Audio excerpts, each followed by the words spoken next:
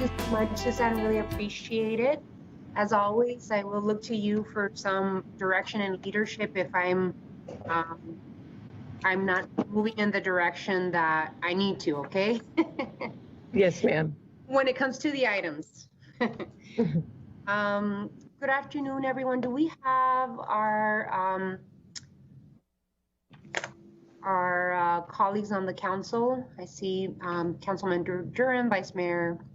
So let's see. Councilmember Santa Cruz, Vice Mayor Cunningham, Councilmember Durham, Councilmember Lee, Councilmember Fimbres, and Councilmember Kosacic. I believe we're all here.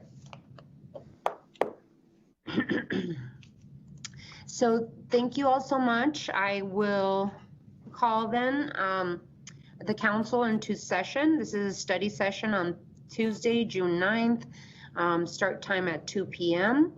I would like to start with item 1, which has time has been set aside for an update on COVID-19 emergency. What I'm thinking of doing is, let me outline the items in itself. So I believe we should have a discussion about the extension of the emergency proclamation until June 22nd and how we got there. Then I'm going to invite Andrew Greenhill if he's available to talk about federal legislation and updates on federal legislation. Then our city manager is going to speak about the city of Tucson reopening plans and then testing updates and anything else he might want to add to the item. So with that, I wanted to make sure that we talked about the extension of the emergency proclamation and what got us there. Last week, the city manager and city attorney Mike Rankin and I received some data from the Pima County Health Department regarding the COVID-19 cases in Pima County. We saw some very concerning data at the time on COVID-19 positive cases in Pima County. June 1st, we had 14 COVID positive cases in Pima County, and in June 2nd, it jumped to 114, and then successively after that. So much so that our city manager Ortega and I and city attorney Mike Rankin really huddled up and talked about the reopening of city buildings and parks and recreation buildings and services for the community.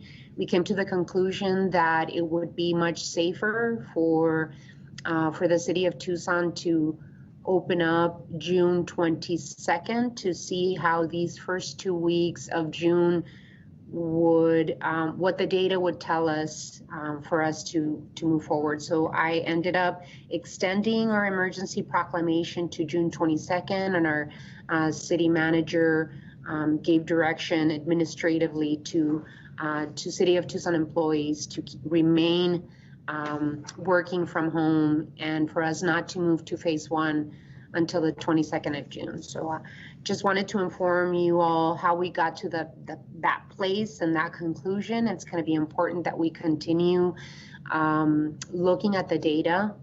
On top of that, we saw, I believe it was Sunday, that the Arizona Department of Health asked all of our hospitals in Arizona to prepare to use their emergency plans, which unfortunately we're seeing an upswing of COVID positive cases. The areas of concern in my communication and in conversations with doctors and other health officials is that even though the city of Tucson, we're in a fragile place when it comes to our hospital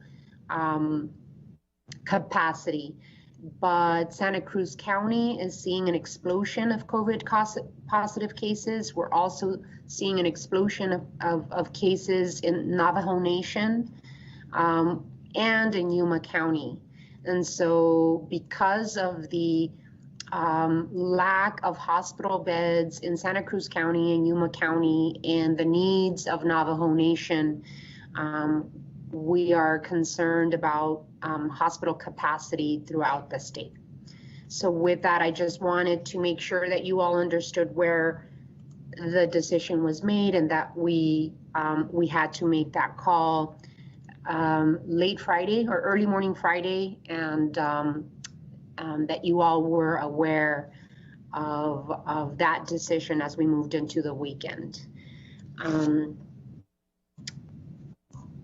I think that's my update that I wanted to give to you all, and I wanted to provide the space as well. Is Andrew Greenhill in our meeting today? Yes, I'm here, Mayor.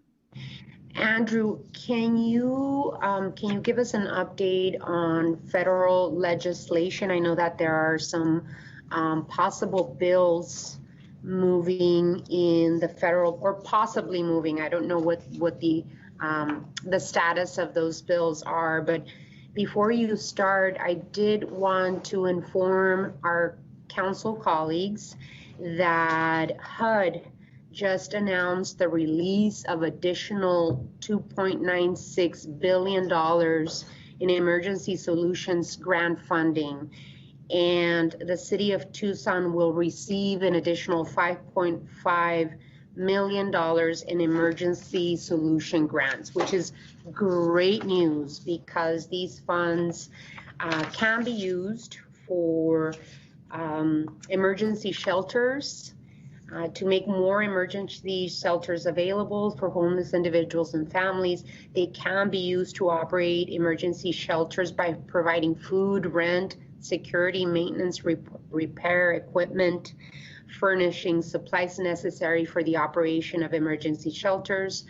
They can also be used to provide hotel and motel vouchers, provide essential services for people experiencing homelessness, including childcare, education services, employment assistance, and prevent individuals from becoming homeless, and rapid rehousing homeless individuals or those that are about to become homeless. So that is great news for our budget and for the emergency that we're going through right now. And I just wanted to inform you that and pass the mic to Andrew Greenhill to give us an update. So Reina, before you start, I have a question about your reopening, the reopening. Okay, can you allow Steve to have the presentations and then we can have discussion? That's fine. It has nothing to do with Andrew, but that's fine. All Okay, thank you. Andrew?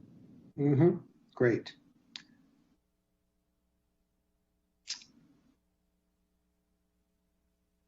Here we go, just putting that up. So Honorable Mayor, members of the council, just checking to make sure you can see the presentation. Yes? Yes. Great, thank you. No. No, over here. Mayor, can you see the presentation? I can. Who's the person that said no, Steve? I can't see it either. Okay. No, it's not working. Try the dots. Let's try it this way. Now? Now? Yes, I can see No. it. Oh, still no? Okay. Well, I'll do it orally as I go through it. And there isn't a ton of information here, but I'll go through it pretty quickly. So first, as the mayor mentioned, there's the $5.56 million that was announced today from HUD. Again, we're grateful to our congressional delegation, Congressman Grijalva, Congresswoman Kirkpatrick, Congressman O'Halloran, as well as our senators, Senator Sinema and Senator McSally. All have been very supportive of the city and our needs through COVID. And then again, these are dollars that are appropriated through the CARES Act that passed back in March. Also very thankful to Mayor and Council and your staffs for your support, and to the City Manager's Office. The mayor went through what the dollars can be used for. Again, these are critical needs for the city, and these will benefit people who are in great need presently due to the COVID crisis. With that, the extra this new $5.5 million, it brings the total amount that the city of Tucson has received under the CARES Act to above $150 million, a little over almost $153 million total. So again, we're very grateful for these federal dollars and for the support. Moving ahead, just as a reminder, there are at least 3 different bills in the Senate. Now that the House has passed the HEROES Act, we're looking to see what the Senate may do in terms of additional dollars and assistance to local governments, as well as to the country writ large. These are the 3 bills on the presentation that we've mentioned before. There's the SMART Act supported by Senator Sinema, which would provide both flexibility on the CARES Act dollars we've already received, as well as about $500 billion additional in assistance to state and local governments nationwide. And then there are a couple of bills that Senator McSally supports. They're slightly different from one another, but both provide a little bit additional flexibility with the CARES Act dollars. They do not provide any additional federal dollars to states and local governments. One item that happened last week that seems to be affecting the Senate's consideration of an additional stimulus bill. Last Friday, the Department of Labor reported that instead of what they were expecting to be a job loss in May, their figures showed a job increase in May, which reduced the unemployment rate. This was a surprise to many, but as a result, Republicans in the Senate have been suggesting since then that they are less likely to push for a stimulus bill. They're saying they want to talk about it, but not until July. That pushes the calendar back a bit, and there's always the August recess, so that may mean we may not see anything until September if they stick to that schedule. But we'll continue to see what, in fact, they do. Important to look at the jobs numbers, and as you can see here, leisure and hospitality or restaurants had the biggest job gains, and then at the bottom, you can see where the largest job losses were, and they were in government jobs. In fact, over 580,000 government jobs were lost just in the month of May nationwide. So as a result, city staff and our federal lobbyist, Bracy Tucker Brown, will continue to urge our federal delegation on the need for federal relief. Number one, we don't think that 1 month's data is enough to say that there's a trend, that the economy is improving enough. Number two, there may have been other factors that played into the numbers that we saw. And so we're not sure if those numbers are sustainable in terms of job growth. And then finally, again, in local, of the 580,000 lost jobs in government, over 480,000 were lost in local government and another 84,000 in state government. So when states and local governments go to the federal government and say, we need assistance, it's real. And we're seeing some of the negative impacts across the nation about the loss of jobs and those jobs supporting the community. And therefore, we do want to see additional state and local government support. And then finally, just real quick, I mentioned in my last presentation, we're waiting on the state to have a special session. Again, everyone seems to say that we will have one, but none has been scheduled yet. We need a special session to see what the state might do in terms of amendments to the budget. There's some other CARES dollars that we may see some benefit in Tucson, but those appropriations require the legislature to approve them. There's also been some talk about liability protections for businesses. And then recently, in response to some of the protests, the Democratic caucus at the legislature has also asked for a special session on police reform. So with that, I'm happy to answer any questions or take any comments from the mayor and council. Anyone on the queue? Councilmember Zajac?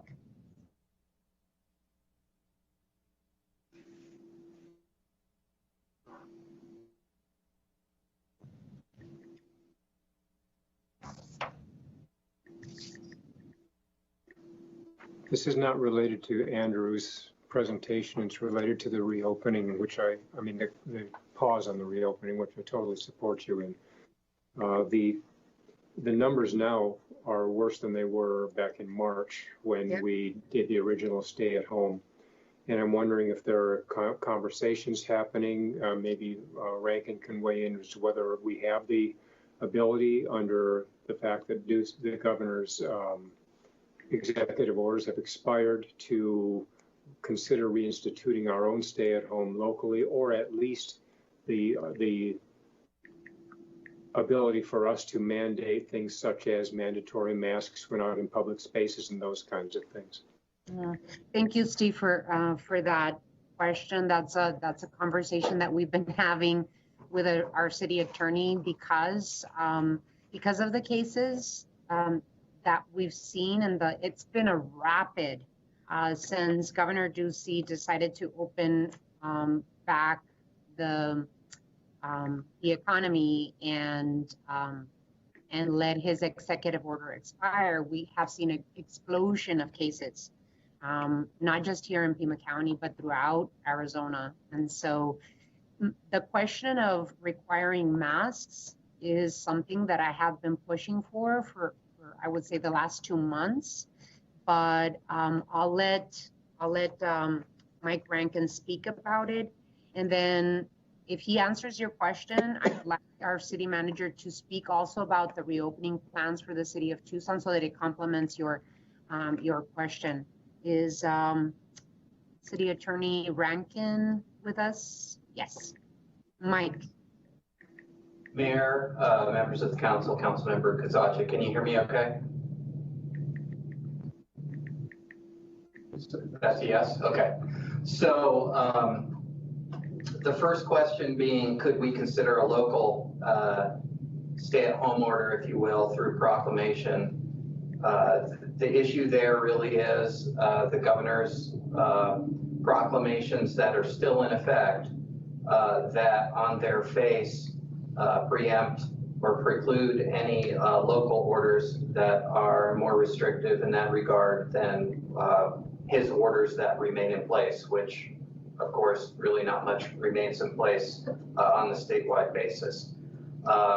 So at a minimum, it would be a legal battle in terms of whether that type of order could be issued at the local level. You know that when Pima County acted and adopted certain regulations that were, while I think consistent with what the governor had included as his orders were in addition to, that triggered a 1487 complaint to the Attorney General's office. Ultimately, that complaint was withdrawn, and the Attorney General just dropped the investigation because Pima County modified its regulations. So the best answer I could give is that any local order would be in conflict with the governor's existing orders in his proclamation. And if we were to consider something like that, I would like to schedule for an executive session to give you some very direct legal advice about what the implications would be if we were to go down that path. I would say, however, though, that I think it would be helpful, as the council has done before on at least 2, maybe 3 occasions during the course of this ongoing emergency, if in addition to support both the manager's administrative directive about the continuation of the limitations of access to public buildings and to support the mayor's extension of the proclamation, that you also voice your endorsement of the fact that this is a continuing emergency, a continuing local emergency, which could help support that argument later on. So that's there's a motion to endorse. There's a motion to endorse the continuation of the emergency proclamation approved by the mayor of the city of Tucson to extend the closure of our city buildings in many parks and recreation services until June 22nd. One of the items that we've also talked about are that June 22nd is a date that we have to continue to analyze, right, based on the detail and the data of COVID-19 positive cases. And I believe our city attorney left, I included some language that will give us the flexibility of continuing that proclamation until so deemed safe to reopen our buildings. Another thing that I wanted to reiterate that our city attorney Rankin said is that absolutely the governor did tie our hands, cities, towns, and counties, by making our own decisions in terms of stay-at-home orders. But saying that, our proclamation made it very deliberate to encourage Tucsonans to continue to stay at home as much as possible, and when they do have to go out, that they use, and it's a strongly advised language, right? Strongly advised that Tucsonans continue to stay at home as much as possible, telework. When they do come out, that we strongly advise that Tucsonans wear face coverings, and so that language is already on our proclamation. Am I correct, Mike?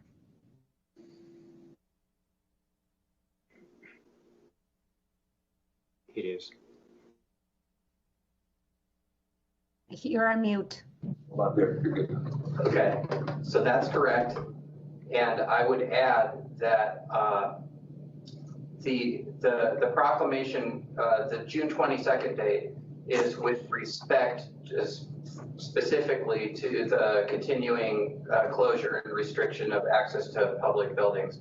There are other actions that the mayor has taken, as well as the manager, and that the mayor and council as a body have directed, including the certain actions like the waiving some of the requirements for extension of premises, the ability of boards and committees and commissions to meet remotely to, minimize any kind of face-to-face contact with the public, et cetera.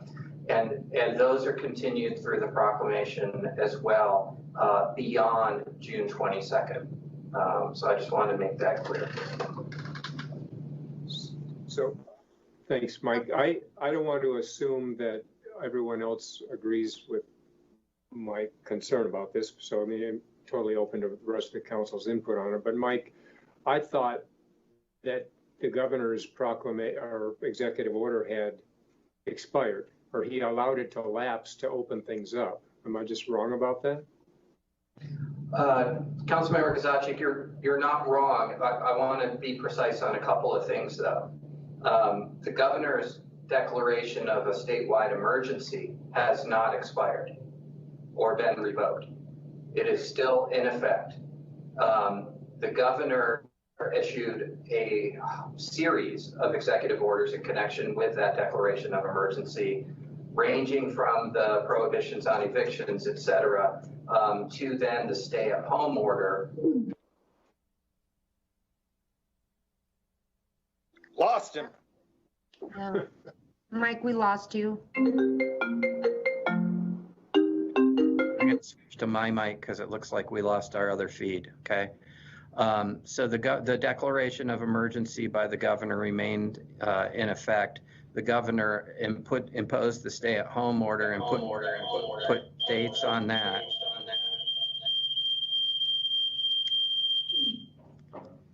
Let me just do the speaker here too, so that I'm.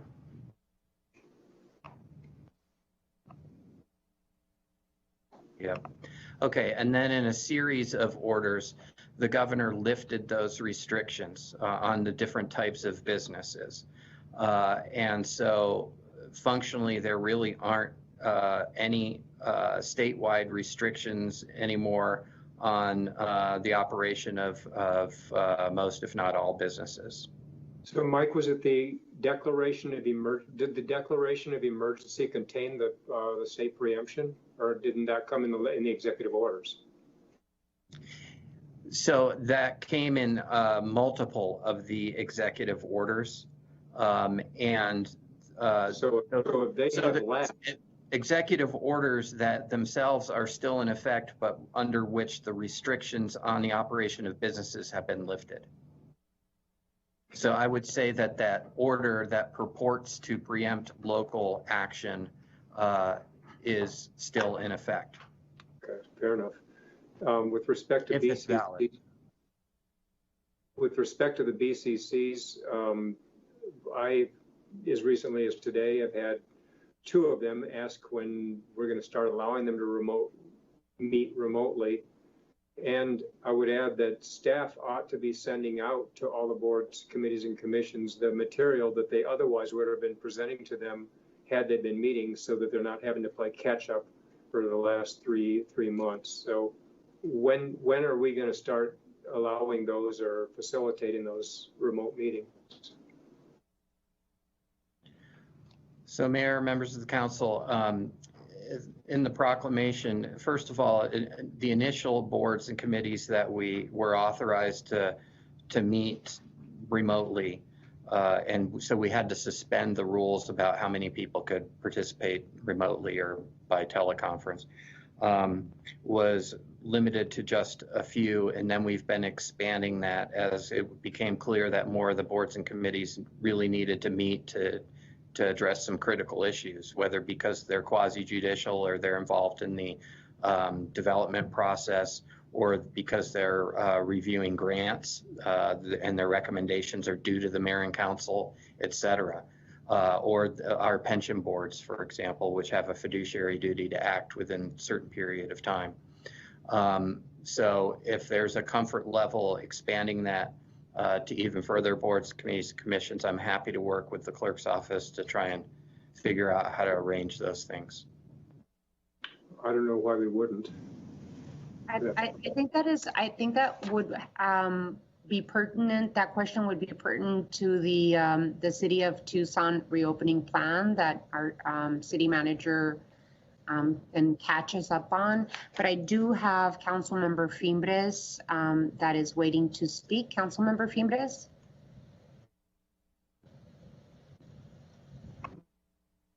Madam Mayor, I made the motion to ratify or reaffirm the extension of the executive order to June 22nd. And did we hear a second? Is there a second on the floor? I second. Okay, I wanted to make sure that I was making, that you heard that the motion was there. That's my question. There is a motion and there is a second. I have forgotten that Vice Mayor. And I want to agree with Councilman Kasachik that yes, there's boards and commissions that are asking to meet, if they can meet virtually like we're doing now, and get them the materials they need so they can function like we're functioning now. I think that would help us. So I would like to hear from the city manager and his reopening plans. I think it's important that city clerk and the city manager help us navigate, that information sharing with the boards, committees, and commissions so that they can meet virtually. But I do have a motion and a lot of feedback. So Can you hear me? on that motion, so that we could move on to the reopening plans by our city manager. Is there any other discussion by my colleagues? Alrighty, so let's do roll call. City clerk? Yes, ma'am. Ms. Cruz? Aye. Mr. Cunningham? Aye. Mr. Durham? Aye. Mrs. Lee? Aye. Mr. Fimbres? Aye. Mr. Kozaczek? Aye, and the audio is awful clunky right now. Mayor Romero? Aye. Motion passes 7-0.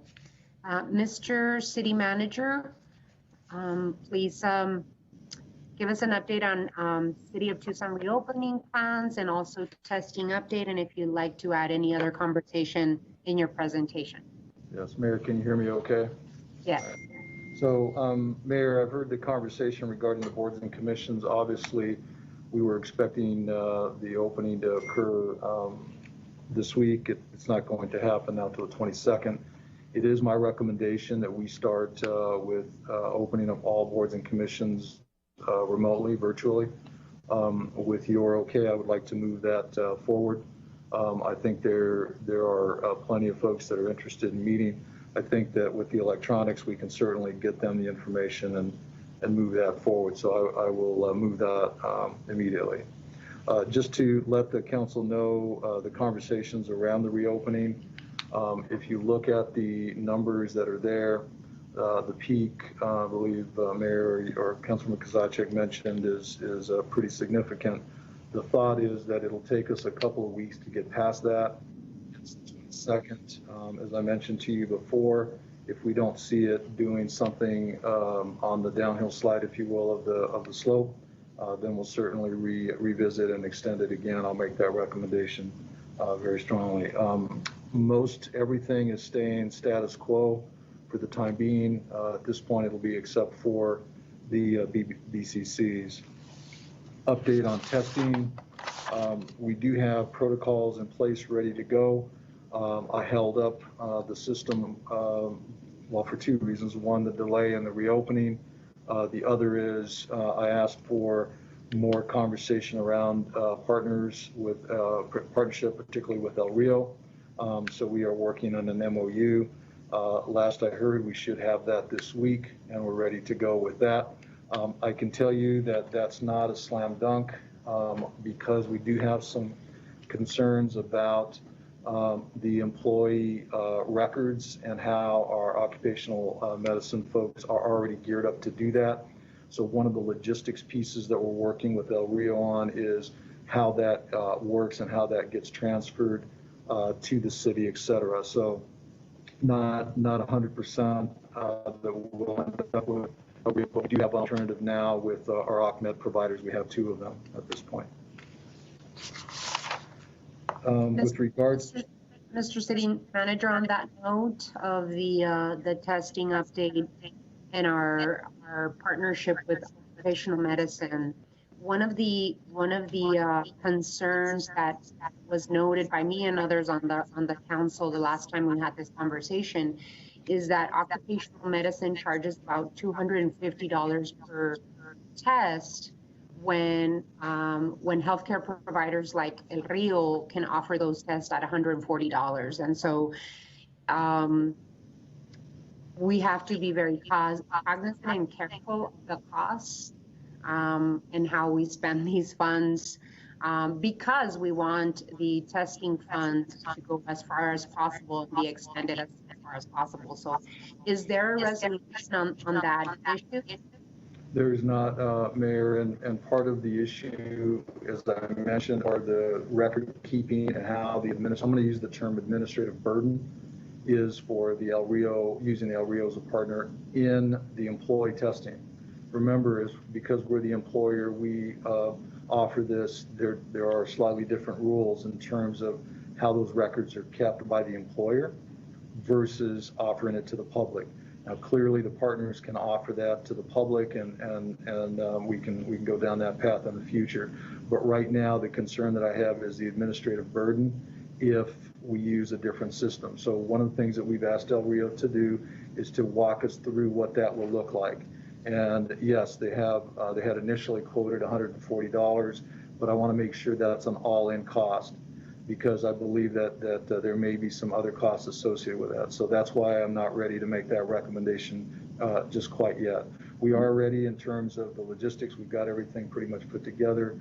I do want to emphasize that they will be offered as voluntary unless we find an area that we determine all the employees need to be tested. If we see a hotspot, we will direct employees to be tested, and we have that right and that authority to do that. Wanted to give you a quick update on the expansion of seating area. We have had some individuals, some businesses come in.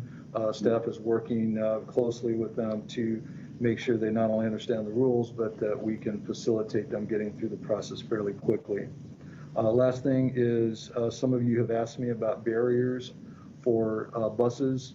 I know that's an important piece. We have committed to the transit, to the bus drivers, that we would not begin charging fares until we can provide those barriers.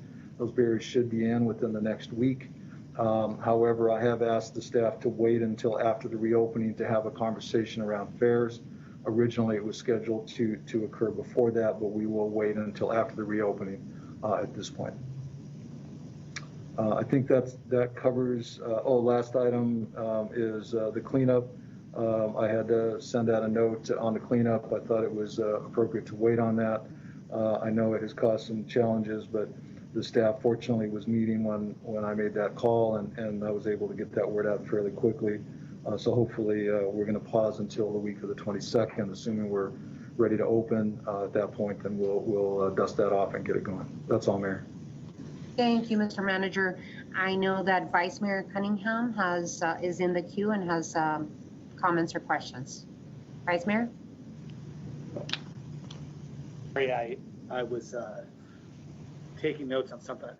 Did you say that our transitioning to public testing has been delayed a bit, or? Mayor, Vice Mayor Cunningham, it has not been delayed. As you recall, what I had said originally is I want to get the employees through the system. My direction from you was to start with employees, move to employee families, and then to the general public. So we're still a ways from the general public piece. I'm really working on the employees piece. Quite frankly, the employees piece is a little more complex because we are the employer offering the service, and how we deal with the results and so forth is a little more of a challenge than just offering test results to the public. And you know, I just want to give you a thought on that, and because of, we don't have to use the same system for the employees as we do the public.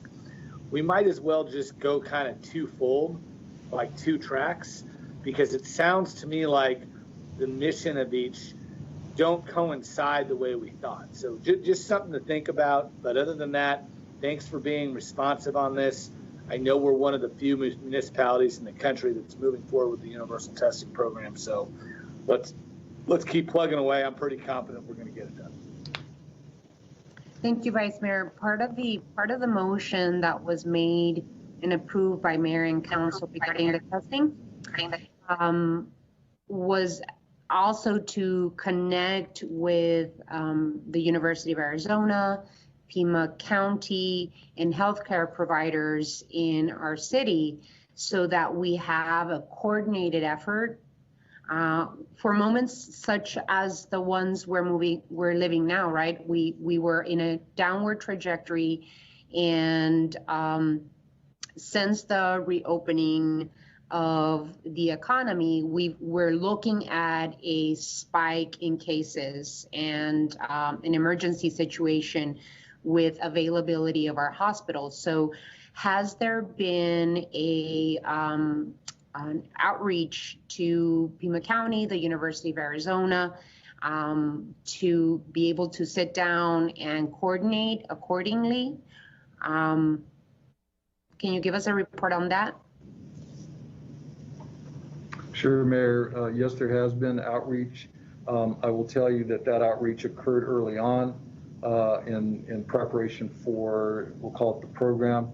The latest is really what I've directed the staff to do, is really get our arms around the employee testing first and get that going. The U of A and the county are aware of that. They have been engaged early on. The logistics conversations are happening with employees. Once we start talking about expanding that, once we have the employees, we'll call it the system in place, then we'll engage those folks again, the U of A, Pima County, and so forth, on broader testing of the families and the community. I can tell you that in a brief survey, we figure about less than half will want to be tested, and I'm talking about employees. We're in a 25 to 35% range is what we're expecting. So those are the numbers that we're dealing with. If we can get those going, then we'll start focusing on families and then ultimately on the public, Mayor. And as important as testing, I think contact tracing is hand in hand as important as testing of our employees. So that's been coordinated with Pima County Health Department. Yes, Mayor, thank you. So the contact tracing is a responsibility of the county, and they are our partners on that level, not specific to the testing yet, but on the contact tracing, they are the ones that we notify, and sometimes they notify us, and they're doing all of that logistics work behind the scenes. Okay. Any other questions? Anyone else on the queue? Councilmember Kozachik? So with respect to the reopening, to the city manager, we're getting deliveries of the PPE, which is fine. This is just by way of comment. We're not getting gloves, but my comment is that unless there's a specific job need to wear gloves for skin protection, such as hazmat or bio use, they're not being recommended for normal use. They'll contribute to cross-contamination and virus transfer unless you change them constantly. So as a cost-saving measure, if you're planning on sending those out to everyone, or just generally as a matter of use, the recommendations I'm reading are that it's better just to wash your hands frequently. Well, thank you, Mr. Kozachik, and we are not proposing to give folks gloves. I think the only areas in the city is where we have cash handling, document handling, those kinds of things, but otherwise across the board, thank you for that. I would agree. Thank you. Alrighty. We will move on to the next item, and what I've done, just to keep my council informed, I've changed the items around at the study session. So what I'd like to do is move item 8 to be the next item on the agenda. So item 8 becomes item 2. Item 2, which is the recommended budget, becomes item 3. Revamping of the Housing Commission will be item 4. Poverty and Urban Stress Report becomes item 5. And consideration of Rio Nuevo Multipurpose Facilities District GPLET Amendment becomes item 6. And update on PFAS from the Water Department becomes item 7. Reversion process of Alene Hall Army Reserve will be item 8, and then item 9, 10, and 11 stay the same. So with that, I would like to request the Chief of Police have a discussion for item 2. Let me call it. Item 2, time has been set aside for discussion of the city. Oh no, I'm sorry. Let's see. Item 2 becomes staff has an update on Governor Ducey's declaration of emergency and curfew order and updates on local protests and civil disturbances. You know, this time in our community, besides having COVID-19, is a tumultuous time. We have been confronted by the murder of George Floyd, and there has been protests throughout the country with good reason, and Tucson is not immune to have peaceful protests in our community.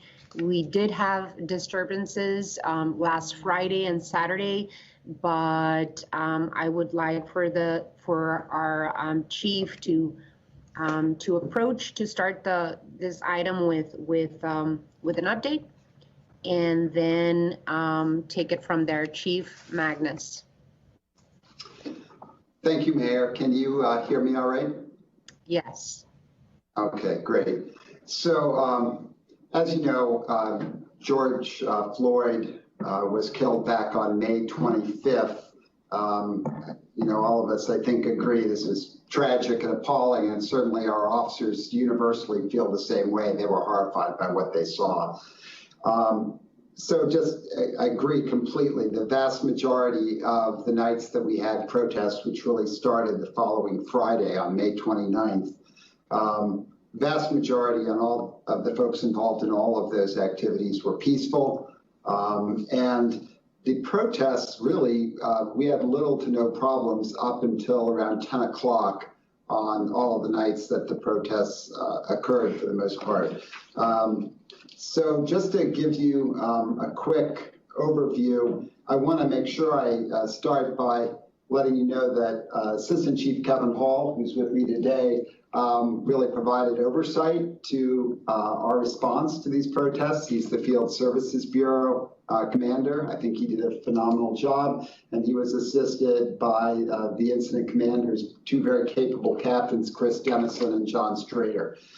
So on Friday night was our first challenge. Later in the evening, we had a group of individuals who went through downtown, and they committed various acts of vandalism. This included windows being broken, fires being started in dumpsters. It was roughly $200,000, give or take, in damages. I think that's still being calculated. That night, we made a total of 5 arrests, including one of them for aggravated assault.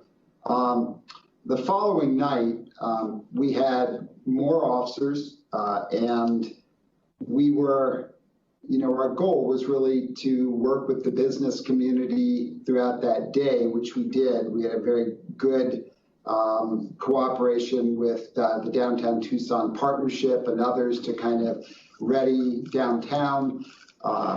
And that night we had officers who really limited access into the downtown area in terms of individuals who were marching through later in the evening.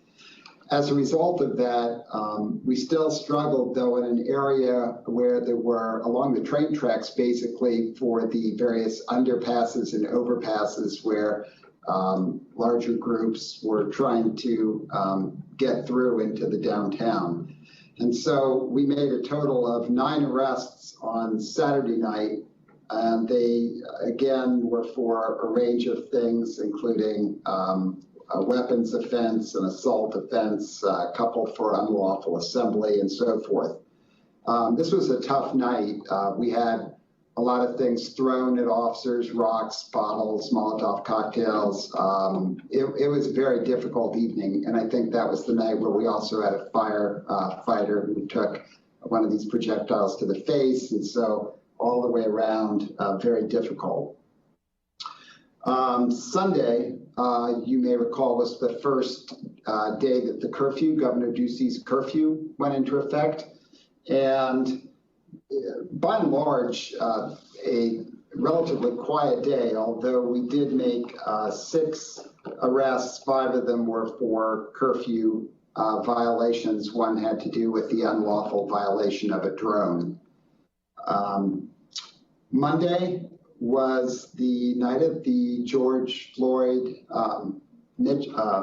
vigil, which I know several of us, I know, Madam Mayor, you and I were there, and I think there were some others. Council member, I think there were a couple council members there, actually, in addition to you. But we had, again, that was a very peaceful assembly. Later in the evening, we had a total of 11 arrests, which were entirely for curfew violations. On Tuesday, there was a march that ended up at our headquarters, not unlike Friday night, but in this case, peaceful, no arrests were made. On Wednesday, June 3rd, there was a march from the university main gate to headquarters, again, peaceful, with no arrests. And then if we look at basically Thursday through Sunday, there were a series of protests and marches, but none of them resulted in arrests. In fact, we had a number of circumstances where our officers had some pretty good dialogue with protesters, including at our police headquarters. So all in all, that's gone very well, I think. Just a couple of other key points. We've been doing a lot of outreach to our Black community. We're, I think, fortunate that many of those relationships already exist. And so I know you held a press conference. I was part of that. But in addition to that, we've had a number of ongoing conversations, including with the Network of Equity and Education Development, NEED, which is a group of Black educators and juvenile justice leaders. We talked about our policing strategies with them. We had very good response, very good dialogue that's been consistent with all of our conversations. Had a chance to appear on Pastor DeMont Holt's hour-long podcast, answered a lot of questions. Have done interviews with Arizona Public Media, local radio and TV, all talking about our response, as well as the curfew. You may have seen, I submitted an op-ed to the Arizona Daily Star that kind of emphasized our horror and dismay about the death in Minneapolis, as well as some of the things we were doing very different from the Minneapolis Police Department. Had a short piece on how our police department was not going down the militarization route that some other departments have chosen on NBC Nightly News. And then we've had several mentions in terms of what we're doing in the New York Times. So, I mean, I think these are tough times, but in terms of marches and response, our city's done very well. I'm very impressed with the professionalism and discipline that our folks showed. Nothing is easy under these circumstances, but I think by working together, maintaining communication, particularly with the community, we've done pretty well so far. So I'm happy to answer any questions that you have. Steve, I believe you're on the queue. Steve, anyone else? Okay. No, I didn't have anything right now.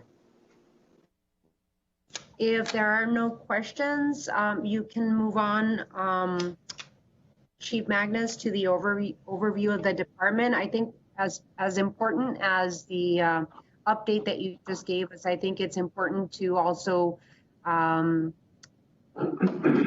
the information with mayor and council and the community of what are the policies and practices of Tucson Police Department, because we are seeing throughout the country the calls for police reform. And so I just want to make sure that as we continue dialoguing about equity and a service to our community, I think that we have to start in a place of knowledge. And so it would be good for you to really tell us what are the policies and practices of the Tucson Police Department. Go ahead, please. Thank you, Madam Mayor. I'm hoping you all can see the first slide on your screens. Is everybody good with that? We're going to go through. In this case, I normally hate PowerPoints, as I think most people do, but this, I think, will help assist us getting through some of the key points about what we're doing, which all comes back to community engagement for our agency. Okay.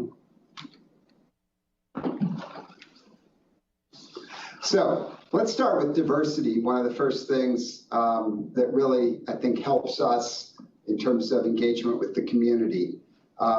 What you see over here is a picture of a number of our female officers, which is an area that obviously we're working to increase the percentage of in our department, but the goal is not just to diversify by any one particular race, gender, ethnicity, or sexual orientation. It really is looking about life experiences. And that's something that that's why we're doing a lot of our work in neighborhoods, getting into more and more schools. We're looking for people who've had very different life experiences to come work at the police department. And we're trying to create an environment that is going to be something where they feel like they really can contribute, where they're comfortable. We want to show we're culturally aware. And we can do none of this without help from the communities. So that's going to be a key thing as we continue to recruit all our personnel in the future.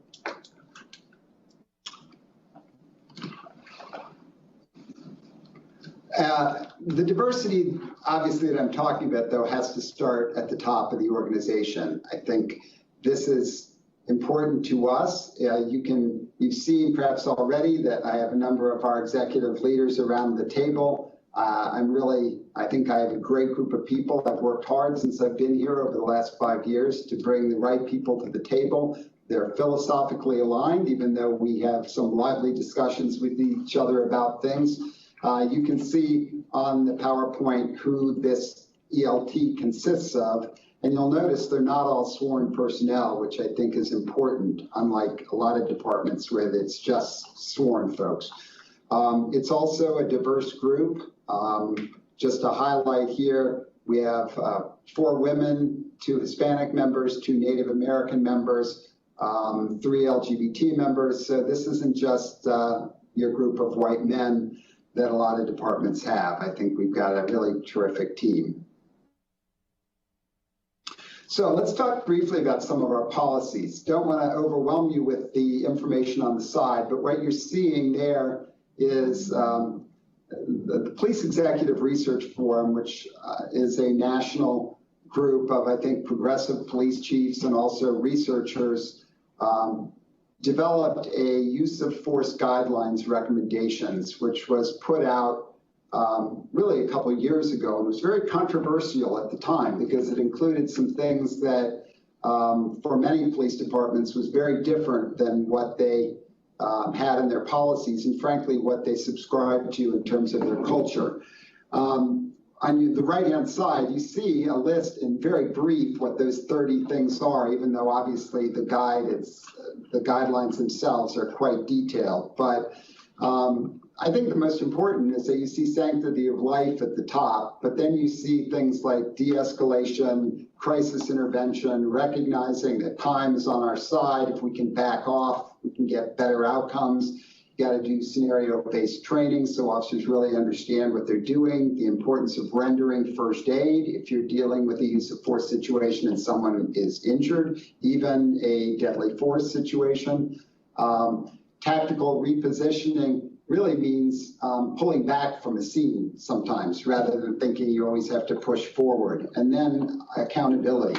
So we have modeled our policies after these guidelines, but not only that, we have followed Campaign Zero's recommendations. That's been in the news a lot lately, but we were on board with these, again, several years ago. This is not new to us.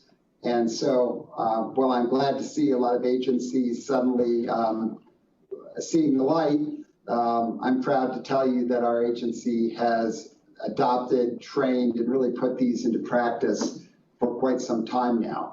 The other series of guidelines comes from President Obama's 21st Century Policing Task Force, and we've subscribed to a number of pillars in that and followed the recommendations. So I think our use of force guidelines are some of the best you will find.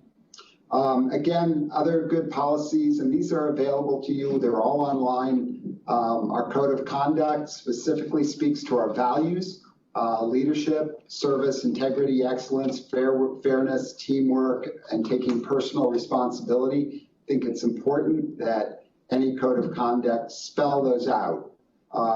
Constitutional issues, a lot of discussion about that lately. And we have policy that specifically speaks to the public's right to record police activities, and that also prohibits bias-based policing. These are key issues these days, but we have had these in place again for a number of years. And then finally, we are a department that uses body-worn cameras. Some people are surprised to find that there are many, many agencies in Southern Arizona, including some right here in Pima County, that do not have or use body-worn cameras. All our officers in the field have them and are required to use them. Our policy describes that in detail and also describes how the footage is retained because these become a public record. Just one more thought on you've heard a lot about this 8 Can't Wait, which was featured just recently in a GQ magazine article where they talked about Campaign Zero, and this is part of their effort, but it's getting a lot of attention across the entire country. These are the 8 areas, just so you understand I've listed them on both sides in case you can't see. The print is a little strong on the a little small on the graphic that they provided, but these are some key things: banning chokeholds, and things like what you saw in Minneapolis with the knee on the neck, reprehensible and backwards in terms of a force approach. This need to require de-escalation, duty to intervene if an officer sees another one of their colleagues using too much force or just potentially even losing their cool, engaged in misconduct, they have a duty to intervene and also to report. Critical stuff, I think. We don't shoot at moving vehicles. We require comprehensive reporting. These are all examples of things that we have already adopted. Really quick, Chief, I hate to jump in, but I want to make this really clear. Will you please let us all know how many other departments have adopted all 8 policies that we know of? Yeah, I was certainly going to mention that, and I appreciate that, Vice Mayor. We are one of 2 of the top 100 departments in the country that have adopted this. The other, San Francisco, adopted it. They are under a collaborative reform agreement with the DOJ, which really encouraged them to go forward with this. Obviously, we are not under either a consent decree or a collaborative reform agreement. We made the decision that these were the right thing to do. The folks around the table in the room with me right now, I think we're ahead of the curve in wanting to do this, and then we have worked hard to incorporate those things into our organizational culture. So I appreciate you letting me emphasize that, because that's very important and I think speaks to our department. So, and Vice Mayor and Chief, I will at this time like to encourage my colleagues to let the presentation go, and then if there's questions about the presentation, if we can leave them towards the end, please. So our training, something I'm particularly proud of, and Assistant Chief Kazmierzak and Captain Joe Puglia, who's out at our training center, are really responsible for a lot of this. You know, a lot of places do not even do scenario-based training. It's all sitting in a classroom. And for us, we have not only incorporated scenario-based training into all our work, but we have community volunteers who have helped us as well. And this, instead of cops acting the part of the community, we have the community acting the part of the community in our scenarios. And I think it's an opportunity for community members, and there are well over 40 who have been part of this, to them to see what we do, and for us to get a sense back from them about things we can do better or differently as far as communication and engagement. Our first aid, also very proud of that. You know, first aid sounds pretty standard, right? But we were in fact, we're the first agency in Arizona to issue Narcan to our officers and train them how to use it. We have saved many, many lives as a result of that. And in fact, it was interesting, even in one of the marches the other day, by the way, we encountered an individual who overdosed, and officers on the scene administered Narcan and were able to bring him back into consciousness and the like. So it shows this can happen in any situation. IFAC stands for Individual First Aid Kits. These are also not your standard first aid kits. They have a special kind of sealed dressing that you can use for different kinds of wounds. We have officers carrying tourniquets. We also carry the automated defibrillators in a number of our cars. So it's quite a complement of resources. Crisis intervention training, as I said, I think is second to none in the country. We also do de-escalation training, which we can talk a little bit more about in the future, but this involves really helping bring the temperature down in different situations, getting people, giving them some time, giving people a chance to be heard, very key stuff. And we do a lot of training for other agencies around the country. We've had some big cities that have sent groups of people here to learn from us about what we're doing. So a key even goes back to our very most basic training in the academy. The State Post Police Officer Standards and Training Board establishes minimums that we go far beyond, and I think that's very important. So we spend time on implicit bias training, cultural awareness, and the What You Do Matters lessons from the Holocaust training. I got to tell you, coincidentally,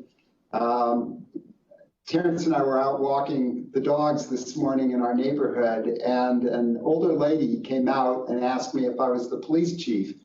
I said I was. You never know quite what's going to follow after you say that, right? But she said, my parents were in the Holocaust, and I was a Holocaust baby. And I just want to tell you that I know I've learned that you are doing this Holocaust-related training for your officers, and I can't tell you how much that means. We're so grateful to see that that's part of what Tucson police officers get. Thought that was pretty powerful. So training is key. But it's not just training. You have to have good supervision. Sometimes I'm asked, what went wrong in Minneapolis? And it's interesting because Minneapolis has had a series of very, very progressive police chiefs. They've put all the right policies in place. You might be surprised to hear that. They have a lot of the same policies we do, perhaps not as many of the aid as they needed, that's for sure, but they have good policies in place.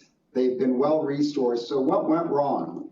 And I would argue that a lot of those things that they're trying to do that made it from the top never got all the way down to the line level with first line supervisors and officers. And so if you don't have first line supervisors, your sergeants and your officers on board, you're not going to see these changes. And so our supervisors and commanders really understand that they are expected to help us develop that healthy organizational culture. They get what that needs to look like. They talk about it with the folks who work for them. They model it themselves. And they also are engaged in something that I think is especially important, and it is this notion of procedural justice, both with the community, but not just the community. You have to have it internally as well. And if you look at the blue square in the left lower corner, you see the components of procedural justice, demonstrating fairness, giving people voice, a chance to be heard. Even if you're taking enforcement or writing a ticket, you try to be patient, you let people tell you and how they feel and to ask questions. You're transparent about what you're doing. You're not trying to hide something, and then you're impartial. You treat people the same.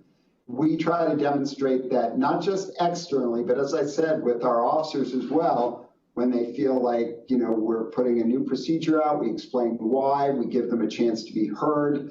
I think these are critical things. Our supervisors are trained in community engagement, but they're expected to involve our officers in that. They understand that it's not just important to do evaluations and that kind of thing. They have to be reaching out to help our members in crisis. As you can imagine, this is a very tough job. And they have to intervene early when they see folks who are at risk. When they see things starting to happen with an officer that perhaps are an indication of a problem, we expect them to get involved early on. We also, though, say they got to hold the folks who work for them responsible for any misconduct. They can't just overlook that or expect somebody above them to deal with it. So we want people to learn through mistakes, but people still have to be held accountable. Data-driven policing, another area that we are very proud of. This is something that has been a cause of mine since I came here. You may be surprised to know that when I arrived 5 years ago and I wanted to know what was happening with crime in the city, other than just looking at stale FBI crime numbers from, showing what happened last year, I was told we really didn't have a means of doing that. We had no real-time crime tracking mechanism. We didn't really have a crime analysis section or people who were trained in crime analysis, and it is quite a science. And so since then, we have developed a full crime analysis section. It's led by Dr. Jake Kramer, and I do say doctor. He is a very smart guy, but he keeps it real. He's not one of these stuffy PhDs. In fact, we do call him Jake from State Farm. That's a whole nother story. But he helps us with crime tracking, but we go way beyond that. We're looking at traffic data. If you don't have good data, you can't really allocate personnel well. And we don't have a lot of extra personnel, so we got to be smart about how we use our cops and our professional staff.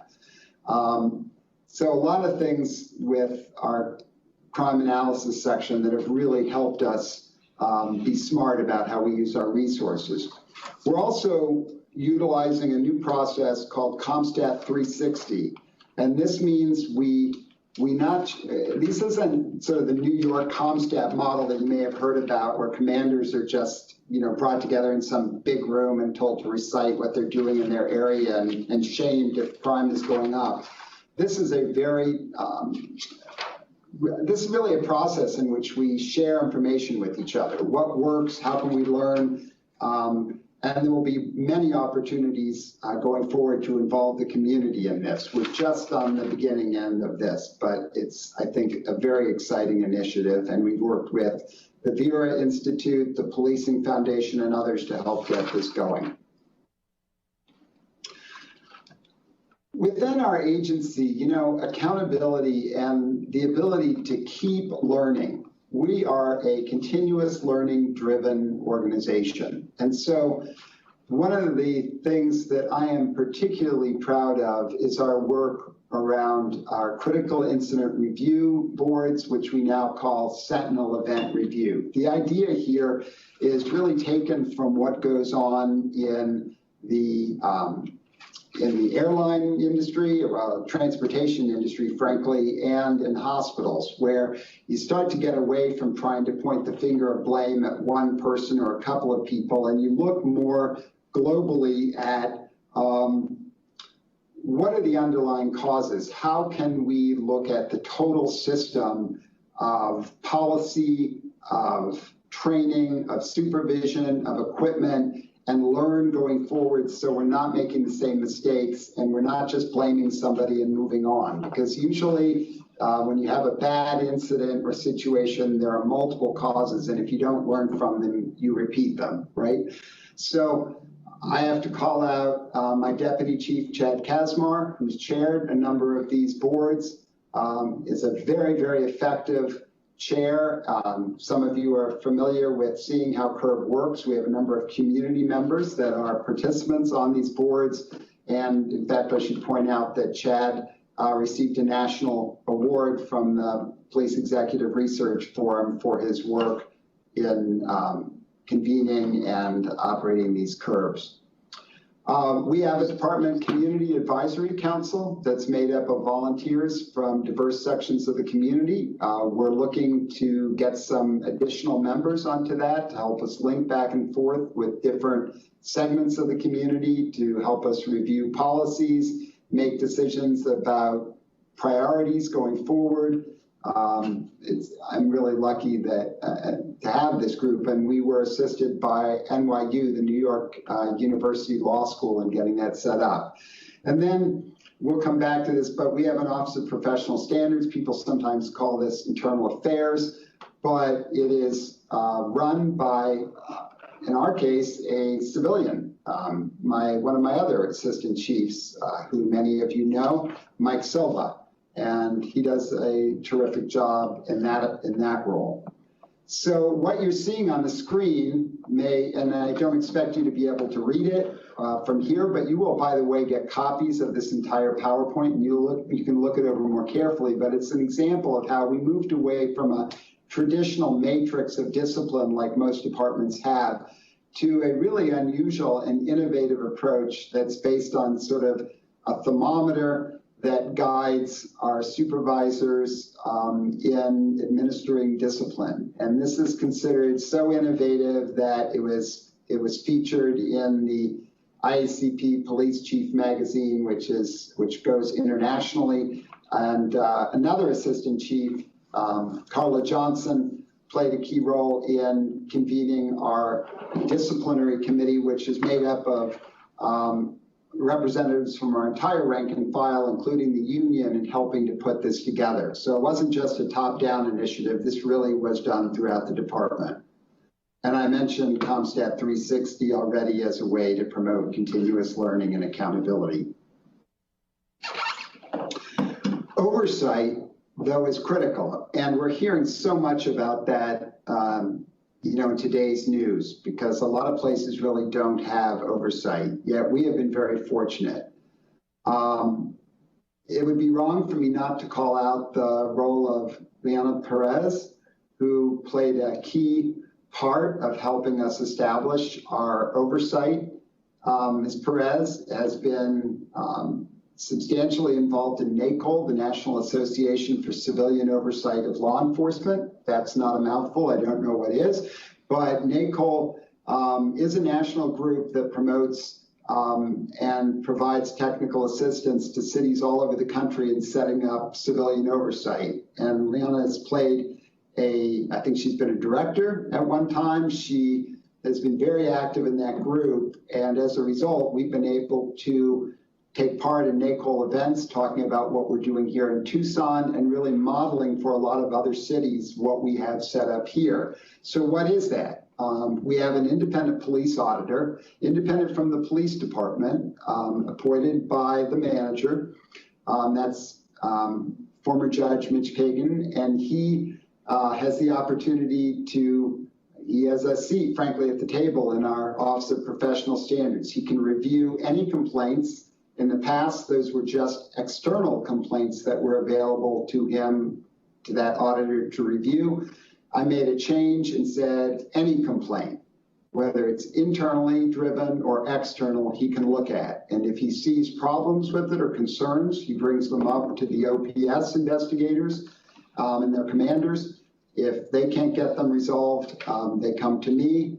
But so far, he's been really it's been a tremendous asset to us, and everything that he has identified, we've been able to act on and address appropriately. The community also has a city board that looks at police complaints and policy. Our Community Police Advisory Review Board, otherwise known as CPARB, they're able to select completed complaints and investigations to review. They pick what they wish. They review them. They can give us feedback, make recommendations if they see something that they have a problem with. Again, if they can't, they can ask us to go back and investigate something further or reconsider something. And,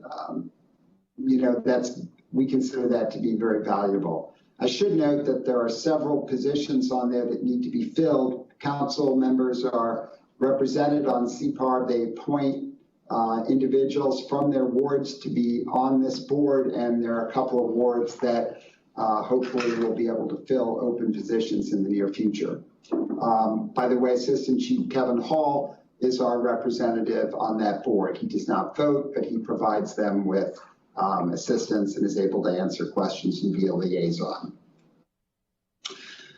Transparency. This is another area where police departments are being called to account. Bottom line is our records are your records. That doesn't just mean paper reports. It means body camera video. It means records regarding discipline. These are all public records. Our general orders, again, all available on our website, which we are doing our best with the help of IT to update. More and more of our data is being pushed out through the form of dashboards. We want our data related to crime, traffic, other kinds of things that the community is interested in to be readily available. And so we are following guidance that we're getting from the Center for Policing Equity, which is a very forward-thinking group that is helping departments around the country get their data out to their communities. Our ELT, it works hard to be responsive to community concerns. You'll be hard-pressed to find a better group when it comes to answering emails, showing up at community forums, being responsive to concerns of all kinds. And then finally, it's hard to keep up with all the social media platforms these days, much less stay attuned with all the stuff that comes along, because as we know, not all of what you see is accurate, but we are very active on Facebook, Twitter, Instagram, Snapchat, and YouTube. There are probably more that we will be involved in the future. So what are some other quickies in terms of progress being made? And Matt already talked about how we were early on adopters of the 8 Can't Wait, but I'm really gotta commend our team for the work they've done with the Department of Justice Bureau of Justice Assistance. It goes by BJA.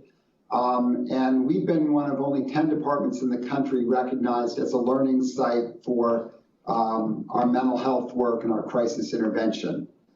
This is a credit to many people, including Sergeant Jason Winsky, who was kind of a pioneer in this area, but we have many partners outside the department as well. We've also been recognized by the BJA for our work with a You Matter initiative. This is helping people on pretrial who are incarcerated basically get treatment that they need, so they are going to be in a better position once they're released, or to keep them out of jail in the first place. We realize that you got to get people treatment, not just put them in jail if they have a drug addiction problem. And speaking of which, our deflection program, which has been pioneered by Chief Hall, has deflected now over 1,200 individuals away from jail and into treatment. Again, this is an area that we have people coming from all over the country. But look, I'll tell you, you've heard maybe about some of this work being done in some other cities, particularly in the Northwest. Here's the big difference from my standpoint. You know, you can get a handful of cops doing diversion work out in the community, and that's great. But we need to have all of our officers who are out in the field doing deflection. And Chief Hall and his team have worked hard to really help our officers understand how important this is and to get them engaged in it. So this isn't just a small unit work or a couple people.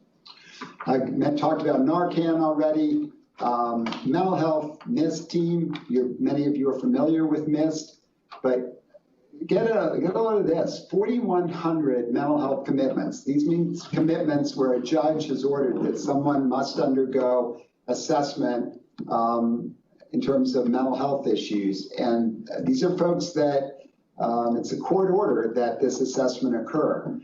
In many cities, executing those court orders means a standoff with somebody, even to the point of bringing out the SWAT team. It means use of force. Our MIST team has done over 4,100 of these commitment orders without force or injury. I think that's amazing. I get tired of hearing people say crime's going up in Tucson, which is untrue. It is down, for example, in 2019 in all the major Part 1 categories except one. And in several categories, it was down by double digits. We've been talking about dealing with crowds and protesters. We learned from some things going on in Europe, actually, that were used to control very unruly, in fact, riotous crowds around sporting events. We've adopted some of these practices from there. In particular, the use of community network teams that have officers in dressed down clothing out engaging people in the crowd in a positive way has a big impact, and we've been very impressed with this here. Officer wellness, a big area of concern. 2 family day events for cops to bring their families in and to see what they do, the equipment they use, very successful. And then on a more serious note, since more officers die of suicide than by being shot, we have completed suicide prevention training for all of our personnel. And I think this was really well done. Finally, you know, a lot of what's being discussed nationally is this idea of defunding the police. But what it really comes down to in a lot of places the reason that even defunding or dismantling seems appealing is that it seems like you have sworn cops trying to do everything, and it's not successful. And so we recognized that a long time ago. You have a department here that has been committed to putting the right work in the right hands for many years.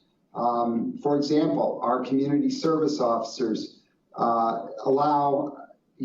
these are civilians, and they are going out handling a wide range of calls for service. They assist us with numerous functions out in the field, ranging from traffic control to crime prevention work, to being ambassadors in the parks, as you've seen over the past year. They're amazing. They do a terrific job. And again, they allow us to concentrate some of the more serious calls where you need a sworn officer for those folks and not mean that officers are taking every kind of call for service out there. We have had a mental health clinician in the communications center. They help triage calls that come in so that calls can be handed off in many cases to agencies and not necessarily require a police response. This is something we want to expand, and I know that folks in COMO agree with us on the value of this.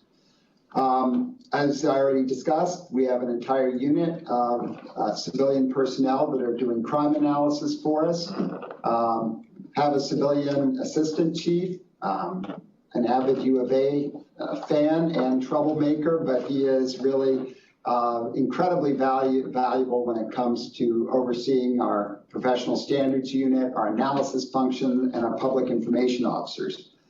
We have a community engagement specialist. Some of you know Margot Susko, who used to be the owner of Hydra. I knew I'd lose it here for a second, but we were so lucky to get her after she closed that business, because she has more ties in the community and has done more training of our staff and worked more effectively with a wide range of groups than you can possibly imagine, ranging from refugees to veterans to you name it, and getting our other folks involved as well. And then we have a new strategic communications administrator. This is a position that's key for helping us be more effective in decision-making in our ELP, but also in communicating out in the community. I can't help but step back a few years and remind the council and others that we are an agency that has already made some significant budget reductions when we reorganized our department in 2016 and 17. We cut, between those 2 years, over $11 million back to the general fund. So this is an agency that's already thought very carefully about how we can cut bloat and put the right work in the right hands. We're one of the only agencies, we are the only agency that has 3 active lead scholars. These are individuals who are helping advance the cause of research in criminal justice, and they're involved in some of the cutting edge research that's going on in the country. Just a reminder, again, consistent with, I think, our desire to be in touch with the community's wishes and to be more consistent with our priorities, we voluntarily rejected Stone Garden funds going forward. Not the easiest thing to do, but I think something important. And then finally, we have really partnered on a number of important criminal justice reform efforts, ranging from the MacArthur Safety and Justice Challenge over at Pima County, Steps Court currently being worked on through Judge Liskey and a great team over in Superior Court. We work with the NYU Law School, their policing project, I already mentioned PERF, and then I am now one of the founding members on the National Council on Criminal Justice. So I think that summarizes our work in terms of the main areas I wanted to talk about. I don't know if you want to open it up for questions, Mayor, before. I know you wanted to mention perhaps some of the issues around the 2 ordinances that have recently generated some concern and controversy, but perhaps we take questions first if you prefer. Yes, Chief, I'd like to provide an opportunity for my colleagues on the council to ask questions on the presentation that Chief Magnus just gave us. Are there any questions pertaining to the presentation that was just given to us? Okay, none. I don't see any in the queue.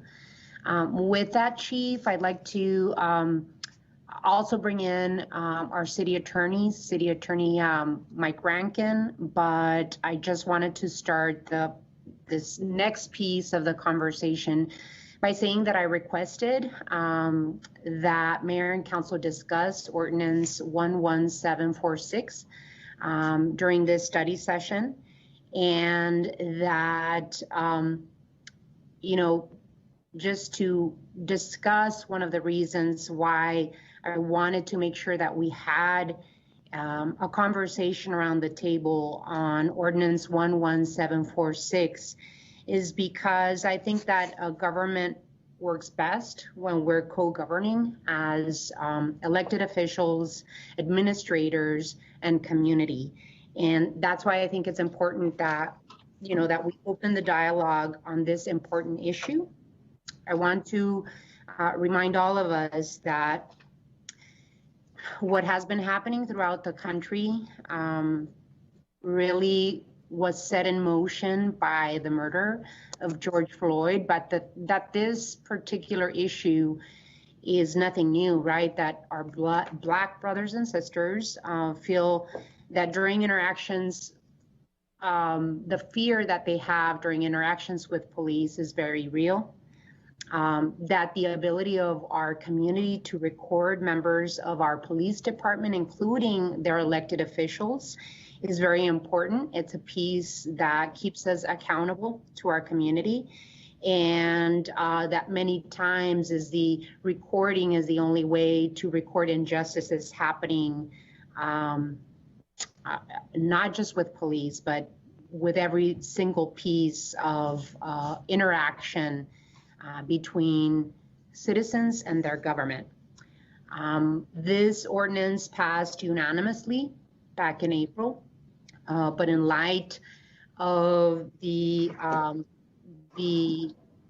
incidents and the murder of Mr. George Floyd and other Black men and women throughout the country, that this ordinance has come into sharp focus. And that the intent of the ordinance was to protect, first and foremost, the First Amendment, but also to protect the victims of crime. I'm thinking of victims of domestic violence, sexual assault. It is also the intent of the ordinance to protect crime scenes without any level of interference, and also to protect our officers from harassment. With that being said, I believe that the prudent thing to do is to open up the ordinance to provide time for public comment. Because as that particular ordinance was being discussed by Mayor and Council, we also had to contend with the reality of having to go to a virtual meeting. And that I do agree that there was not enough time for public to give us input and provide comment to Mayor and Council on this particular ordinance. So I do believe that we need additional feedback. We need to consider additional language, and we need to bring it back for further review. Before we start the discussion and the conversation, I'd like to invite our city attorney to just provide context of the conversation regarding Ordinance 11746. Mayor, members of the council, as the mayor already described, the ordinance in question was adopted on April 21st, relating to the establishing of police restricted areas and prohibiting the interfering with police investigations. I just want to say, and because I want to keep us safely within the context of today's agendized item, The ordinance itself isn't on the agenda today, so in terms of any proposed amendments or revisions or reconsiderations or changes. But I think it's pretty clearly within the scope of the study session item in that your discussion of it as part of the ongoing strategies and response to the killing of George Floyd, the resulting protests, just like the chief's been going over other policies and strategies that the police department has in place to address these types of issues. I think you can discuss it. If you want to have a discussion in terms of any particular amendments or reconsiderations, et cetera, then that really needs to be established as a future agenda item where we agendize it for that purpose. So I'd like to open up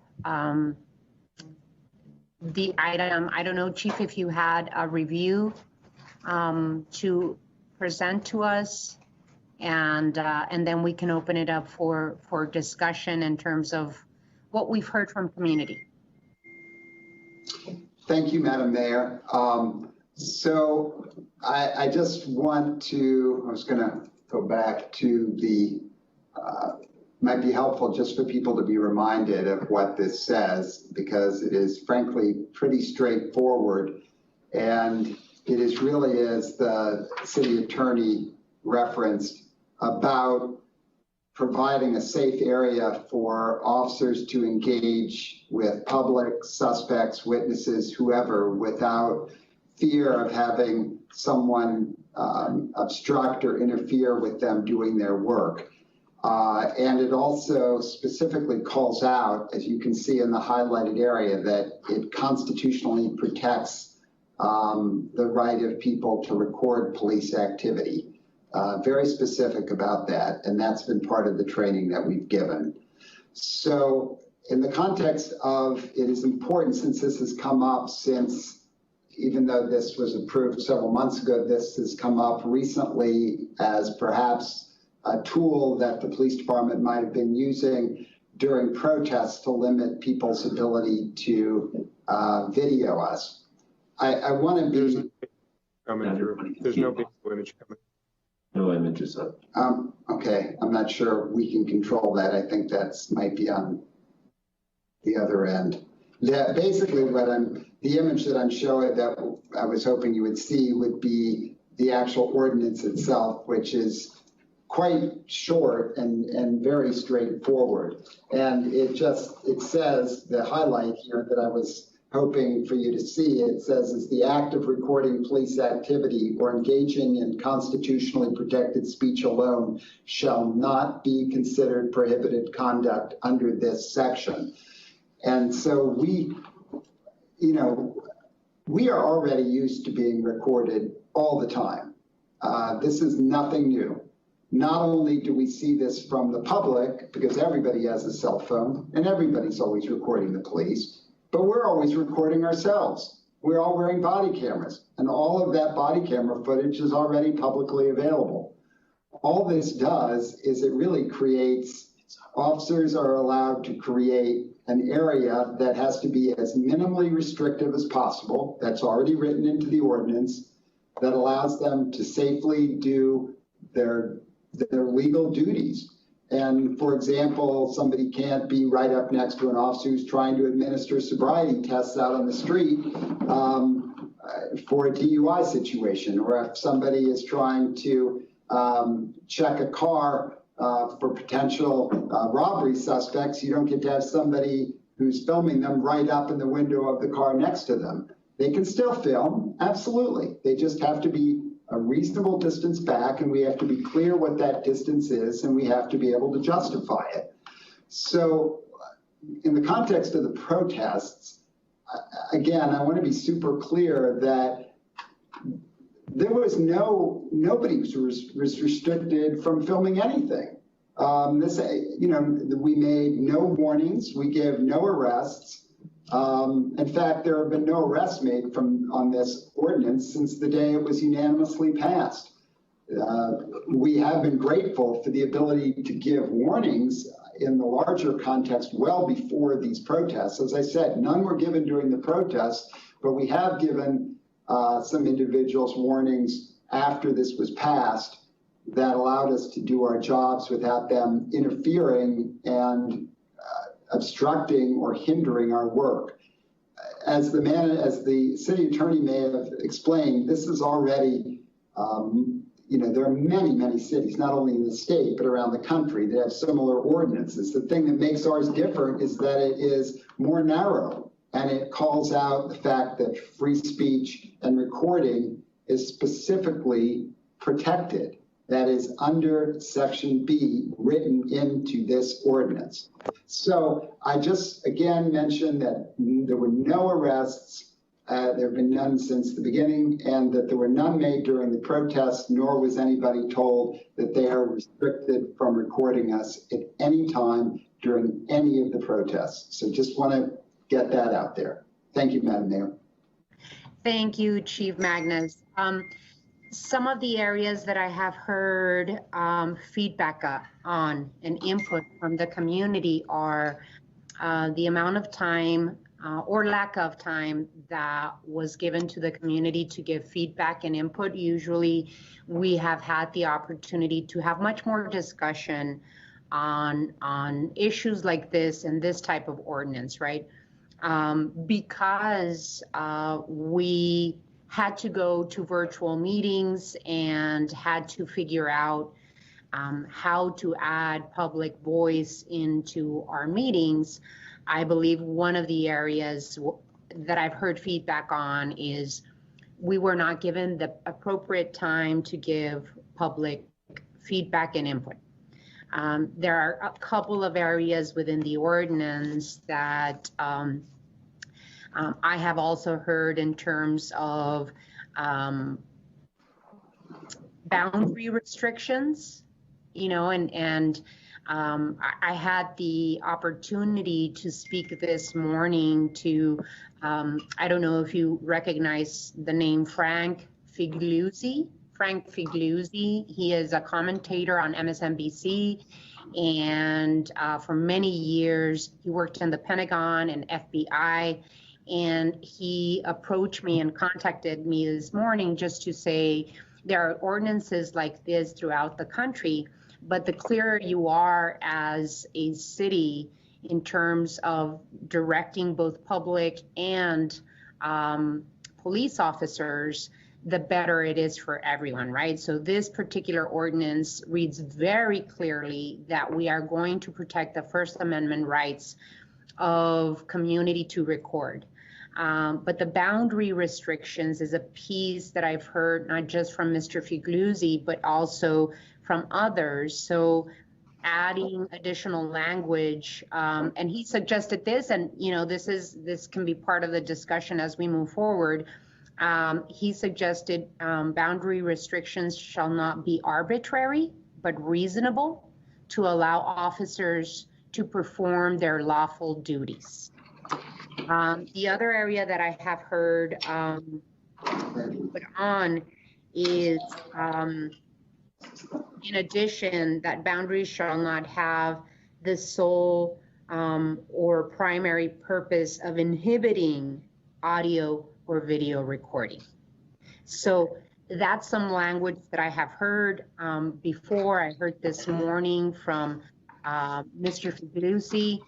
But those are areas that I think I'd like to make sure that we look at in particular, and I would like to make sure that we provide the community at least some time to continue giving us input and feedback on this ordinance.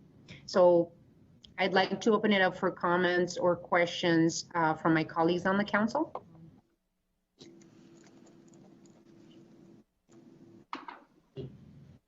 Councilmember Lee. Hi, Mayor. Hi, everyone. I just want to echo my support for getting continual feedback from the community. If you recall, on the 21st of April, I requested that this be pulled from the consent agenda so that we could have this discussion, because I know how important it is to get the feedback. And this was before George Floyd, because this happens time and time again in the United States. So I just wanted to echo that I support taking the extra time to get feedback and make this as effective as we can for a whole community. That's all. Thank you. Vice Mayor Cunningham. First of all, Chief, I just want to congratulate you on building one of the most progressive, dynamic, and effective police departments in the country. It's an amazing turnaround that we've seen in Tucson. I've met many of your officers personally over the years. I worked with them before I even became a council member. We have one of the most professional and well-trained police departments in the country, possibly the world. Congratulations on being 8 for 8.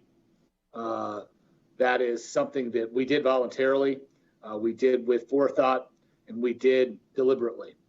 And when you are deliberate, you make progress.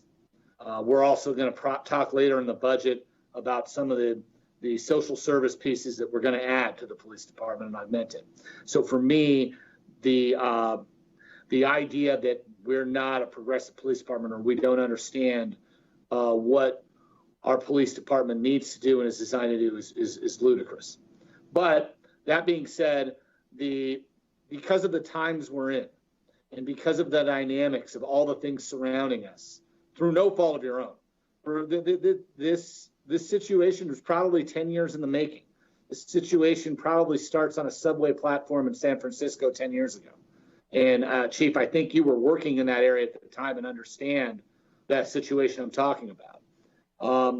But the bottom line is that with this ordinance, I just want to say very clearly, I voted for this ordinance and stand by the vote. I think that the idea behind the ordinance is to not only protect officers on a scene, it's to protect some of the people filming on a scene.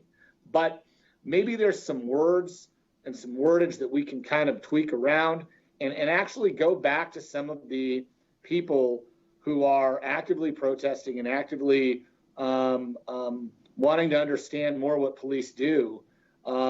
Maybe they can have some input, and maybe they can take a look at some. I got a lot of feedback that, hey, wait a minute, how much can they broaden the perimeter? I got those nuanced questions. So for me, taking pause and allowing that dialogue to happen, I think is a good thing. We've come too far to prove that we're one of the most progressive police departments in the country to die on this hill here about this ordinance. We've been operating without this ordinance for a while before we passed it, and I'm making the promise that at some point we'd instate it, but I'd love to get just a little more feedback from the community and make sure that they know that we are sincere in engaging the community, and we are sincere in understanding the community. And that's all we need. We need to do that. It's important. And if that dialogue requires a complete rewrite, fine. If that dialogue bears no fruit and we go back to the original version, it may. But the dialogue has to happen. And that's why I think moving it this way, the way the mayor has outlined, is probably the best course of action. I want to state right now that in 90 days, in 30, 60, 90 days, whatever we come back to, I plan on passing and adopting another ordinance like this, but to make sure that it protects the rights 100%, that some of the people who are not comfortable with it at least can feel comfortable. I know there's some people that are just going to say, forget it, you can't do it, it's not there. And I don't deal in absolutes like that. I think there's some opportunity to see if we did miss something. That being said, the real question is about the time that we pause it. And I want to say that really quick, we kind of got some choices. But July in the summer in Tucson, we know, is kind of a dead time. We also have the next 20 days to do the budget. I don't know if we're going to be able to get everybody's voice heard. I think it's going to take us about 90 days to get it right. I want to get it right. And so that's kind of where I'm leaning. And I just wanted to convey those thoughts today, because I think we've come so far in demonstrating that this is the most well-trained, progressive, and professional department in the country. And I don't want us to compromise that reputation by not being listeners here. We have got to be engaging and listening about this as well. That's all my time. Thank you very much. Thank you, Vice Mayor. Councilmember Santa Cruz.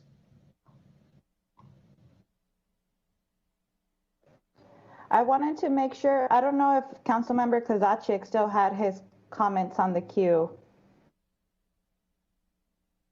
Oh, thanks. We moved on. We're good. Go ahead. Okay, all right.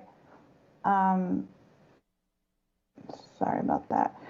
So my comments on this, right, and this particular discussion that we're having is that, you know, our city, along with the rest of the country, is grieving with the family of George Floyd for their loss, that Black people at alarming rates through institutionalized violence are dying on the streets. And we have, you know, naming a few, Philando Castile, Sandra Bland, Tamir Rice, Corin Gaines, Deion Johnson, Tony McDay, George Floyd, and too many more. And this list of names grows despite protests and advocacy and reform here in our country. When we talked about Ordinance 11746 at Mayor and Council, a lot of us had questions and reservations about unintended consequences of giving the appearance that we were trying to limit First Amendment rights in relation to the filming of police, and that the ability to film has been instrumental in documenting police violence and brutality. We believe that we could move forward with the pilot of this ordinance and then follow up for review to address some of these particular this particular practice of why this came up, of real life trolls confronting officers while carrying out investigations. But I feel that at this moment, to reiterate what the mayor and Councilmember Cunningham just shared, is a public outcry against the status quo of policing, and that the way that this ordinance was written has stirred a lot of community mistrust for us having a lack of an adequate public process, that we need to be responsive to these community voices and protect the most vulnerable or the most impacted when we have unintended impact. So I want to make a motion that we as a city of Tucson, Mayor and Council, that we condemn white supremacy and condemn the reckless actions of the Minneapolis police officers involved in the death of George Floyd, and that as part of the city's ongoing response to the protests arising out of the killing of George Floyd, and as part of our ongoing commitment to address related underlying issues, that we schedule for future regular meeting agendas, specifically the meeting of June 23rd, an item to amend Ordinance 11746 to suspend and delay its effective date for 90 days in order to allow the completion of an adequate public input process. Second. There is a motion and a second. Any continued discussion?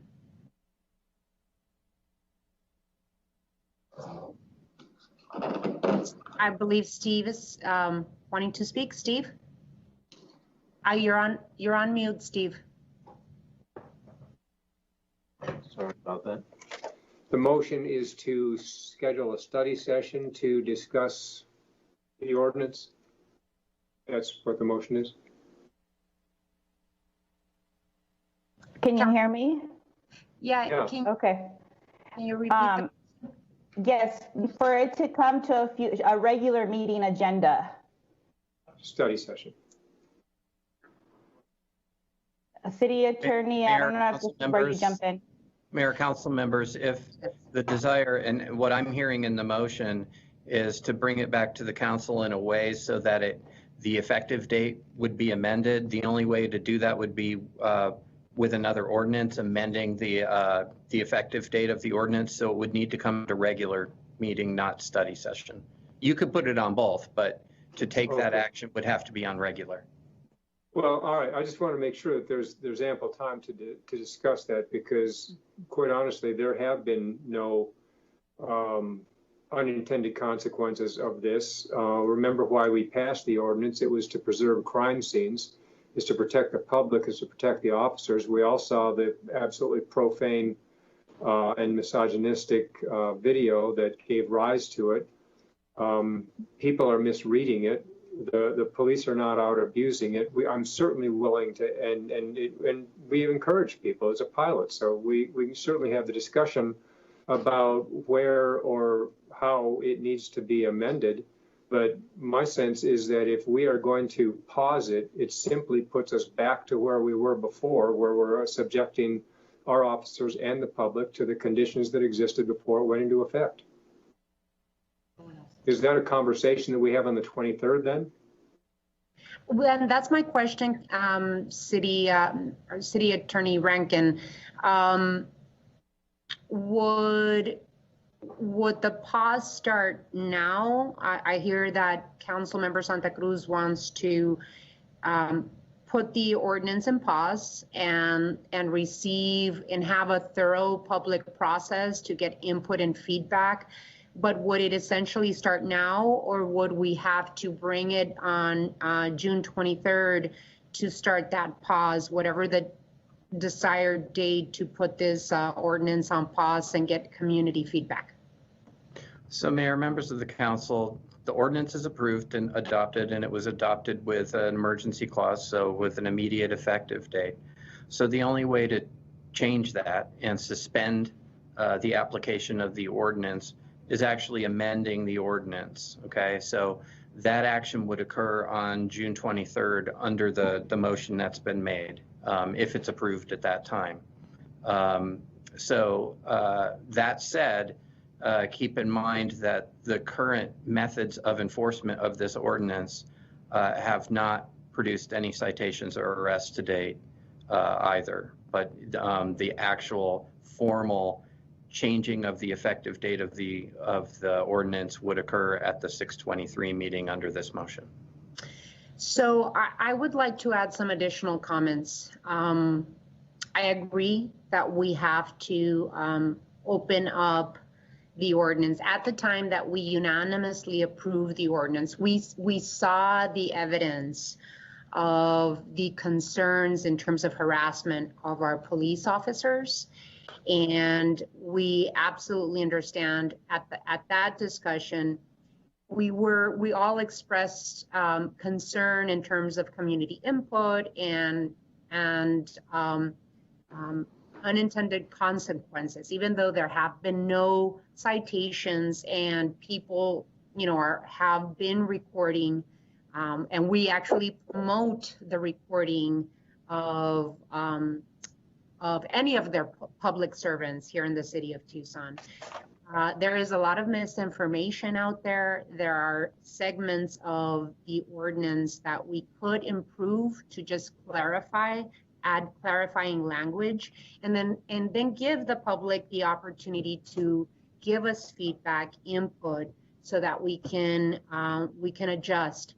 Now, when we approved the ordinance, it was a different time, right? It was, we had seen previous abuse by other police departments around the country in treating Black people. But right now, in this moment in time, from April 21st, when we approved unanimously, to this point in time, things have changed dramatically. And I think that the community wants to be able to be listened and to have a voice. And it is appropriate to be able to give it that pause and allow for community discussion, input, and then come back to continue with the ordinance or whatever is the desire of mayor and council at the time. And so I agree with the sentiment and the motion put forward by Councilmember Santa Cruz and seconded by Councilmember Lee. And I think that we have been able to survive. Our police department is one of the most, and our chief are one of the most progressive we have one of the most progressive police chiefs in the country, and an amazing police department. And so we have been able to survive. I want to make sure that we can give the appropriate time for the community to give input on. So Councilmember Fimbres, I believe, is requesting time to speak.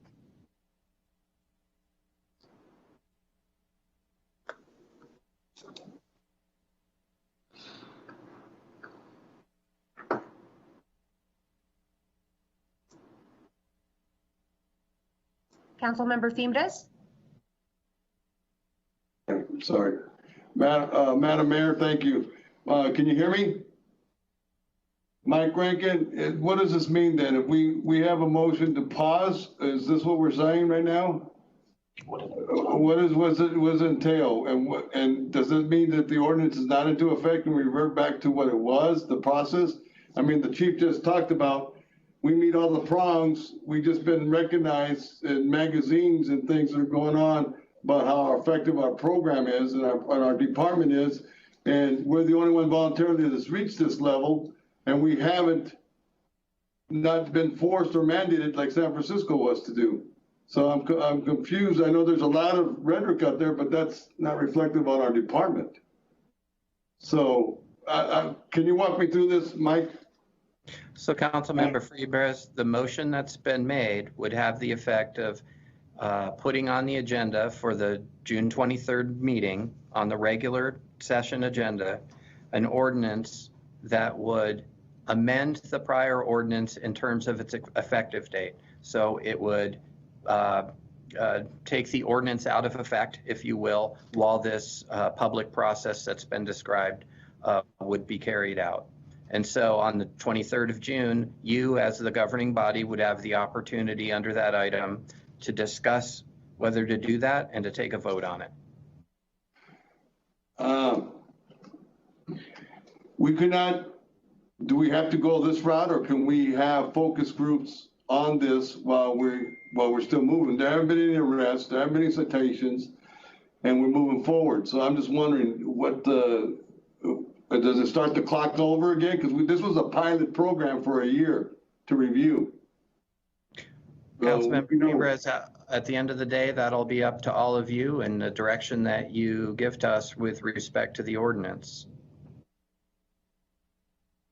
Okay, I think that this would be disappointing to the officers that have moved in this direction and are leading the country as an example. That's okay. Councilmember Lee? Thank you, Mayor. I just wanted to reiterate why I seconded this motion. I really look forward to continuing discussion about this, and just clarification that this is not suspending what's currently in place. Correct, Mr. Rankin? That's correct. That won't incur unless the council approve the ordinance that's being proposed for the 23rd. Correct. So everything is still as it stands. I know there's a lot of work to do between now and the 23rd to look at how we can make this better overall. I'm looking forward to that work and would definitely like to stay plugged into understanding how we're going to get that feedback and integrate that feedback into this before it comes to us again on the 23rd. So just wanted to comment and ask that question. Thank you. Thank you, Councilmember Lee. On that note, what I am thinking of is the public comment piece, Mr. Rankin. So I'd really like to hear from you, since you're our city attorney and you help write this ordinance, how we would be able to open up space through your office to have a discussion and be able to give the public the opportunity to give feedback and input on this ordinance. Is there a way to be able to even start the dialogue right now? I know that right now is a time where people want to give this information, want to be heard. Would we be able to, through your office, be able to set up an email address that people can submit their input and feedback on their feelings and what they'd like to suggest in terms of language on the ordinance. So Mayor, the public process that would be engaged in, whether it's immediately or if an ordinance is approved that delays it by 90 days or whatever the decision of the council is. So the shape of that public process would be ultimately up to the mayor and council, and we'll do what you direct. I can tell you that I already have a meeting scheduled for later this week with one of the earlier and more vocal commenters on the ordinance after it was adopted, who's the attorney who represents the People's Defense Initiative. And I had already reached out to him to set up a meeting. I also, as you know from previous discussions, had provided the ordinance to the ACLU, the local chapter here, just shortly before the mayor and council considered it on April 21st, and explained to them that you adopted it as a pilot and that you you as the mayor and council expected continuing review, particularly during the pilot stage. So they're aware of that and are certainly welcome to submit, comments and any suggestions they have with respect to the ordinance. One interesting thing is that these groups that I'm identifying have indicated that they may have some suggestions or comments about the ordinance, but so far have either acknowledged that it is constitutional or have chosen not to identify any actual legal problems with the ordinance. It's been more just in terms of the process or maybe the language in question. So I'm open to talking to those groups and getting input and any other type of public input that the mayor and council direct. Mm-hmm. What I would like to see is an email address created or something that we can share for the community to give input on it right now. So I don't feel we have to wait until the 23rd to open up any type of input and public process. So I would like to request that that we provide an email address for the community to start giving us their input, their feedback on this particular issue. Mayor, that's certainly achievable. In fact, we have an address we can use for that purpose. We'll provide it here on the chat in just a moment. And we can use that. I will say that I think you've all experienced in the last several days, people are finding a way to get their emails to us already. But that would certainly help to give a central place for those emails and comments to come in so that they could be reviewed. Right. What is the email address that you're thinking of providing the community? It is at comments@tucsonaz.gov. And we can put some information on the page as you know, I think you all have seen the forward-facing webpage that was put up yesterday to provide information and a copy of the ordinance and what it does and doesn't do and all of those things. Yes. So I'm expecting we'd be able to add to that page and say, if you have comments about the ordinance, here's the email to use. And that way it can be centralized that way. Okay, that's perfect. That's comments@tucsonaz.gov? Correct. Okay.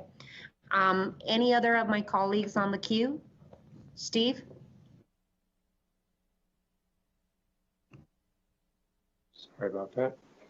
So absolutely, we can and we should and we do listen. We do that on all of our ordinances. What we do it on is what we make change on is based on reality and not on a perception that's not real. I just want to make sure, Mike Rankin, that when this comes back on the 23rd, we will have an ample time for discussion, even though it's on the regular agenda, and that it's not just going to be something that that we're told, no, all we're voting on the 23rd is the date change or the pause. Because this needs a wider conversation. And if we need to put a study session on, then let's do that. But you know what I'm going. I understand. As I understand the motion, it did not ask for that to be on consent. So as a regular item, you could have discussion there. And it's certainly up to the mayor and council if you want to have an associated study session discussion as well. As long as the opportunity exists for full discussion on the 23rd, that's fine. I was going to, before the mayor suggested the outreach begin now and not wait until after the 23rd. I was going to suggest the same thing to the chief. You know, we're all getting the emails, but the reality is, as Rahina pointed out in her memo yesterday, it's based on misinformation. And if we want to put in the word reasonable, as you suggested earlier, that great, wonderful, but realize that, remember the reason that this ordinance went into effect. And our cops have a legitimate right and need to preserve a crime scene. That's what it's about. It's not about eliminating somebody's First Amendment right to speak or videotape. And the one of the powers that the mayor does have is to provide time and put together the agenda for mayor and council. Believe me, I'm going to provide ample time on our regular study, on our regular agenda to have a discussion on this. I believe in having thorough and good discussions on issues that are important. So I believe Council Member Santa Cruz is on the queue. Yeah, I just wanted to jump back in and talk about this moment, you know, that we're in, and that, like you mentioned earlier, when we voted in April, that was a very different time.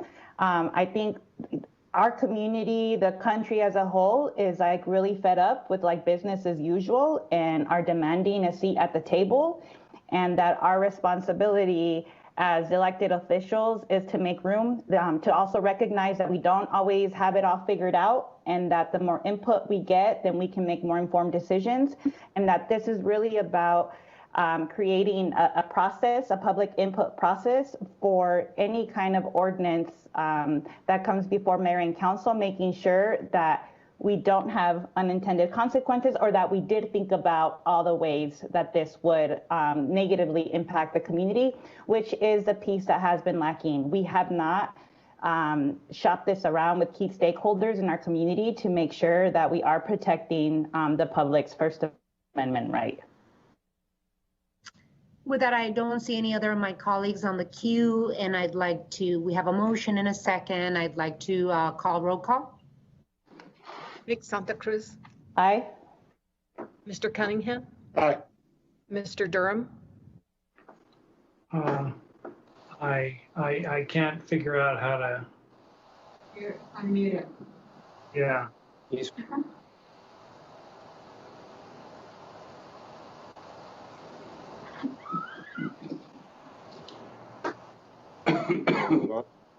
We can hear you, Councilmember Durham. Yeah, I know. We heard you that time. Okay. So Councilmember Durham, we're on roll call, and I think it's your turn, but we can come back to you if you'd like. No, I vote yes. Thank you, Mrs. Lee. Aye. Mr. Fimbres. The motion is what again? Can you repeat it one more time?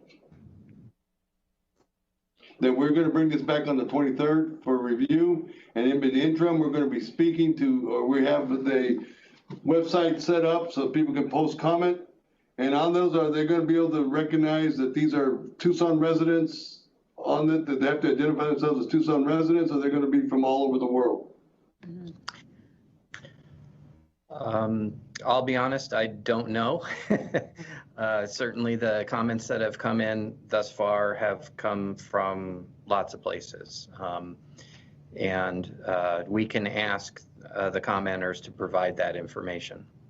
So, Madam Mayor, did I hear we're gonna have this as a study session and a regular item session? No, just a regular item for June 23rd, Councilmember Fimbres, and Your Honor? Yes. So. It'll just be a regular item session, and Mr. Rankin will be discussing this with a couple of folks that have raised the issue when the ordinance was passed about communication, right? Mm-hmm, absolutely. Yes. Your Honor? I'll vote aye. Okay. Likewise. Thank you. Mayor Romero? Aye. So motion passes unanimously. Thank you so much for your time. Thank you, Chief Magnus, and to all your team there at TPD Central. Really appreciate it. On to the next item. I've requested that we bump up the recommended budget. Time has been set aside for discussion of the city manager's fiscal year 2021 recommended budget. Mr. Manager. Mayor, members of council, thank you for the opportunity. We did provide you with the information in your packets. I also sent out a briefing paper yesterday outlining, I'd heard from several of you about the fund balance. I wanted to make sure you were clear on that. With that, I'll turn it over to Joyce Garland, our CFO. Thank you, Mr. Manager.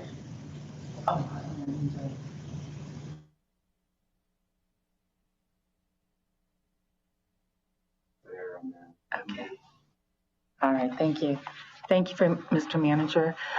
So provided with the information today, we have the memorandum which outlines the numbers, but I thought what we could do is just go over the updated 5-year forecast, because in that updated forecast, we actually have the projections for our revenues for fiscal year 20, which includes increases to the last forecast we had for the sales tax. I did send other information to Mayor and Council on the revenues that we're actually collecting, and from that, it appears that our revenue drop, it is occurring, but it occurred later than we originally thought.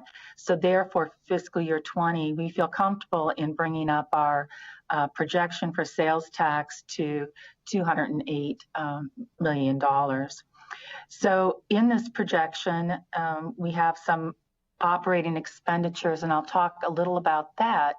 The operating expenditures, when we're seeing against the adopted a budget, a lot of those changes are due to are because of we're not fully functioning and working as we were. So we have vacancy savings, we have a hiring freeze going on. We're not spending as much for ongoing operations during this time period, even though we have departments that are working and have continued to work. There are others that are just not spending as much. So we have savings in that area.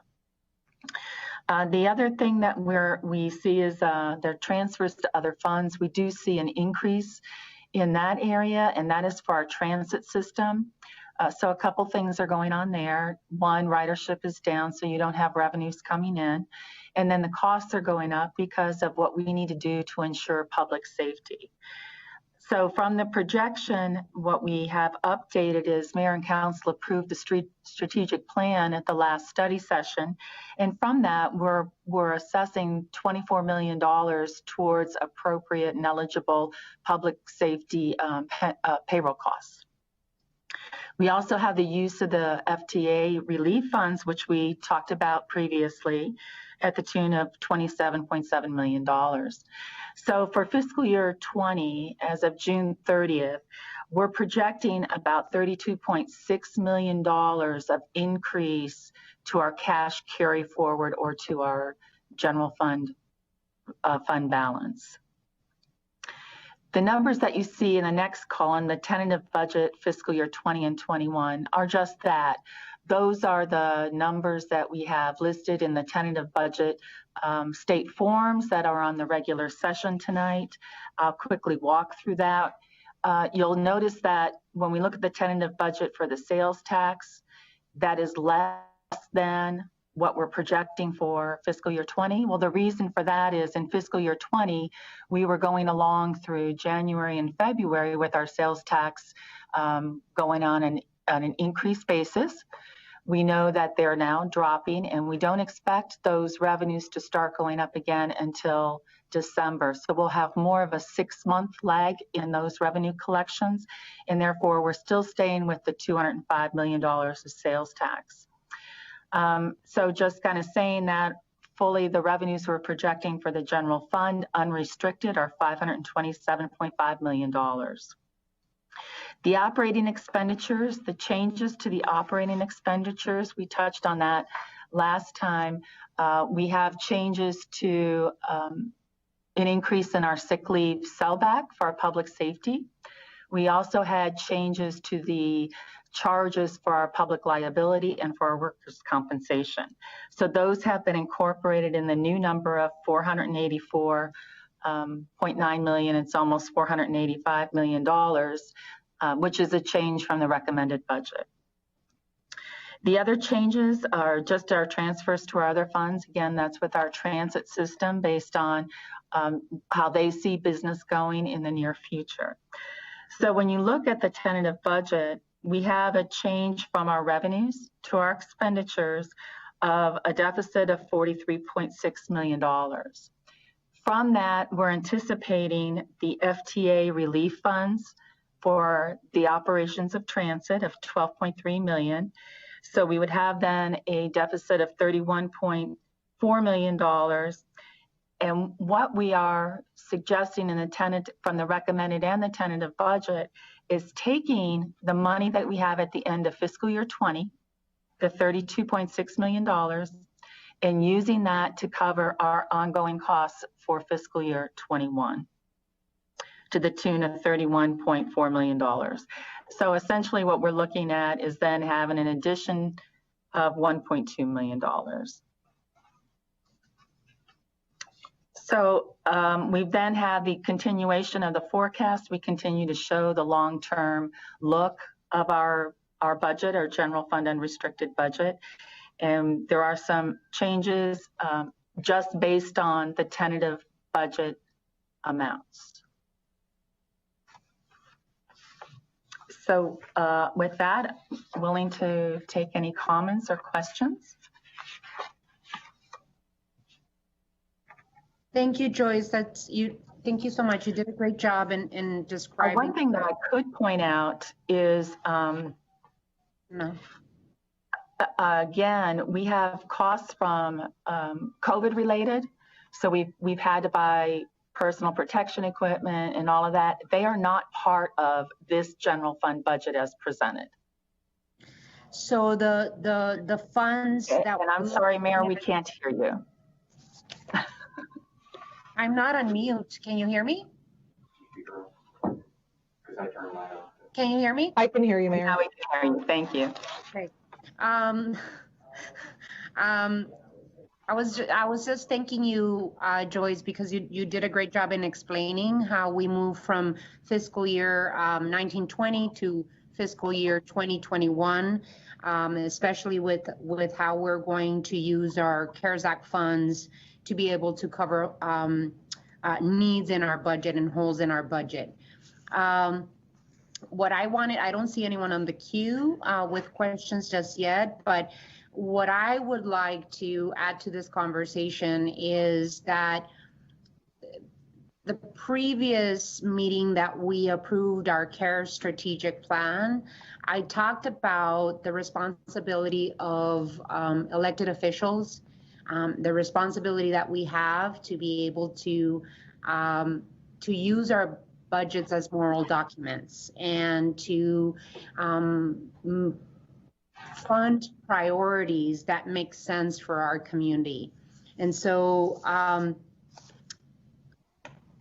it's vital that we pursue comprehensive conversations about our budget and that we make it clear that Mayor and Council can further realize its commitment to equity and really put forward many of the conversations that we first had back in January at our mayor and council retreat, that we talked about our priorities as mayor and council, put forward our requests and our priorities to the city manager, and that we do make our budget a moral document, right? That we need an opportunity for our citizens to participate and have participatory budgeting processes.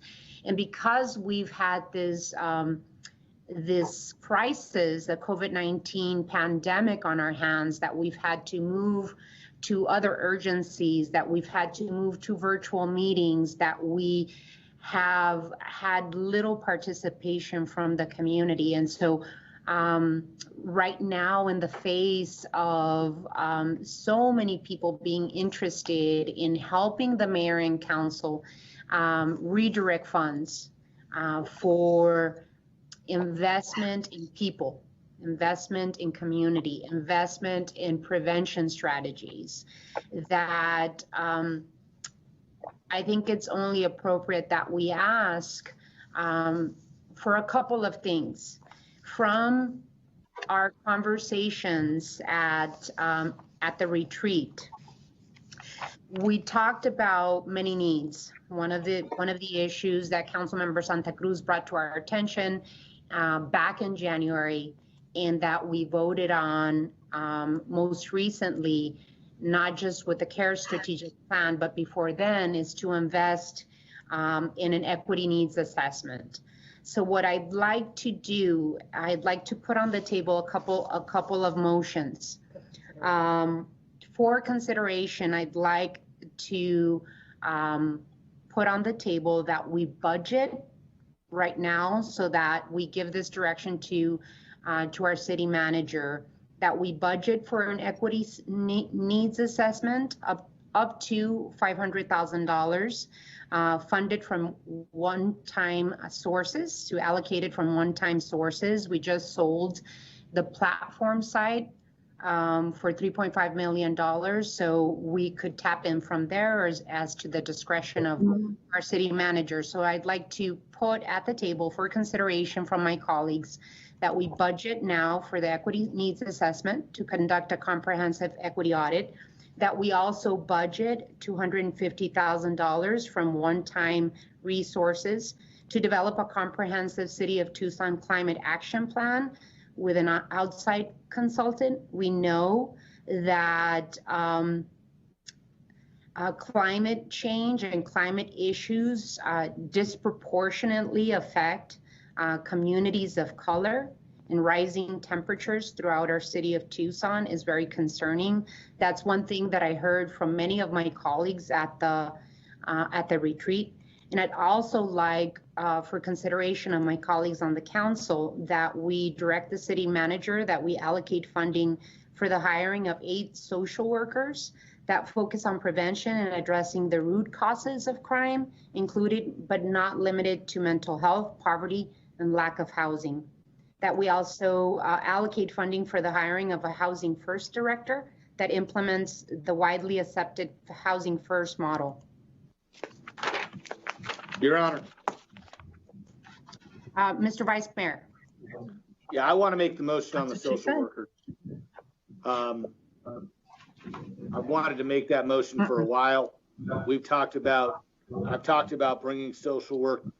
You know, we have so many different issues where if we have crisis response and social work response, we can probably promulgate better families, a healthier community. And I've talked about this over the years. So I'd like to make that motion today, that we do hire 8 social workers for response in the community.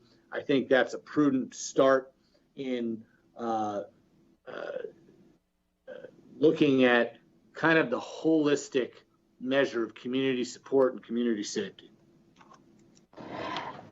Madam Mayor, were you done with your? Yes, there was I put this out for consideration of my colleagues on the mayor and council. So yes, council member. So Madam Mayor, I know that Councilmember Cunningham speaking specifically to the social worker one, but I'd like to move your motion forward with the four items that you've outlined. Alrighty, so there is a motion, and I think two people motion. So Vice Mayor, would you like to second that motion? That includes all four recommendations? Yeah, I can second that motion. Okay, so Mayor. there is yes, there's a motion and a second, and this is our city manager, Manager Ortega. Yes, Mayor. Just want to make sure that I'm clear, just so that I understand what you've asked for. $500,000 one-time monies. You mentioned the platform site. We'll just say one-time monies. I don't know that we've actually closed on that yet. Item 2 is and that's $500,000. $250,000 for a climate action plan. Again, that's one-time money. So that'd be single. The hiring of, and I understand it to be 8 social workers. Now, is that are those the social workers that I believe were discussed both by Chief Magnus for some of his efforts, as well as our Housing and Community Development Director? Is that what your intent is there? I'm just trying to understand exactly because I'm. Yes. Yes. Okay. And then the last one was the Housing First Director. Yes, sir. And those last two, just so I'm clear, those last two are ongoing costs. They wouldn't necessarily come from single dollars. Okay, got it. Thank you. Yes, sir. Thank you. And on the queue? Steve, I think you're on the queue. Okay. What's the cost of the social workers, Mike? Mr. Ortega? I have no idea. I'm going to use right at about 75,000 all in, assuming that they're permanent employees. That's about what it'll cost us. Let me do the math real quick. About 300 grand. What's the cost of the Housing First Director? That'll probably be in the probably in the 80 to 100,000 range. I figure all in again. That's including EREs. Okay, so there's 400,000. Yeah, we're about plus the 500 plus the 250, so we're over $1 million. There were $30 million in community support included in the manager's recommendation for CARES money on May 12th. Just wanted to remind us all of that. Mr. Ortega, your May 5th budget proposal being wound up leaving $12.7 million in reserves. And now we're projecting 1.2 million to be left. That was before the four motions, or the four-part motion that was just made. March 15th through December 30th, there will be an aggregate of approximately $74 million in eligible public safety payroll costs. We are allocating 24 million. Plus, if we take off 33 million of the remainder of the CARES strategic plan money, that gets us up to 57. That leaves another 17. In addition to that, Joyce started to list off some of the COVID-related expenses that are not covered. There are about 6.5 million and counting, because we have not taken into account police overtime or any of the costs related in the last couple of weeks. In the May 5th recommendation that came from the city manager, it says, I recommend using no more than $53 million between now and June 30th, leaving approximately 12.7 million in the reserves. Now you're recommending, Mr. Ortega, that we leave only 1.2 million in reserves while we are looking at a $43 million deficit in fiscal year 22 and relying on one-time money to get us there. That's your recommendation now? No, sir, it's not. The up to 53 million was based on the 66.2 million that we have in general fund reserve before the CARES FTA money. So the cash carry forward on the spreadsheet, which shows, I believe it's 32 exactly. How much will we have left in reserves at the end of this fiscal year, fiscal 21, based on your recommendation? You say 1.2 million, right? No, sir. That's what's left of the fund balance from just the CARES Act and the FTA money. And I'll let Joyce answer that as well. All right, thank you. So I'm going to take a step back to the end of fiscal year 19. So we had reserves of $123 million. Of that, we had 22.8 is our stabilization fund, right? That has been set aside. It's been that amount for a long time. We had dollars that we assigned for one-time costs, such as giving our employees a one-time distribution, some technology needs, some upgrades that had to happen over at the Public Safety Works building. So we had those items. Then we had what we call the unassigned fund balance of $48 million. So that's of June 30th, 2019. Now, if we add on what we're projecting at 32.5 million to the 48, that brings us up to 89, almost $90 million in unassigned fund balance.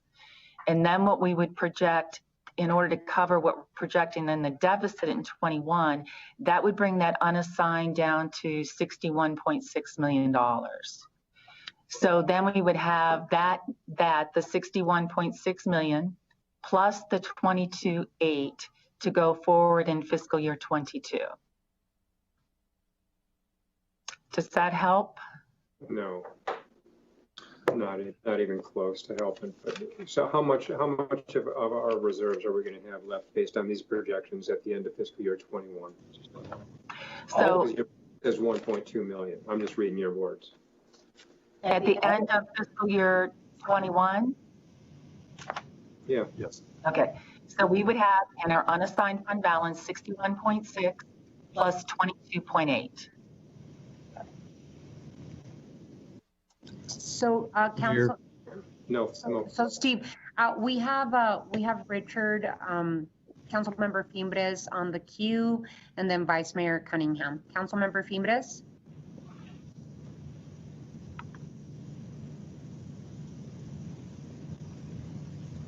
Madam Mayor, Steve answered the same question. I was asking how much the social workers and the budget would be for that amount, and Mike Ortega answered it, or Grace did, so I'm good.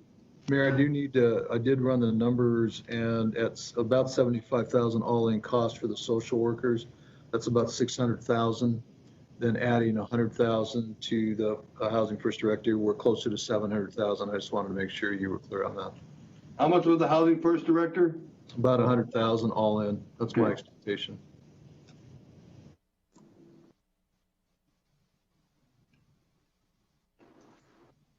Vice Mayor? Yes, Your Honor. I just want to kind of verify some of the same points Steve brought up. My main thing is that under the current projections, we're going to have $32 million for cash carry forward into FY21, which will allow us to balance for that fiscal year. But that doesn't take into any of the possible money we can spend of CRF for this year, correct?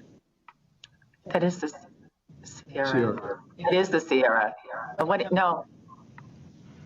Mayor, let me do this. Let me share this, and then Joyce and I can talk from the spreadsheet. I think it might be easier that way. Let me try to figure out if I can. Well, look, Mike, we've got 30 million in Reserve CARES Act that's unassigned too, right? Yes. That's okay. Not part of the 32 million of unassigned. Let me know when you can see that. Hopefully you can see it. Okay. Yeah. So I think the question that Councilman Kozaczek was asking, this 1.2 million. So when I had originally put the information together for you all, that number, that 1.2 million was about 9 million, okay? And the way that this works, and I think this might be the confusion, that's why I tried to explain it in my memo. The shortfall in 1920 is 19 million, right? Just operationally. But when you add the CARES or the CRF money, which we call disaster relief funds, plus the FTA, we end up with 32.6 million. Okay. Then when you go on to 21, when you see that shortfall of 43.7, you add the FTA money of 12.3 million. So that gives us an apparent shortfall of 31 million, right? So, but we have the dollars that I'll call it the carryover from the 20 year, which is the 32.6. So when you subtract the 31 from the 32, you end up with the 1.2 million. So to Councilmember Kozachik's point, we're not using, or we're not projecting to use at this point any of our, we'll call it existing fund balance. Right, I understand all that. But what this doesn't include is the $33 million in CARES Act money that we're gonna, well, it might not be that high. It's gonna be about 23, 24. We have 23, 24 million dollars in CARES Act money that we will have not spent by June 30th. That is not in the FY22 budget, FY21 budget. Yeah, you are correct, Vice Mayor. There is the CARES Act strategic plan that Mayor and Council approved. There is a, we'll call it rainy day fund or reserve fund of $33 million at the disposal of our staff, of our city manager, to be able to use till the end of this calendar year, to December 2020. So Mike, is that's not included in the current projections, in those projections you just showed us, right? Okay, so the way that we projected for fiscal year 21, it does not include using any additional dollars for public safety payroll. Okay, so. But they could be eligible if we had to. I can't hear it. Sorry. Hold on, sorry, Vice Mayor, I can't hear me. Go ahead again, please. They could be eligible if we had to. Yes. Yes. So that could fit, and if we did it that way, we'd actually build our CCR, our CCF, our cash carry forward for FY21 a little higher in FY22. Theoretically, as long as it was kosher with the feds, right? I don't think we understand what the comment was again. The bottom line is that originally we had programmed in some $16 million. The manager's recommendation on May 12th for CARES Act money had a I want to say it was a total of 21.8 million, but part of it was 4.8 of it was for one thing and 17 or 16 of it was for something else. The bottom line is that was going to go back into meeting payroll needs in the city that we believed were eligible for CARES. We believed were eligible for reimbursement, but that would help the general fund. And if we still do that, then we can actually build a higher cash carry forward for FY21. That's kind of where I'm going with this, because I'm worried. I look at our spreadsheet, and thank you for it. It's really good. As usual, you guys deliver. But the bottom line is that we're going to need some of that, and maybe we'll dedicate it in the next month or two. Maybe, that discussion will be had at the council level. But the bottom line is that if we can build that cash carry forward for FY21 a little higher, then FY22 isn't so daunting with that $43 million number. So that's kind of where I'm going with it. I'm not very excited about that $43 million number. So that's why I'm saying, hey, let's look at that CARES Act money and what we can plug in so those projections improve.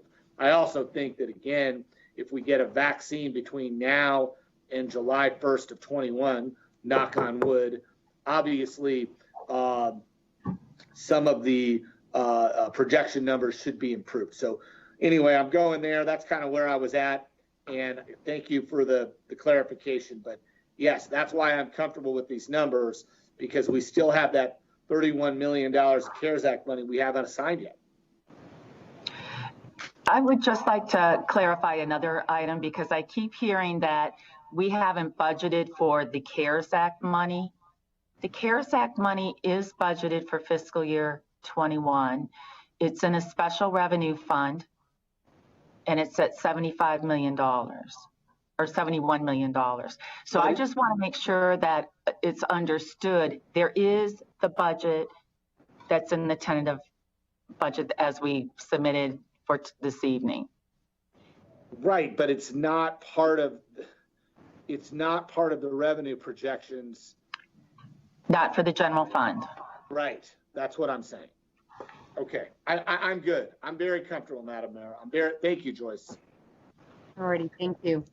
So there is a motion and a second on the floor. Any additional discussion? Yep. Steve? Yep, just to clarify, because Sure, we're Steve. looking all over the map. Yep. Go ahead, Joyce, Steve. what do you project? Yeah, sorry. Joyce, what do you project the eligible public safety payroll to be for March 15th through the end of the calendar year? I don't know. I don't have that with me right now, council member. Well, I think it was like close to 40 million. no, it was close to 75 million for the entire time, and you're allocating, you're given 24 of it in fiscal year 20. In 20, that's correct. Right. So for the balance of the year, it's more like 50 that's outstanding. So to Paul's point about having the 33 million left in the strategic plan, if we don't use those dollars for public safety payroll, where's it coming from? It'll come from the revenues within the general fund. Thanks. Or our reserves. Right, exactly. And according to Mr. Ortega's comment, we are drawing down the CCF to 1.2 million. And in answer to one of Mr. Fimber's questions today that you sent out, so one of you sent out, it says that for the tentative budget for fiscal 21, we are assuming no use of disaster relief funds for payroll costs. So we are targeting the general fund, correct? Yes. Yes, I mean, we're not using any of the CARES funding for payroll in 21. Right. Thanks. Alrighty, I believe Councilmember Fimbres and then Councilmember Lee after Councilmember Fimbres are on the queue. No, Madam Mayor, I didn't put on the queue. That was a question we already asked earlier, and I got the answer. So thank you, and thank you, Joyce, for your preparation, and Mr. Ortega on this. Thank you. Thank you, Councilmember Fimbres. Councilmember Lee? Just a couple quick questions. I recall the conversations about the social workers and how important that work is going to be and having those individuals on board. Same with the Housing First Director. I was just curious on the implementation of the other two pieces, the Equity Needs Assessment Audit and the Climate Action Plan, how those will kind of roll out, where will they fit in terms of departments, how is that going to work, really? I'm just curious about that piece. Well, the equity needs assessment, the mayor and council have already voted on, as well as the climate action plan back in November of 2019, but also we've had these conversations at the table in 2020. With the climate action plan, that's an ongoing discussion, and of course, you know, for implementation by the city manager and his staff, as well as input from mayor and council, and then the equity needs assessment as well. Councilmember Santa Cruz did describe putting together a working group to, with input from the city manager and human resources director, and including Chief of Police Magnus. So. And if I can just jump in, Madam Mayor, we'll have, we're requesting an item for the next mayor and council meeting to talk specifically about this piece. Mm-hmm. Thank you. And I just want to thank you, Councilmember Lee, and I just want to kind of bring back the conversation back to why we'd like to add these pieces to the budget, right? The moment that we are living in now, right, is very important to remember that what communities across the country, including the city of Tucson community, we're asking for strategies of investment in our community, strategies of investment in vulnerable populations, as well as making sure that our budgets have investment in prevention strategies to help prevent homelessness, to help homeless communities, to help those that have mental and addiction needs. And so all of these crime prevention, all of these things that communities are asking us for, and the investments that we need to make as a mayor and council, is very important that we give this direction so that we can put them into effect for the next fiscal year. So with that, there is a motion and a second on the floor. Let's go to roll call. Suzanne? Yes, Madam Mayor, starting with Ms. Santa Cruz. Aye. Mr. Cunningham? Vice Mayor?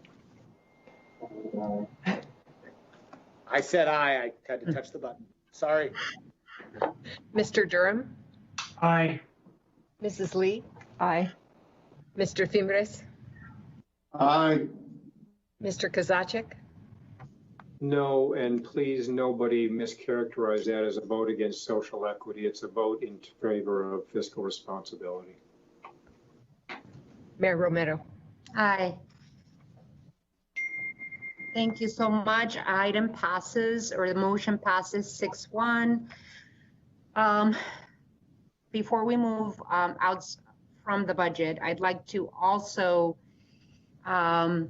take this moment that we're going through as a community with COVID-19 on the table,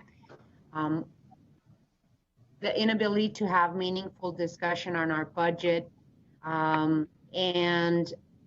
because we've had to go virtually, and the budget discussions have been a little limited, especially limited from the ability to have community input. I would like to suggest that we push back our tentative budget adoption. And hear me out. We have requests from the community to speak at our public hearing for tonight at the regular session.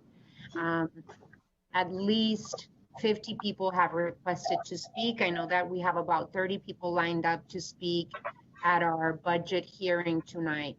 And so because we've had limited input from the community, I would like to request that that we push back our tentative budget adoption to June 30th.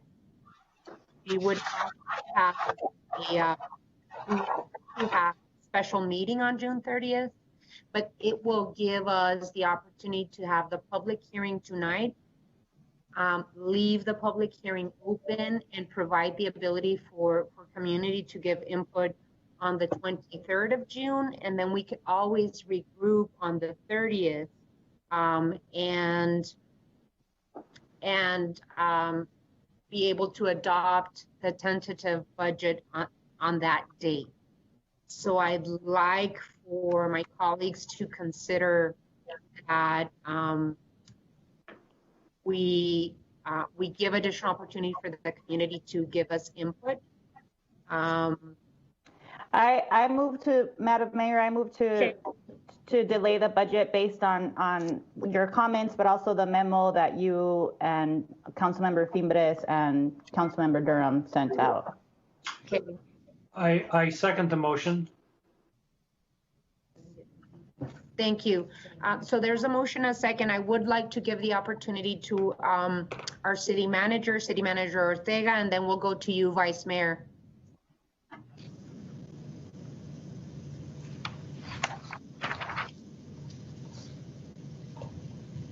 Mayor, Council, So I have looked at the opportunity there.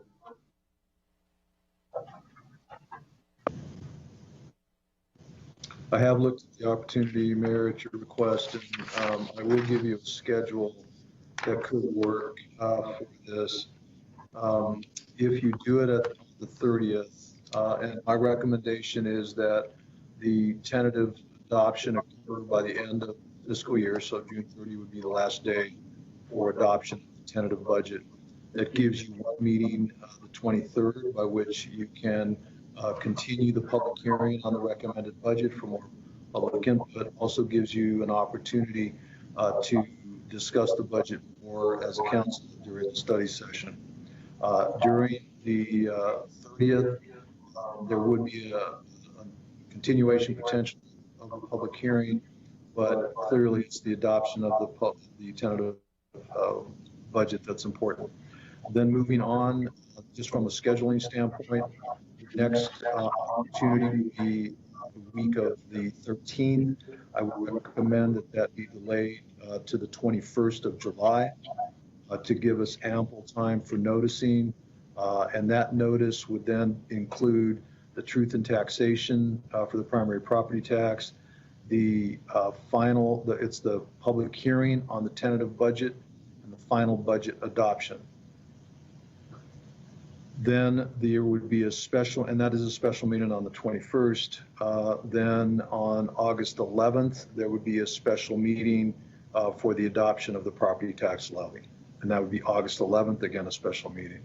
So in order to make this work, you will need a special meeting on the 30th, a special meeting, June 30th, special meeting July 21, and a special meeting on August 11th to meet all the timeframes that are required. That's all there. Thank you, Mr. Manager. And all through this time, we have the opportunity to give the public the ability to give us input and feedback in public hearings. That's correct, Mayor. Basically, not only at the special meetings, but also at the regular meeting on June 23rd, as well as July 7th and August 4th. No, excuse me, August 4th would only be on the tax levy because the final budget would have already been approved. Okay. Vice Mayor? Yes, Your Honor. I just wanted to say that two reasons I think this is a good deal. One is that we've got transparency. This helps our transparency. So people know that we're being able to, we're being as open as we can in these times when everything's digitally, to let people know what we're doing with the budget. So I'm fine with that. But also, I think it's an opportunity for us to possibly look at some of the special revenue funds available and plug them into the 21 budget. I know I just brought this up in the last discussion, but I want to put that out there now. There's some discrepancy on the original. I think the original was about 41 million, and I think we should get there. I think it's responsible to put 15 to 21 of that special revenue, if it's eligible, obviously within the confines of the federal guidelines, to the 21 budget. So I wanted just to put that out there. That's why I'm supporting this, so we can shore up the foundation of our fiscal sanity as we move on into FY 21 and 22. Thank you. Thank you, Vice Mayor. I don't see anyone else on the queue, but there is a motion and a second. Ms. City Clerk, can you start roll call, please? Yes, Your Honor. We have a question for Rankin. I have a question for Rankin. Do we have a charter responsibility to have an established budget by the end of the fiscal year, or is this okay? Mike. Right, I just wanted to put the speakers up.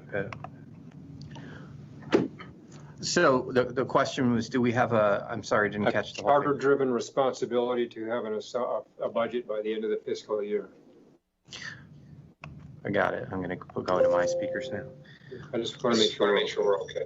Yeah, and thank you for asking the question, and Mayor, members of the council, Councilmember Kozaczek.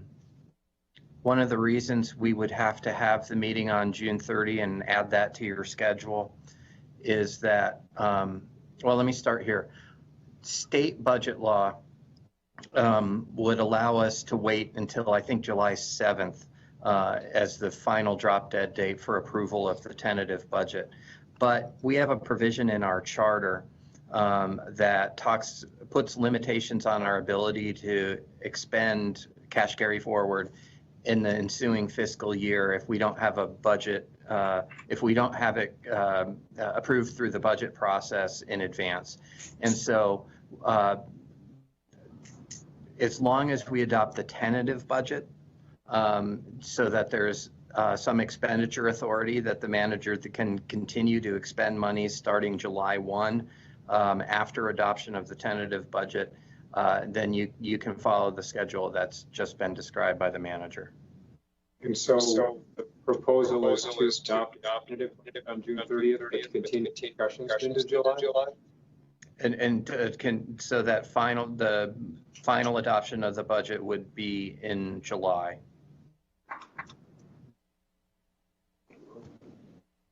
Which is perfectly legal, right? Or city attorney?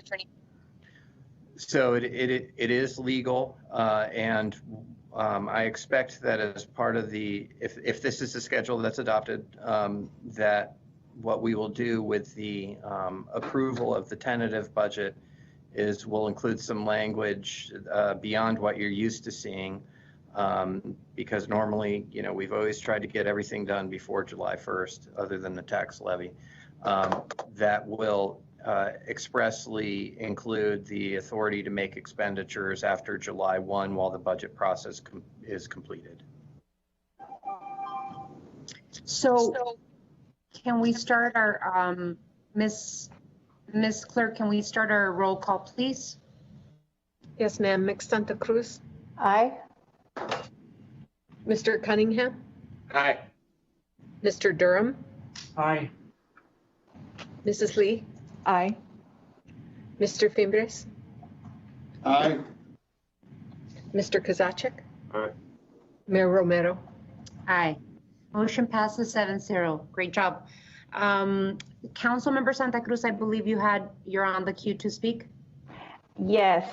So I wanted to make sure, just going off of wanting to have ample time for the community to also give us their feedback, and for all the reasons that you stated earlier, Madam Mayor, I think it's important right now that we are, like my push, and I've had these conversations with the city manager in the past about wanting to adopt more of a participatory budgeting process for our community to help us make decisions around this public budget, to allow, for the community input and brainstorm and proposals on there as well.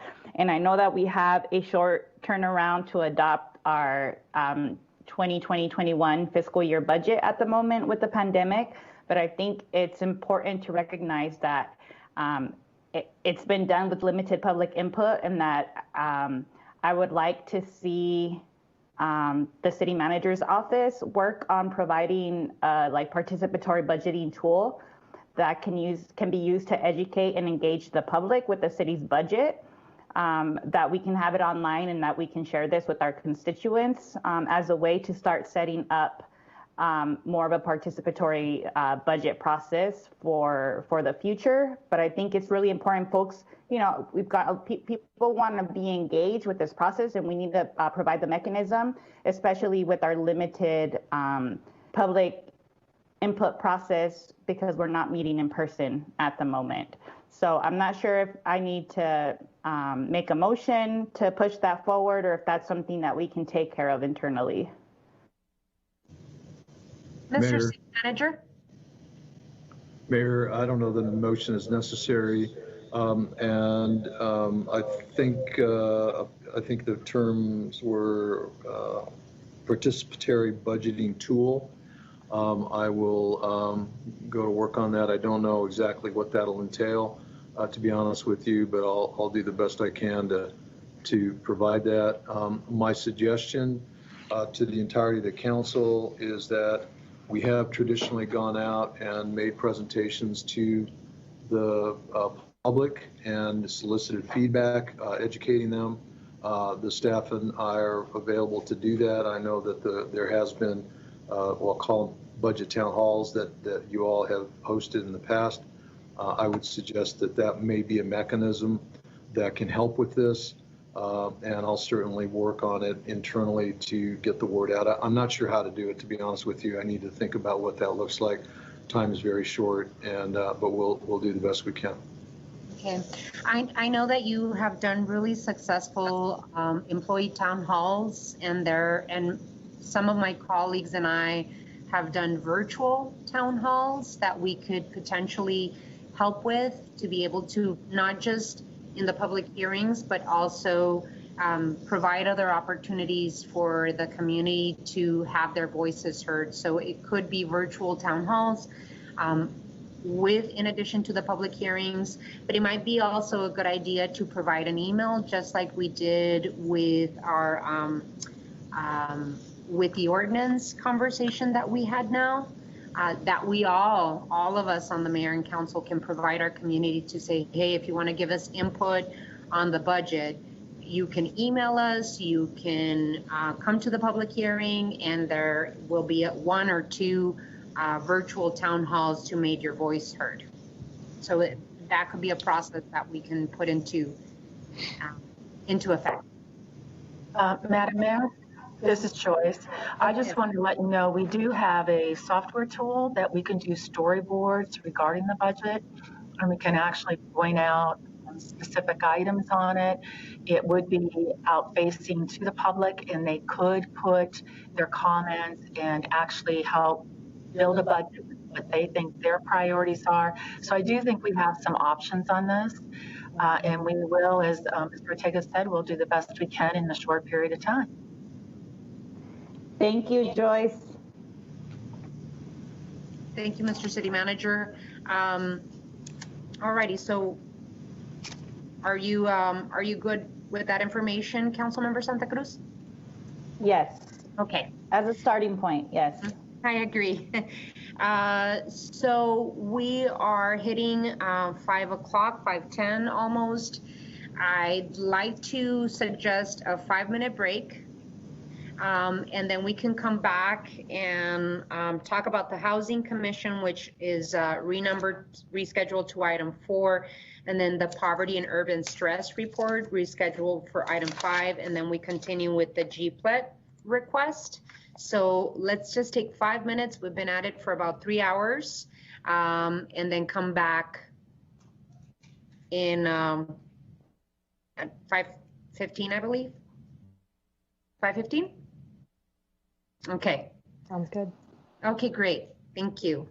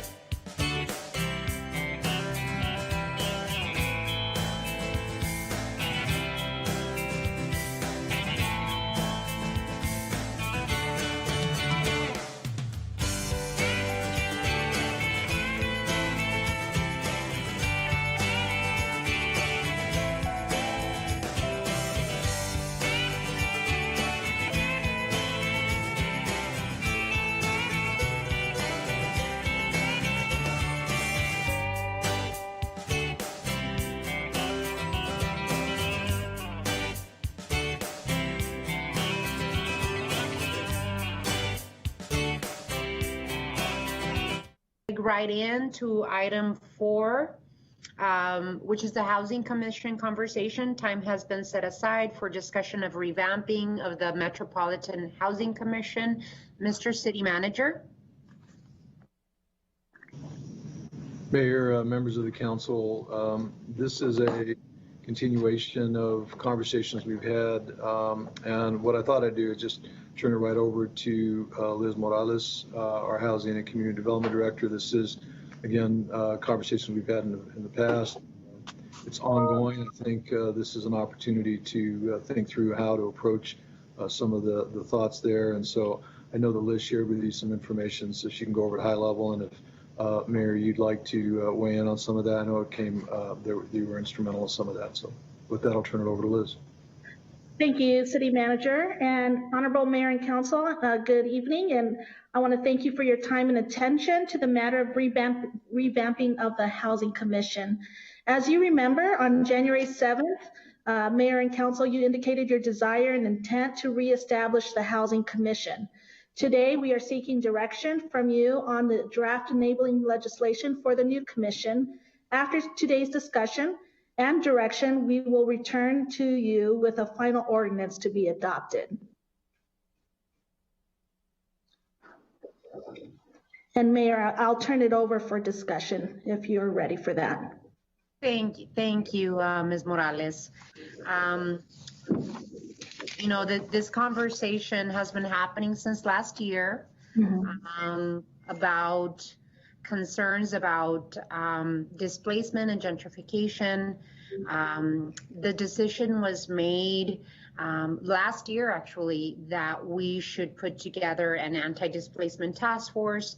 Then that conversation evolved with the realization that we had a defunct housing commission. And so I know that we have heard from Councilmember Durham, from Councilmember Fimbres, from Councilmember Santa Cruz, from Councilmember Lee. All of us really on the council have talked about the importance of putting together a functioning housing commission. And what we have in front of us is a Commission on Equitable Housing and Development. And so I would love to be able to open the floor to my colleagues on the council. I know that Councilmember Santa Cruz has been working with Director Morales and the city manager and other council offices. So I'd like to provide the opportunity for Councilmember Santa Cruz, and then colleagues let me know if you'd like to jump in for additional comments. Thank you, Madam Mayor.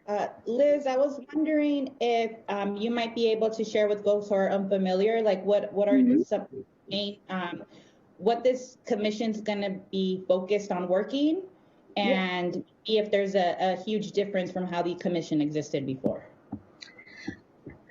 Mayor and Councilmember Santa Cruz, you know, talking about how the Housing Commission functioned before is probably not where I can really speak strongly on or with any kind of knowledge, since I wasn't here. But I can tell you that the way that it's outlined today is that this commission will focus on a broad number of mission statements that was provided.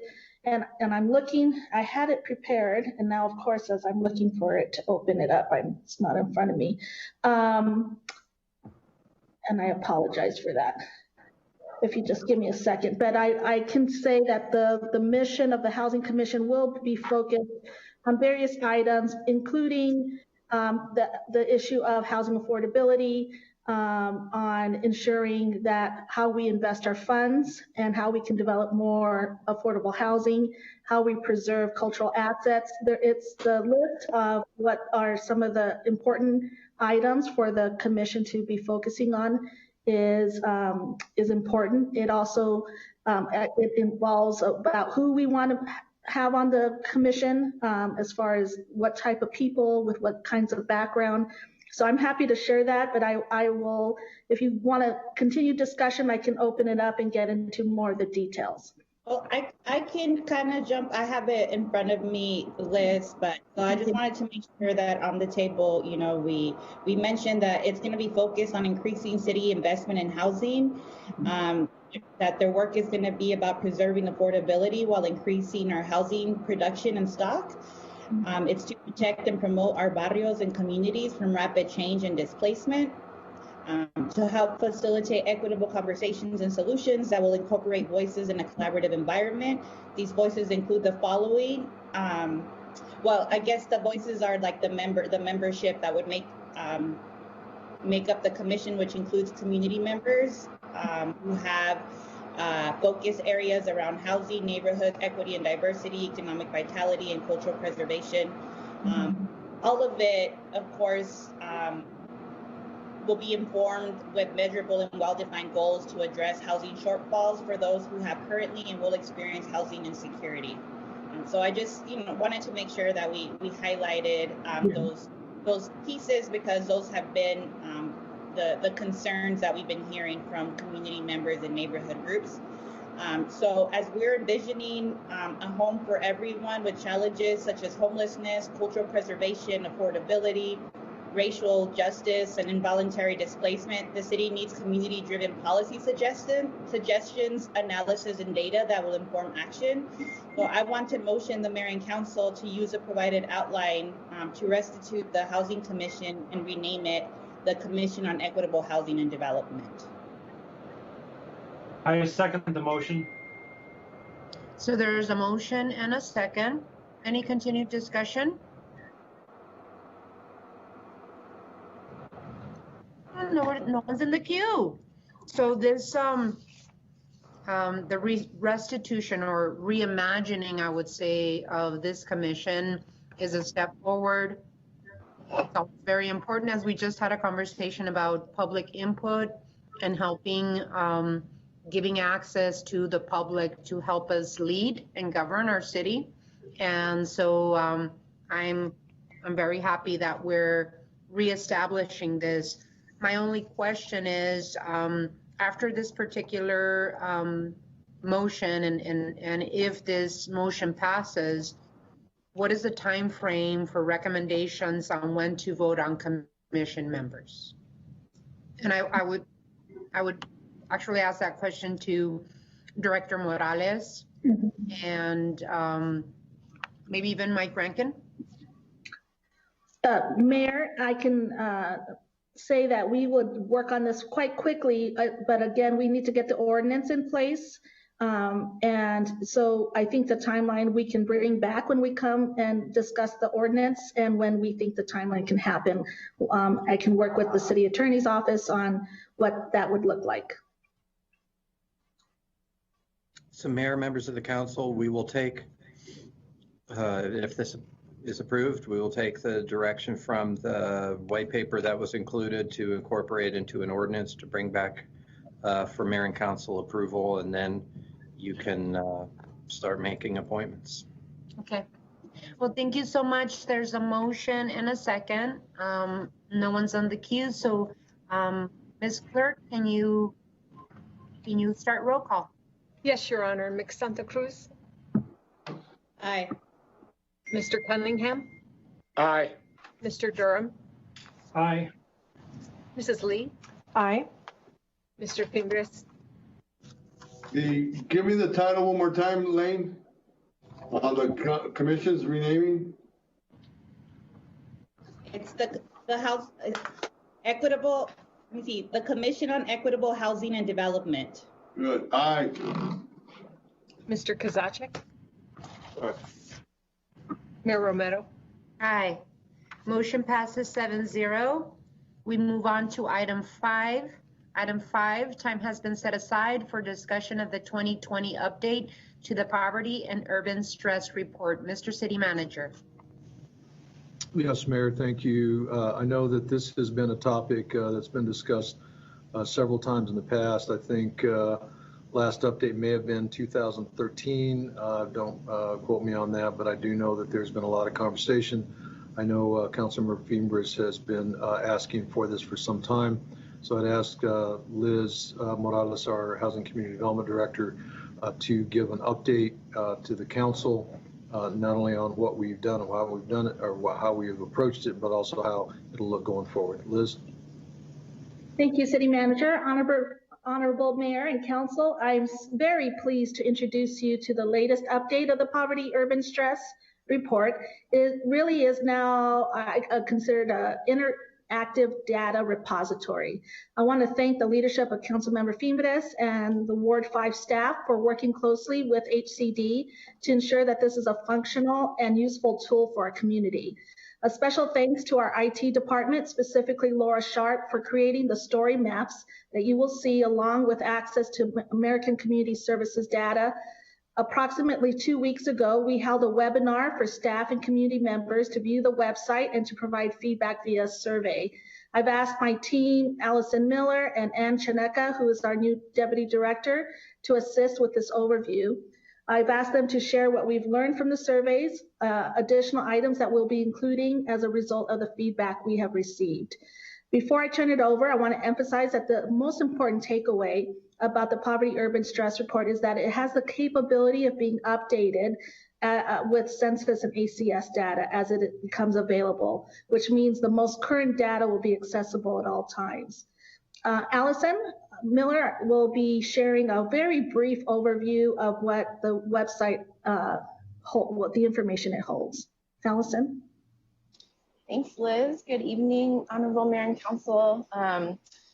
I was just hoping to share my screen to take you through an overview of the tools that are on, like Liz said, our interactive Poverty and Urban Stress Data Hub. Hopefully everyone can see my screen right now. Yes. Okay, great. So this is a website that's publicly available right now, and it has 3 main parts that I just wanted to take you guys on a quick tour through. The first and foremost, so this is just an introduction, and there's a link to the survey where we've already got some feedback, and we're hoping for additional feedback from anyone who wants to tell us what they think. The 3 main parts of this are links to written reports. So you'll see there's a 2007 report, a 2012 report, and the 2020 draft update. And these are just links to PDFs of written reports that you can download and print out and pour over. And this is what the 2020 report looks like, which I'll come back to in a minute. The second part is a series of, like Liz mentioned, interactive mapping features, and we'll kind of go through that, as well as a third section that has different links to the city's open data portals that have a few different opportunities to go in and view the data yourself and really dig into what's available. So I wanted to start off with, actually what I should have also mentioned is that we do have a demonstration video. It's from the webinar that we hosted a couple weeks ago, and I'll do a very shortened version of what is in this video. So if any of you haven't viewed it, or if anyone who's watching would like to, Laura takes us through a really deep dive into the different tools that are available and really how to use each one. So I'll start with the story map about poverty and income and growth in Tucson. This one really provides the opportunity to take a citywide look at some trends around poverty and income and growth. And it really gives folks, it's based on a scrolling experience. So I'm just using the wheel on my mouse to scroll through, and gives people an opportunity to look citywide at some of the trends that we've been seeing in Tucson recently. The first one being population growth. And I won't go through all of these, but just to demonstrate, for instance, that as you scroll through, it kind of gives you a narrative of how to interpret the data. It gives you an opportunity to, move my screen around. zoom into some of the data to really look at different areas in town. So you'll see a legend here that shows you how to interpret the data, right? So areas that have seen the highest population growth recently are yellow, and you can zoom into the map and see exactly where that is and the neighborhood that you're looking at when you zoom in a little bit closer. So the items that are on here are poverty, growth, income, unemployment, and I won't go through all of them. But again, this gives you kind of an idea of the big picture in Tucson and where things are happening geographically, as well as some helpful graphs and a narrative interpretation.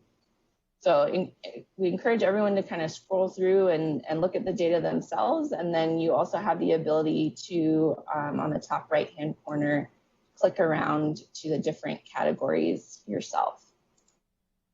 So the next one is for someone who is maybe more familiar with interactive maps and really wants to look at each indicator individually. So this is the indicators of poverty and urban stress by ward. You click on open application here. It'll load. You'll see up here, there are several different tabs with different categories that have been included in the 2020 update to the Poverty and Urban Stress Report, as well as previous Poverty and Urban Stress Reports. And this not only gives you kind of a citywide view, but allows you to start looking at the ward level. So data is aggregated at the ward level using these graphs on the side. You're able to, again, zoom into an area that's of most interest to you and look at a specific census tract. And for instance, see that the median income for this census tract is higher than maybe the ward's median income. You can use these options on the right-hand corner to just look at one ward in particular at a time, or maybe compare two wards to each other. And I'll go through one other indicator here that offers you a few more options. So not only do you have the ward options up in the top right-hand corner, we've broken it down into several different indicators under income. So you can not only see the percentage of the population that has less than a high school degree, you can go and look at the percent of the population that has a bachelor's degree or higher. We've also included race, so that a predominant race in each census tract and ward, as well as the ability to, it's loading, I swear. As well as the ability to kind of look at the different racial breakdowns across the city. We have also recently added crime from the Tucson Police Department. So that's that tool. Also, we have a link here to the Neighborhood Vulnerability Index that was discussed at the last Mayor and Council session. Right, this gives you an overall vulnerability index across the city of Tucson, and uses a lot of the same indicators that are available on the ward map. But this one gives you an overall index. So the one other tool that I wanted to highlight is this open data portal. So these are links to specific demographics that we can break down in any number of different ways. Right now, they're broken down by neighborhoods. We plan to add wards and probably also census tracts. So let's check out education. So this is an open data portal, which really gives you the opportunity to use the data however you want to. So it'll take you to this map that only has the one color at the moment, but you're able to see the different variables that are available to you and symbolize the map in that way, right? So I clicked here on those with less than a 9th grade education, and you can see how that is distributed throughout the city of Tucson. You have the ability to download the data here. You can download it as a spreadsheet, as a KML, or a shapefile if folks know how to do their own mapping. You can also link it to an API if you have an interest in that. You can also go into this second tab, this data tab, and look at the information itself. So if you're interested in the A Mountain neighborhood, you can scroll all the way across my computer. I'll do it. And look at all of the data for each individual indicator that's available. So again, this information is aggregated at the neighborhood level based on ACS census tract data, and we do have the opportunity to add word aggregation and probably census tract. So the one other thing, I'm almost done. The one other thing you can do here is create your own web map. So you can take this data and open it in ArcGIS online and start to symbolize it yourself. We can do many more trainings on really how to do this and how to play with these options, but you can change the color scheme yourself and symbolize it in a ton of different ways, and then download and print your own map. So with that, I think that is the... Thank you, I'll Ellen. hand it back over to Liz. Thanks. Yeah, I appreciate that. The next speaker is Ann Chineka, and I'm going to ask Ann to briefly give you an update on the survey results and other items that are in progress. Thank you, Liz. Yeah. Thank you, Liz, and good evening, Honorable Mayor and Council. You can hear me okay? Yes. Okay. So I'll be quick. I know you have a lot on your agenda, but I wanted to let you know, as you can see from Allison, there's a lot of information available on this website, and we really want to make sure this is as useful as possible, and the tools are there will help you in making decisions, will help our community, will help our nonprofits. So one of the things, as Allison pointed out, there is a survey link on that site itself. We've also emailed that survey to our neighborhood representatives and to our human services contracted agencies. If you're aware of anyone that you think would be interested in this information, please share this information with them or give us their contact information. We really want to hear from as many people as possible to make sure this tool is useful. I also think, thanks for your leadership with the Housing Commission. I think that group will be really important in helping us think about what data is most important moving forward. So a really quick summary based on what we've heard so far on the survey. We've had 26 people respond to the survey to date. Most of them either come from nonprofits or from neighborhood groups. Most indicated, we had asked if they had heard of the previous poverty and urban stress reports. Most had indicated they have not yet. But I think that's a reflection that the last one was done in 2012 and that it really shows the importance of updating this information so it stays current and relevant to people. While the survey takers hadn't used the written report before, they did indicate this type of interactive map can be really useful or extremely useful moving forward. One question that we asked, we're trying to figure out the best scale at which to show the data, whether that's the neighborhood level, the ward level, citywide, or by census tract. And most people indicated as granular as possible. So we will be continuing to try to provide that data as granular as we can, which is normally the neighborhood association level. And then lastly, we did ask about the type of format. So as Allison pointed out, you have the interactive map, you have the written reports, you have the open data portal, and most indicated the interactive map was really how they saw themselves using this data the most.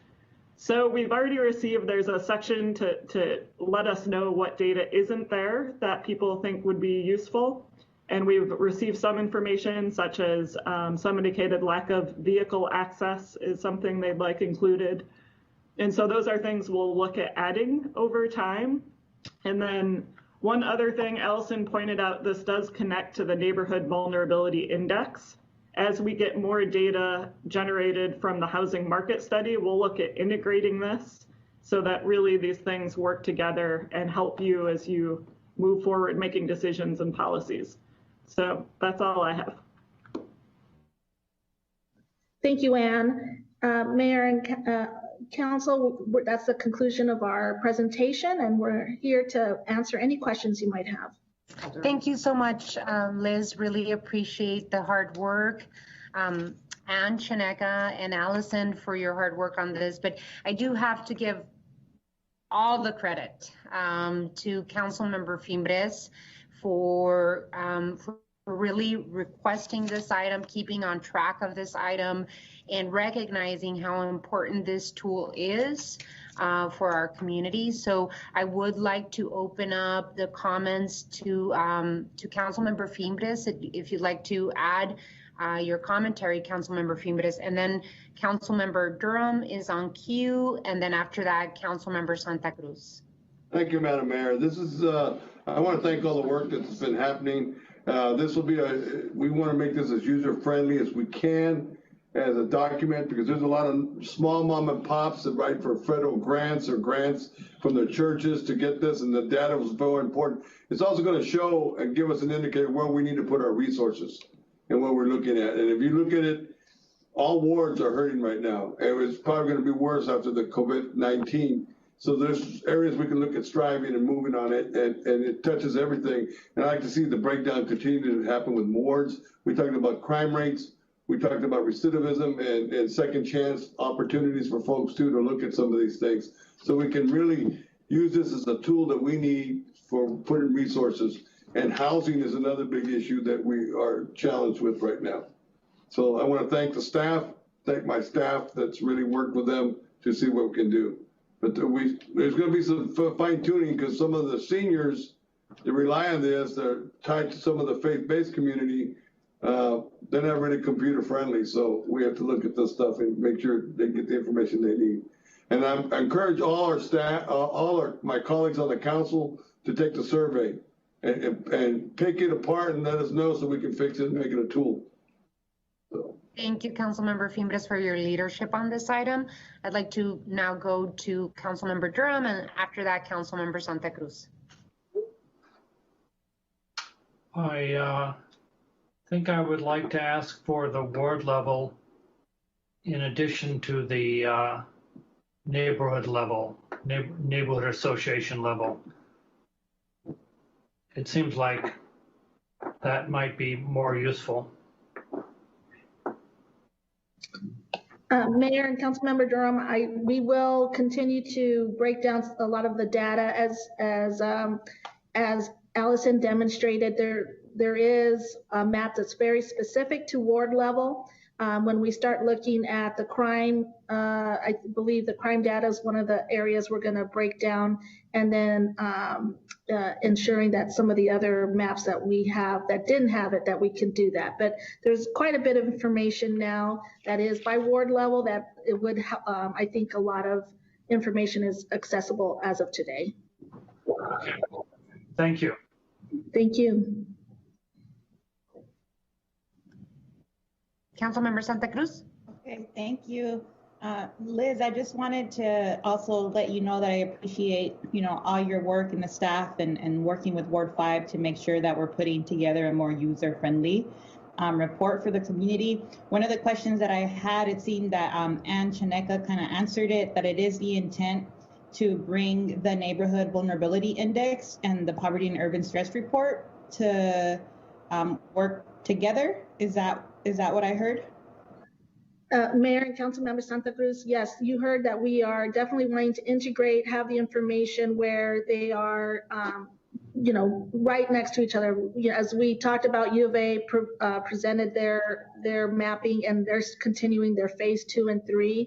So we see these things all being very interconnected, and again, not duplicative, but really working together and providing us the most, the biggest picture, the more detailed picture that we can get about our city and our communities. And so the way that this is functioning, what it sounds like, it's like a living document. It's a living platform that we continue to update. Yes. Okay.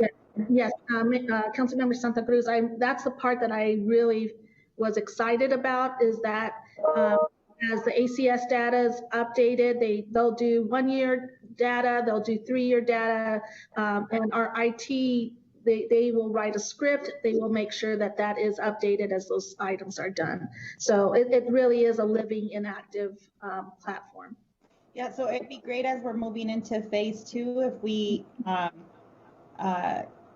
could have HCD use the poverty and urban stress report to play a larger part in the housing market study that we'll also be conducting. And then the other piece that I'm really hopeful and excited about is that now this is starting to look like the equity matrix and demographic indicator maps that other cities have across the country. So I'm really looking forward to adding that layer to it as well. I agree, and I appreciate your support, and we agree that that's how we can really enrich the decision making that we do, especially with the Housing Commission and the housing market study. Thank you. Thank you, Councilmember Santa Cruz. My question is, since this is a living document, it's really wonderful how we can add layers to this, to the urban stress report. Would we be able to add a layer of, for example, a heat map layer or green infrastructure layer? Because what we've seen before with previous poverty and urban stress maps, where we see the highest stress in separate maps, especially with the heat map, what we see is when we layer the heat map with the poverty map, it's pretty much the exact same map as to where we see lack of green infrastructure, lack of trees, and the heat map grows in those poverty and high stress areas. So would we be able to add a layer of green infrastructure where the green infrastructure is, and then where the heat map indicators are as well? Mayor Romero, we definitely will look into that. Again, that's a little bit out of my skill set. I do have the expertise in IT to be able to add additional data. So, and the one thing I didn't add was that much of the information, except for the crime stats, is primarily from ACS data. So as we add in other data sets, I think it's feasible. We just, again, are gathering what are the needs and the requests of mayor and council, and we will definitely try to make that happen. Madam Mayor, do we need a motion to continue to proceed with this? Or I know that we passed one in 2013 that every 3 years they were going to bring this back to us. And I think we kind of lost faith, but I think we continue moving forward. I think with Liz, and we got this thing moving forward now. Yeah. No, I don't think we need a motion, Councilmember Fimbres. It's just a presentation from Housing Community Development. I think we've approved the concept of moving on and moving forward with the urban stress, the poverty and urban stress report. We just, I guess, Liz wanted to make sure that we had opportunity for input. Mr. City Manager, do you think we need a motion, or Liz, do you think we need a motion to continue moving forward?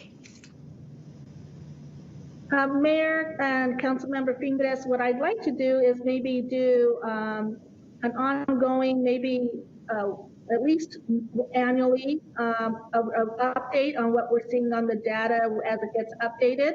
I'm happy to do that, but I can also roll out as we add features. One of the things that is on that website is the ability to show what new features are added.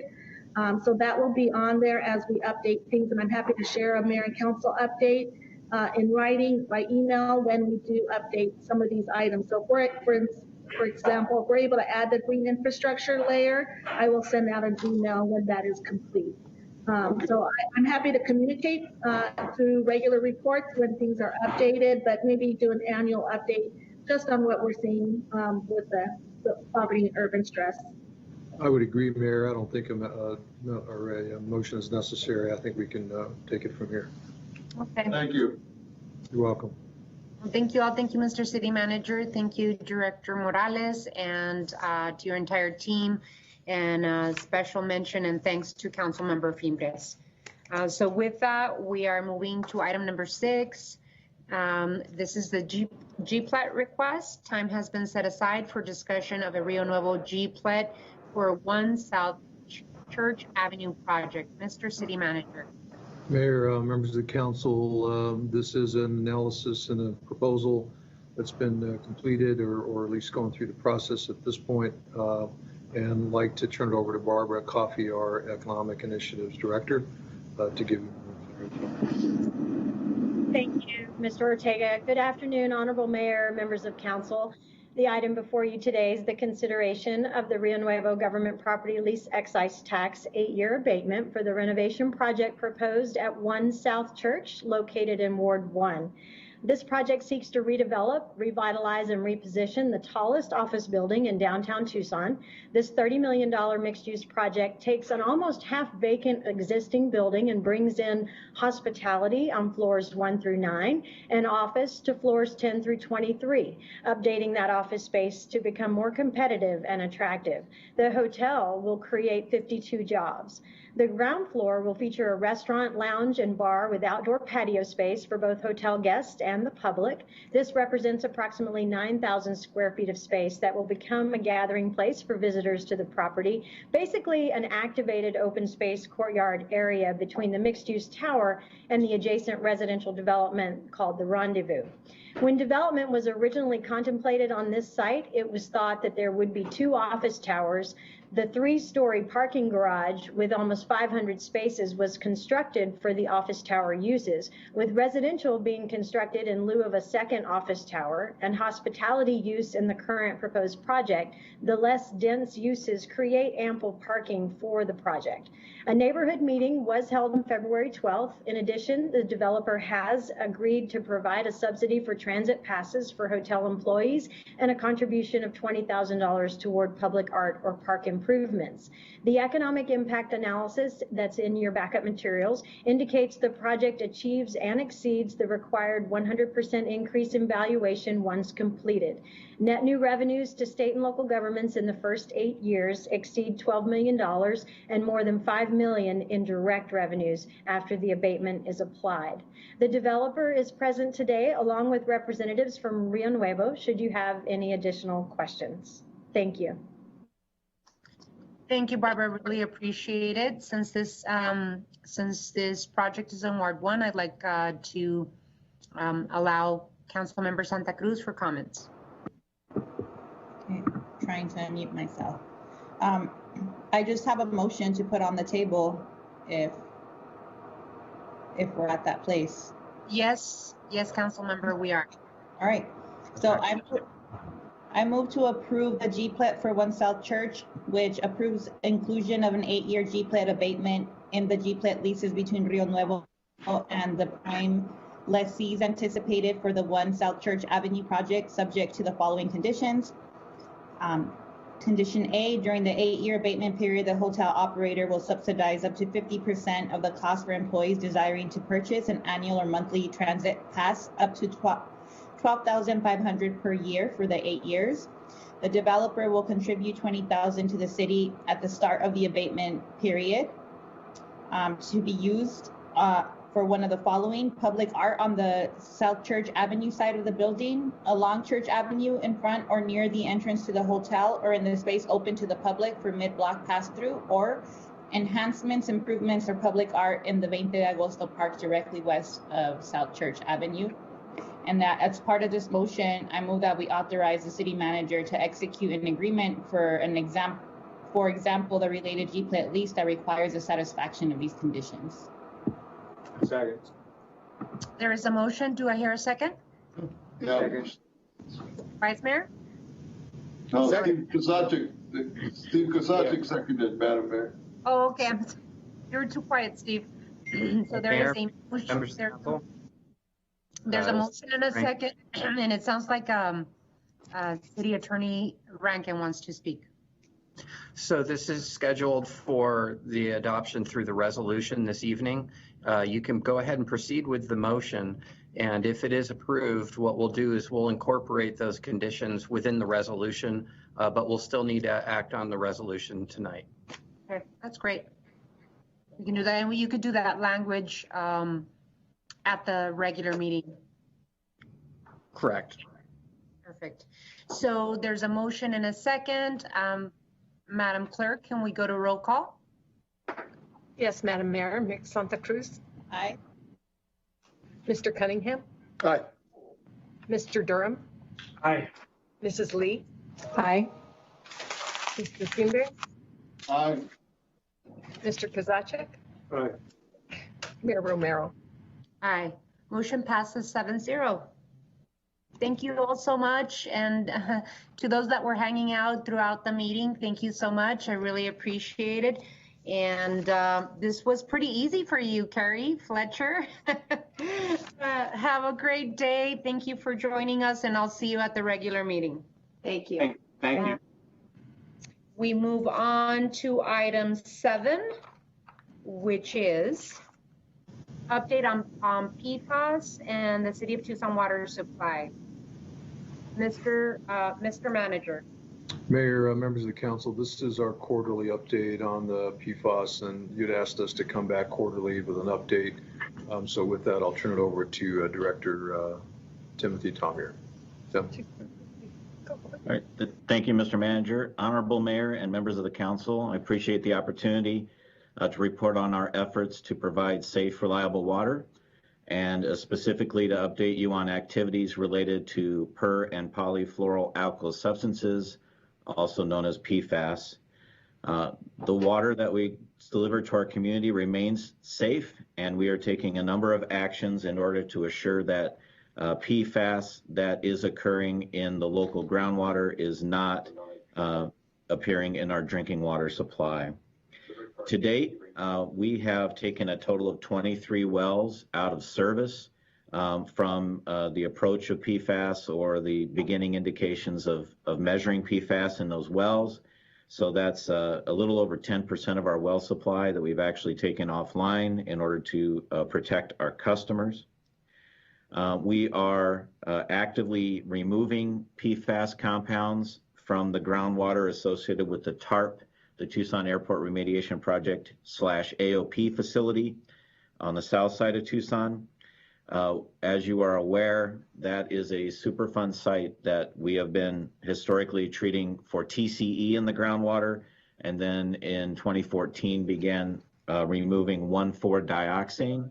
And at that same time, we began removing PFAS compounds that began to appear in that same contamination plume. The way the PFAS is removed at that location is through granular activated carbon. These GAC vessels are in service as we speak and are a part of the AOP process, but they also address PFAS. We are currently in the process of some changes out at the TARP AOP, which we've reported on to you before, in that we are doing a pilot study to remove the operation of the original treatment plant, which was a PAC column aeration plant. We've had 6 years of data to show that the AOP process effectively removes TCE and 1,4-dioxane. And as I mentioned, the GAC is removing the PFAS. That plant's been down for construction and is ramping back up.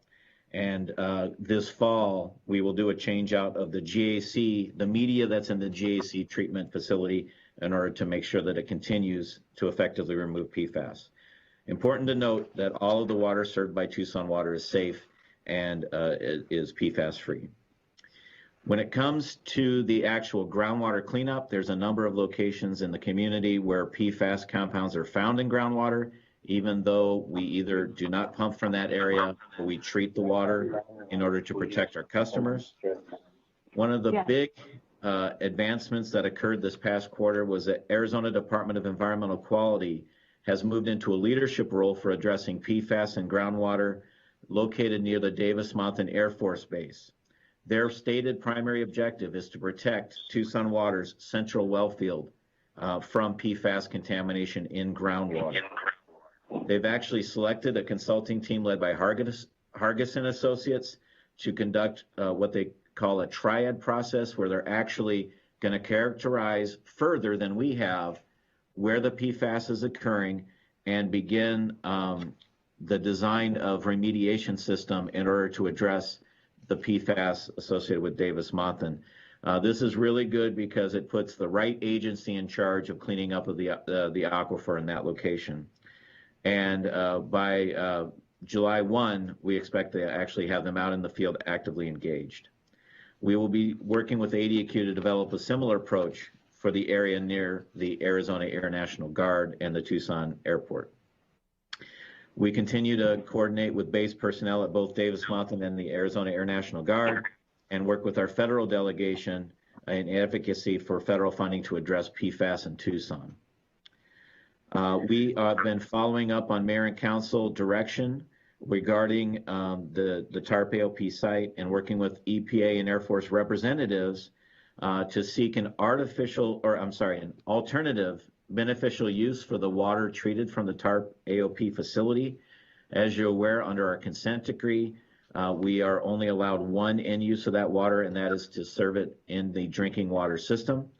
We have done that exceptionally well and made sure that that water has been rendered safe for use by our customers, but we are seeking flexibility for the future in order to have alternatives for the end use of that water other than just drinking water supply.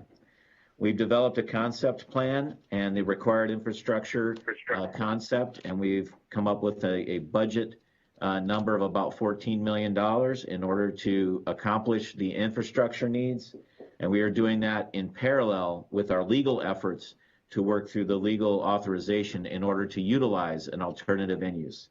And in the meantime, while we are developing the legal solution and the infrastructure solution, we are treating for PFAS and making sure that the customers are protected. A quick update on the product liability lawsuit. The court has literally been overwhelmed by the documents provided both by litigants and the defendants. As of the writing of the memo, there were over 600,000 documents representing millions of pages submitted to the court, and they've been working through it with a team of folks in order to digest all that information. So we are moving slowly but surely. We are not yet at the point where they have selected bellwether cases, but they are still digesting the information provided. Regarding public outreach and other actions, we reported last quarter that Tucson Fire tested an alternative non-PFAS containing fire suppression product that could potentially be an alternative to the AFFF, which is the product where most of the PFAS contamination has come from. Further research work is pending, and I know that Chief Ryan is intended to be present for this meeting in case there were further questions on Tucson Fire's activities. A action that the council asked at the last meeting was we were updating you that the Pima County Board of Supervisors at that time was contemplating a text amendment to ban AFFF products from being discharged to the regional wastewater collection system. And I just wanted to report that that was approved by the board. I believe we, during the meeting, got that update, but I just wanted to make sure for the record it was clear that the Board of Supervisors did their part in order to try to protect the environment. Because of COVID-19, the April TARP AOP Unified Community Advisory Board meeting was canceled. And we are working with EPA about what the plans for July would look like. And then finally, over the 3-month quarter just completed, we had over 15 outreach activities related to water quality and PFAS throughout the community, both in English and Spanish, and through a variety of media outlets, tours, and information sessions with customers. With that, I would be glad to take any questions you have related to PFAS management in Tucson. Thank you, Tim. Really appreciate it. Councilmember Fimbres. Thank you, Tim, for your diligence and staying on top of this, along with Jeff Biggs and all the other water folks. And is there anything coming through the federal government's bills and stuff that could help us with the mitigation of the PFAS, PFOS? Councilmember Fimbres, members of the council, there are a number of activities at the federal level, And I would defer to Andrew Greenhill, who is on the call as well, and I believe preparing for his state and federal update. He can give you a more complete update on that, Andrew. Sure. Yeah, Honorable Mayor, members of the council, Council Member Fimbres. As Tim said, there are a number of potential vehicles for funding that we can use to address PFAS-related projects in Tucson. There is the Drinking Water Infrastructure Act, which is coming up, which should have about $2.5 billion in it, including some dollars for remediation. So we'll be looking at that. And then, of course, as we've talked about at times about the potential for infrastructure funding as part of a federal stimulus, there may be some opportunities there as well. We continue together with Tucson Water to speak regularly with our congressional delegation. They know how important these projects are for us, and we know that they continue to work with us to look for that funding so that we can start getting ahead of some of these issues, especially in the area by Davis-Monthan. Okay, thank you, Andrew. And Tim, can the mayor and council be reminded of the status of the new well that was being drilled? Yes, Honorable Mayor, members of the council, our newest well is a WR127A, and that adds a 10th well to the remediation system at the TARP AOP Superfund site. Drilling of that well is actually complete, and the well is actually in the testing phase. And we've already gotten some initial water quality back from it, so we know we're getting close to being able to understand how that well will fit into the overall remediation strategy. As you recall, it's being placed into the area of the plume that has the remaining highest concentrations of TCE. So it's very strategically placed. It's almost complete. It will be going online full-time in the spring of 21, but it'll be in testing for the foreseeable future. And then you mentioned a couple of weeks ago about the DM and the Armed Forces Services Committee. We're having discussions and working on this, and they seem to want to work with us on the city and helping us mitigate this stuff. Can you enlighten the council on that? I can address the fact that they've been in contact with us for quite a period of time. They're actually doing some work that was initially supposed to happen in the spring that was delayed due to COVID. They're actually out now beginning to begin that work. And ADQ is actually in direct consultation with them as well. So their efforts will actually dovetail together to give a more complete picture. But ADQ is actually moving at a much faster pace.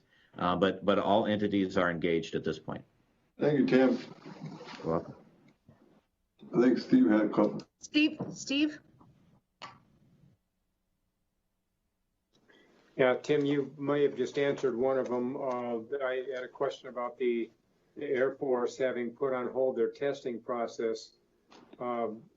Neither the water well testing nor the testing done with if somebody on one of our on the municipal system really required any kind of face-to-face contact or extended. So there was no reason for them to delay their part of the testing. But if you say they're out there doing it now, I guess it's good news that they're making some progress.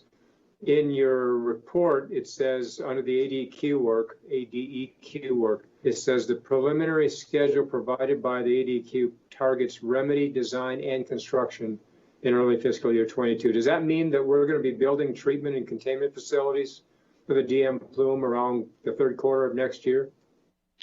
If ADEQ is able to maintain that schedule, then it could be as soon as that. That's one of the goals of working with them and using the triad approach. Once they engaged and adopted this as one of their very highest priorities, they're giving it a very strong effort to address it as soon as possible. They clearly understand the risk to the central well field, and they would rather get ahead of it than have to catch up from behind. And what's the funding source for that work? Initial funding so far is actually from the state itself. Good. They actually were able to work into the state budget funding to address PFAS in Tucson, Great. which is another very good part of it. Yeah, thanks. I don't see anyone of my colleagues on the queue. Does anyone else have any questions or comments for Tim? All righty. Well, thank Real quick, you. any estimate on the cost of the treatment facilities they're designing for the central wellfield plume? Honorable Mayor, members of the council, we do not have a cost estimate for that yet. That'll be informed by their initial monitoring and remedial investigation. And what did the state budget for it? Councilmember Kozaczek, I actually don't have that at the top of my head, but I can research that and get that to you. Okay, just so they're picking up the whole nut. That's what we need. Correct. Thank you, Tim. Really appreciate. Thank you, Councilmember Fimbres, for bringing this item to the attention of Mayor and Council. Thank you, Tim. Welcome. Thank you. We now move to item 8. Time has been. I'm sorry. Was that me? Was that just feedback? Okay. We're moving on to item 8. Time has been set aside for discussion of the reversion process of Alene Hall Army Reserve. Mr. City Manager. Thank you, Mayor. This is an item that is on the regular agenda. I believe it's on the consent agenda. And we had wanted to have this discussion with the council. I know that Councilmember Fimbres has been very involved in this. This is a reversion of ownership interest in Alene Hall. And so I've got a couple folks that can speak to that. I know that Eric Kazmierzak has been on I'll say on the case for a bit now. And I know Albert Lease has also been working on it. So with that, I'll turn it over to Albert for an overview, and then Eric will start chatting about some of the detail. Thank you for that, City Manager Ortega, and Honorable Mayor and Council. And Councilmember Fimbres asked that we have this time to discuss Alene Hall, which is located at 1750 East Silver Lake in Ward 5. So as the manager pointed out, there's an item, consent item J, which is on tonight, that allows the transfer of Alene Hall to begin. And that transfer is a process that we would have to work through. So the staff's recommending that this resolution be approved. So by way of summary here, let me explain a little bit how the city came into ownership of Alene Hall, why it has these land use restrictions on it, and also Assistant Chief Kazmierzak is available as well, and he will discuss how TPD has tried to utilize Alene Hall, but ultimately they haven't been able to do that in a cost-effective manner. So really, to frame this, the policy question before Mayor and Council is whether or not to begin the process, the reversion process, to give Alene Hall back to the General Services Administration, as is outlined in the quitclaim deed associated with this property. So just real quick on the history here, Alene Hall was built 67 years ago. It's a 35,000 square foot, 2-story building, and it's on about 3.5 acres. It's adjacent to residential land use to the north and to the west, and commercial and industrial land uses to the south and to the east. It has, for 55 years, Alene Hall served as a training and mustering center for the U.S. Army Reserve for Arizona's citizen soldiers. But in 2005, there was a federal base realignment and closure process. And out of that process, Alene Hall was identified by the federal government to be closed. Subsequently, the U.S. Army Reserve activities at Alene Hall were moved elsewhere. So as the agenda materials point out, in 2008, the city began the process to acquire Alene Hall through something called a public benefit conveyance. This is actually the legal process which permitted Alene Hall to be transferred to the city at no cost if it was used for certain categories of land use that were defined by the GSA. So there was a public process that identified proposals from the community for a variety of different land uses, and those are outlined in the agenda materials. But ultimately, all the proposed land uses and the entities that proposed those uses were unable to have the financial resources to actually use the property. So one by one, they all dropped aside until ultimately Tucson Police Department indicated they had the desire and the resources to use the site as a vehicle impound facility. So as a result of that, Alene Hall was finally conveyed to the city back in 2013 via a quitclaim deed, and that deed is attached to the materials. But it has a restriction that it be used for law enforcement purposes. The deed says that if any portion of the premise is used for any other purpose other than law enforcement, then the title for the property reverts back to and becomes property of the U.S. government at its options. So we're recommending that the resolution on tonight's consent agenda be approved so we can begin the process through which Alene Hall would revert back to the GSA. If the GSA so chooses, this creates an opportunity to explore other uses for Alene Hall. But to be clear, that's up to the GSA to decide.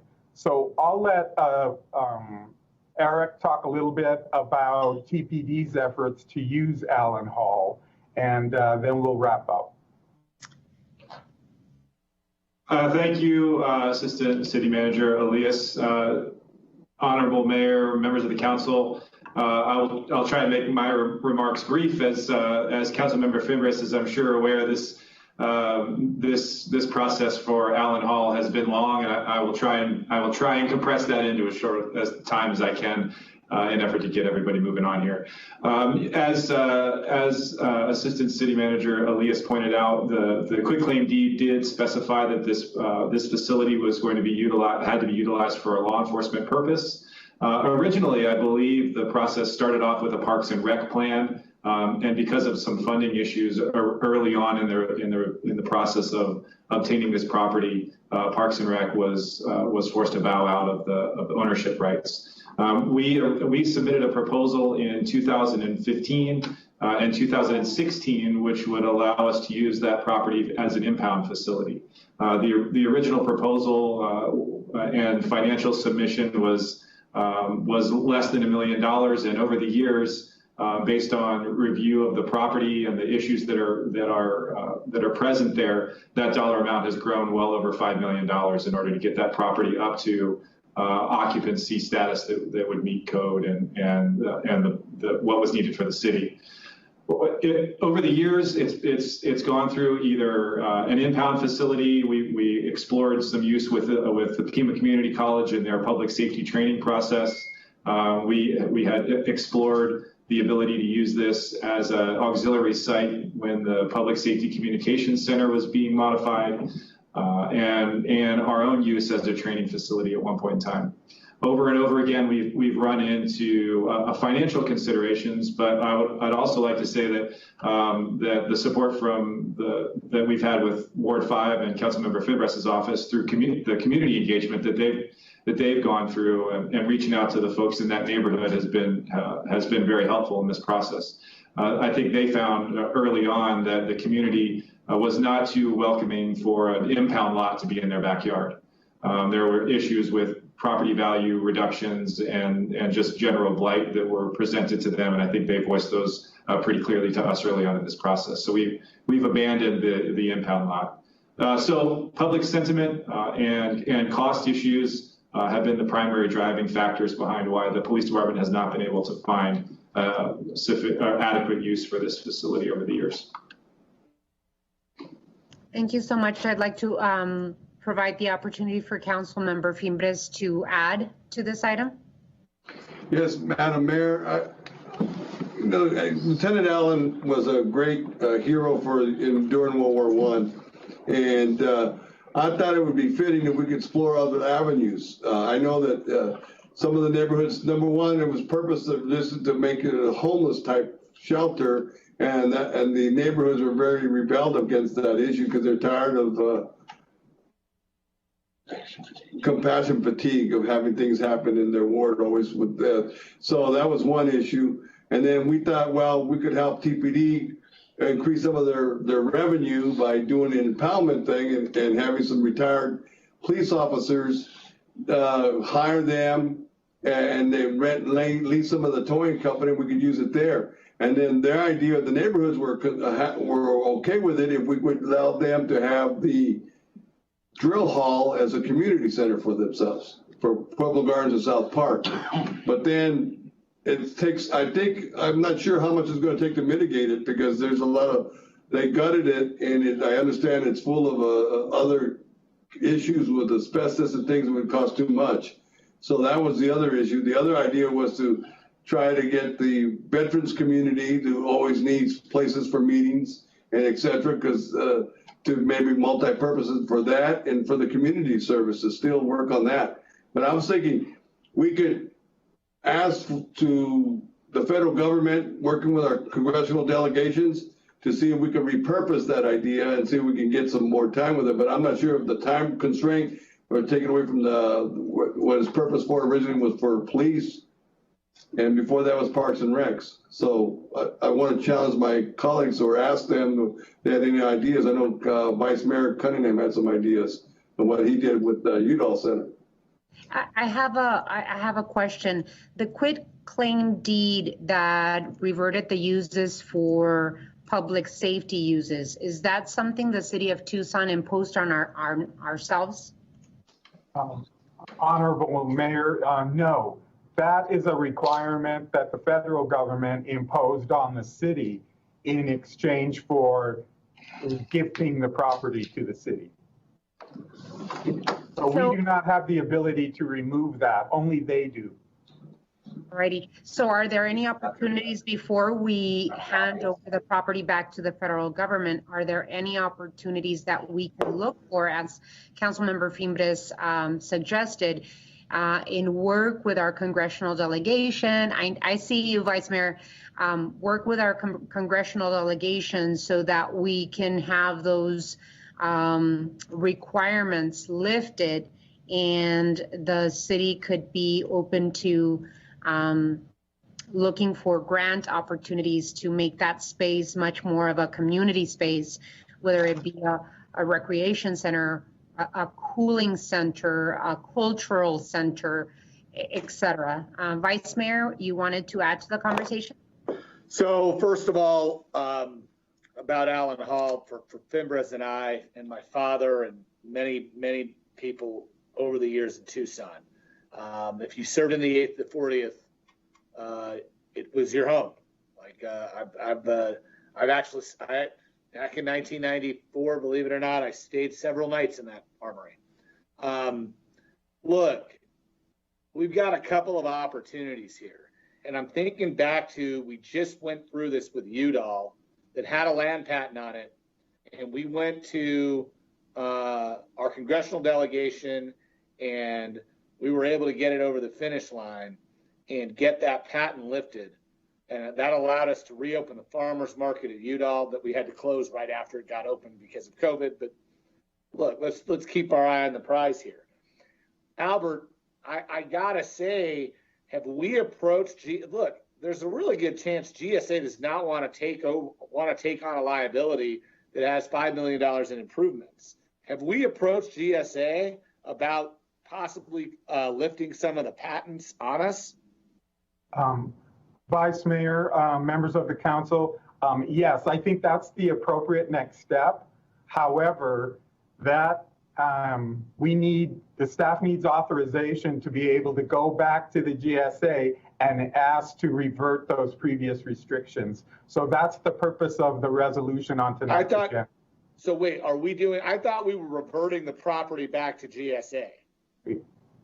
Vice Mayor, the way this works is there's a process associated with that. And as we go to the GSA, we can tell them we know there are other options for use of the property, and we would like to entertain those. But just to be clear, that is possible, but it's up to the GSA to decide.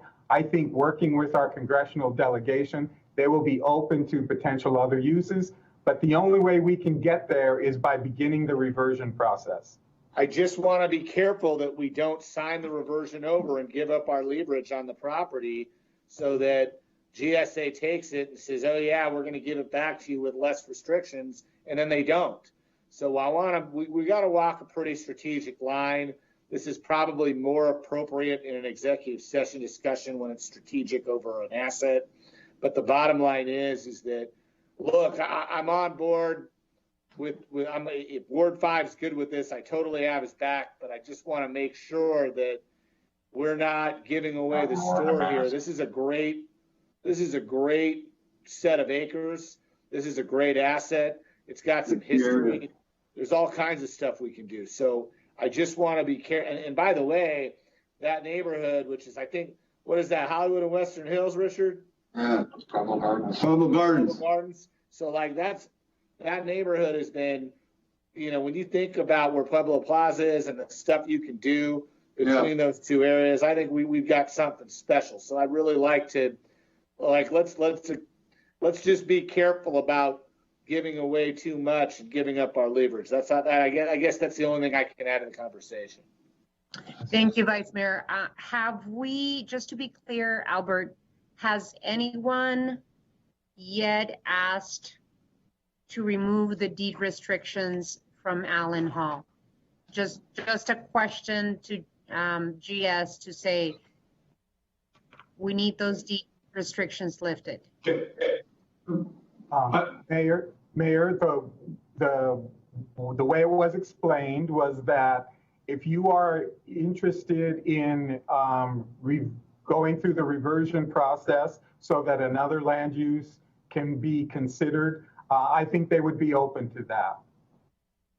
But have you been asked? Honorable.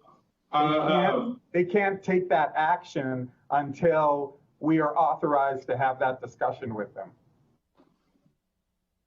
I don't understand the answer. Then, Your Honor, I'd like to make a motion that we authorize the city manager's office and their team to have the discussion about Alene Hall with GSA for repurposing. And Richard, you want to help me out here? I think I contact the federal government to see if Alene Hall can be repurposed. If it can be repurposed, to see other potential uses for neighborhoods and community. I second your motion. So it sounds that like was the motion you were going to make, I'm assuming. Yeah. My bad.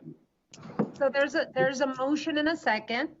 But what I want to make clear is I don't want to sign reversion of ownership from the city of Tucson to the federal government. I want us to explore first the possibility of changing those deed restrictions without having to reverse the ownership from the city of Tucson to GS again. Understood. Mayor, I think the way that we'll approach this then is we'll basically ask for a change of purpose with the restriction. Then we'll go through that process of getting that changed. We'll have to identify what those purposes might be, and we'll just get that approval. We need to go through that process, so it's a formal request of the Fed. And if you need any help with having the mayor's office sign a letter requesting this change, and we do have a perfectly amazing lobbyist in DC, Tracy Tucker, that can help us through the hoops and the hoops that we have to jump through. But it's an important ask that we have to do before we sign any reversion to the federal government. Mayor, we'll be happy to do that, and certainly that could help. The piece that will be important for this is if it is repurposed, what are the dollars associated with it? What are the funding sources that might be able to be utilized? That's part of the analysis that we'll go embark on. But first order of business is whether we can report. Right. We'll try to get that. Absolutely. Steve, you have a question, I believe. Yeah, thanks. What's it costing us to let it just sit there?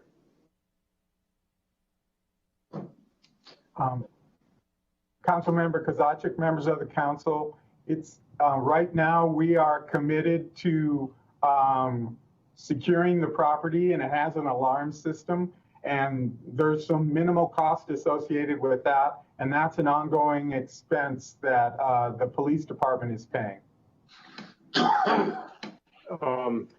Minimal, it sounds like. There's some maintenance and security. Look, yes. The GSA is a huge bureaucracy. This is the last thing that's on their radar screen. They're not sitting there chomping at the bit waiting for us to revert this property to them, hoping that they can get it back for something. They don't want it. They have no use for it. This is not even a blip on their radar screen. We have other properties that we have around town. I know Lane's got one over there in Ward 1. We used to be Police Athletic League, sort of training center for youth in the community, multi-purpose with a community center on it. I think it's over on Stone. This just makes a ton of sense to just sit down with them at the table, the GSA, say, look, even if it's a tangential or partial public safety process, allowing the community to come in and benefit from it as well just makes a lot of sense. And so we need to have that conversation. Tonight's agenda item is reversion. Paul was right. So if we need to pull that from consent and just delay it until we have these other conversations, that's what we ought to do, I think. Mm-hmm. I agree.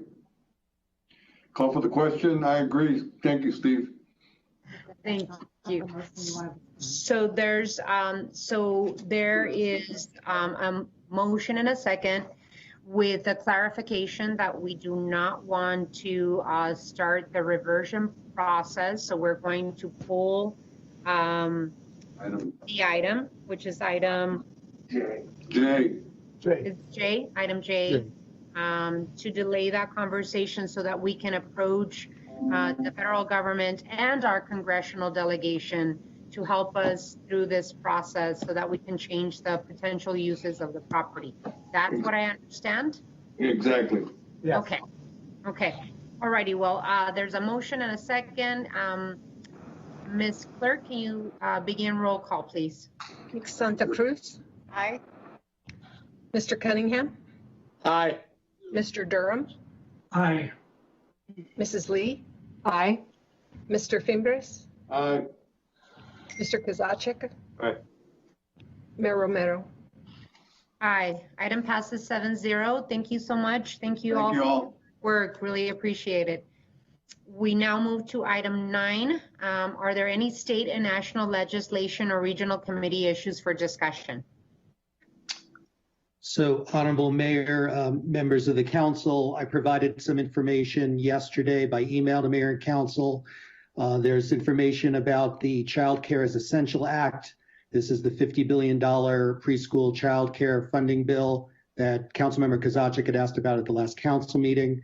I provided information about the United States Postal Service and where they stand in their efforts to get more dollars to help with their operations. And then I also included some information about the PFAS that Tim and I covered as part of that item. The only thing I'd add there is I do want to expressly thank Director Cabrera and Chuck Podolak, the governor's natural resources advisor, for getting the state more involved in dealing with the PFAS issues here in Tucson. Other than that, I'm happy to answer any questions.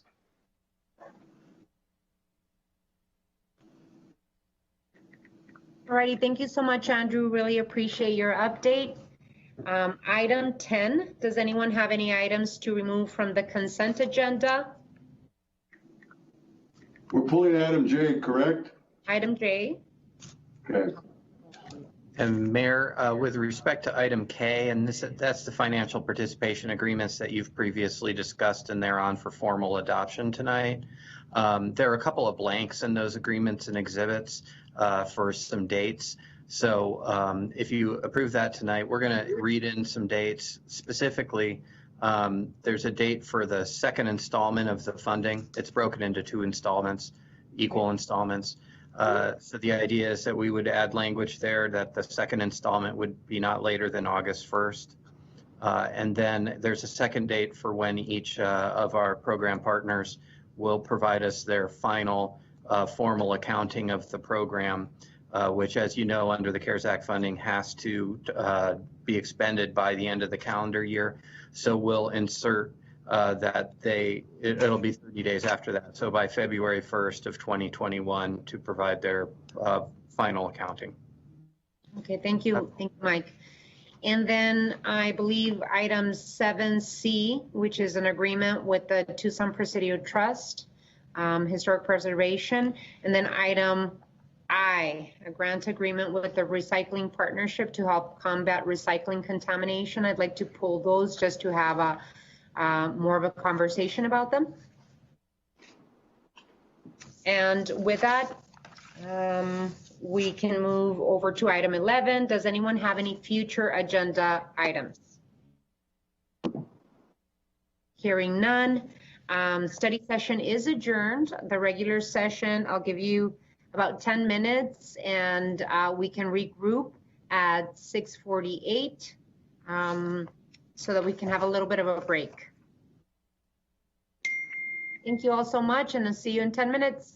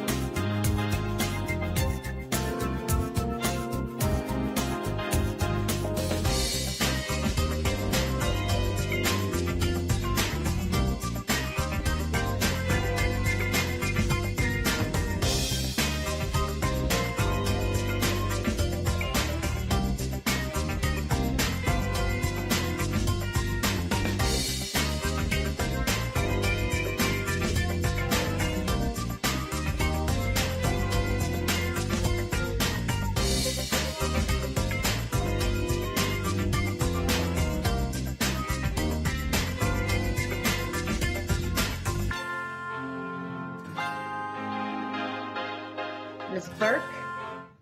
So are we good to have the council stand in session? Yes, ma'am. All righty. Roll call. Ms. Santa Cruz. Here. Mr. Cunningham.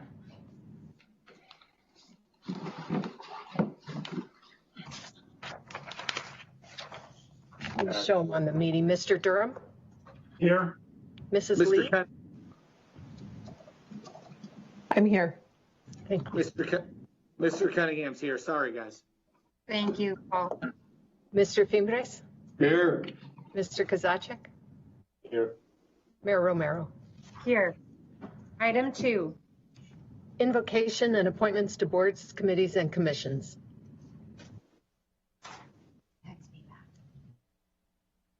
The invocation will be given by Ana Marrufo, staff member for the city clerk's office. Invocation and appointments to boards, committees, and commissions.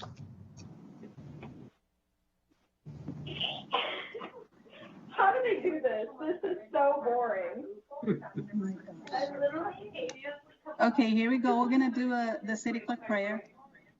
Thank you for bringing us to this meeting today. Healthy. Hold on, Ms. Marrufo. Can I ask whoever is on the meeting, can you please make sure that you mute yourself? You should start going through and I'm muting everybody right now.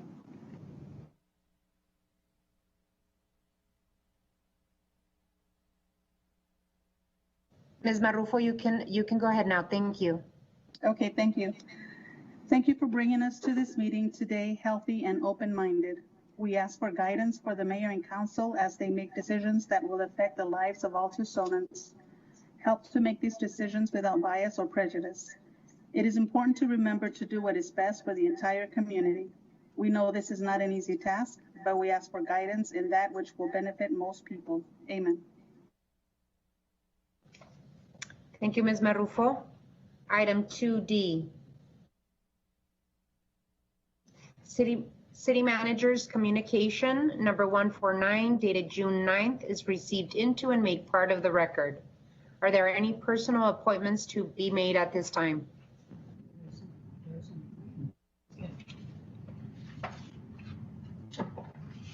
Hearing none, may I get a motion to approve the appointments? Yes. The agenda. Right, I would move that we approve Susanna Dickinson to the Design Review Board. Second. There is a motion and a second. I would like to thank Ms. Dickinson for their willingness to serve the city. Any discussions? Hearing none. All those in favor signify by saying aye. Aye. Any opposed? Motion carries 7-0. Are there any personal appointments to be made at this time? Okay, hearing none. Item 3. Mayor and council report summary current events. City Manager's Communication number 150 dated June 9th is received into and made part of the record. This time has been scheduled to allow members of the mayor and council to report on current events. Does any council member have anything to report at this time? I do. I do. Alrighty, let's go from Ward 1 and then we'll go down from Ward 1 to 6. Ward 1. Thank you, Madam Mayor. So Juneteenth is a celebration of the end of slavery on June 19th, 1865. During the Civil War, white slave owners moved thousands of slaves to the most remote parts of Texas. June 19th will mark the 50th celebration of this event in Tucson. We are saddened that the current conditions will not allow this event to take place, but we want to thank the organizing committee for continuing to keep this history alive for us here in Tucson. Vice Mayor. You're muted. Yes, Your Honor. Do you have any report of current events? Just wanted to bring up Juneteenth. It's a really big deal. I used to go every year. Las Amistades usually hosts it. Anyway, thank you, Miss Santa Cruz, for bringing it up. Thank you so much. Ward 3, Councilmember Durham, do you have any summary of current events? Yes, tomorrow, June 10th, from 2 to 6 p.m., there will be an AZ Hire Me job fair held virtually. The fair is open to anyone looking for unemployment. This is an opportunity to meet dozens of employers and a variety of industries in the area. Register with any electronic device at azhireme.com. This Friday, June 12th, from 12 to 12:30, please join the Resource Cafe hosted by the Thrive in the 05.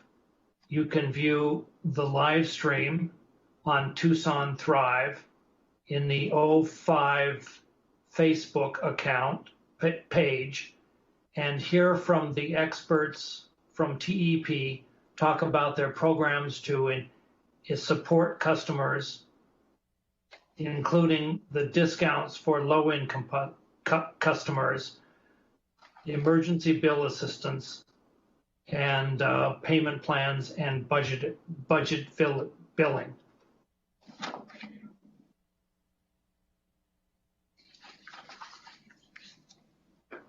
Thank you, Councilmember. Who's next? Councilmember Lee, do you have any summary of current events? I do. Just briefly a reminder about our summer 3-part core services focused town hall that's going to be done virtually. That's happening Wednesday, the June 24th. This is going to be with TPD and Tucson Fire talking about public safety. People can find out more information by going to tucsonaz.gov/ward4 to send us information questions ahead of time and get dial-in information to participate. Thank you, Councilmember Lee. Councilmember Fimbres. Thank you, Madam Mayor. Good news, Geico is hiring about 150 employees for its Tucson regional office with openings available for claim service representatives, sales representatives, and customer service. Due to the COVID-19 crisis, new hires would initially work from home, just as Geico's 1,500 employee plus Tucson staffers are until the company transitions back to the office. The hiring blitz is part of an effort by Geico to hire 3,000 people by the end of the year, company-wide. All interviewing, hiring, and training will be done online. For more information, you can go to geico.jobs/Tucson. Also, remember to be heard and be counted and fill out your 2020 U.S. Census questionnaire. For more information, you can go online to 2020census.gov. And I want to, on a sad note, last week we had Osea Lewis, a former Tucson High standout and longtime college football coach, passed away following a battle with liver cancer. He was only 57.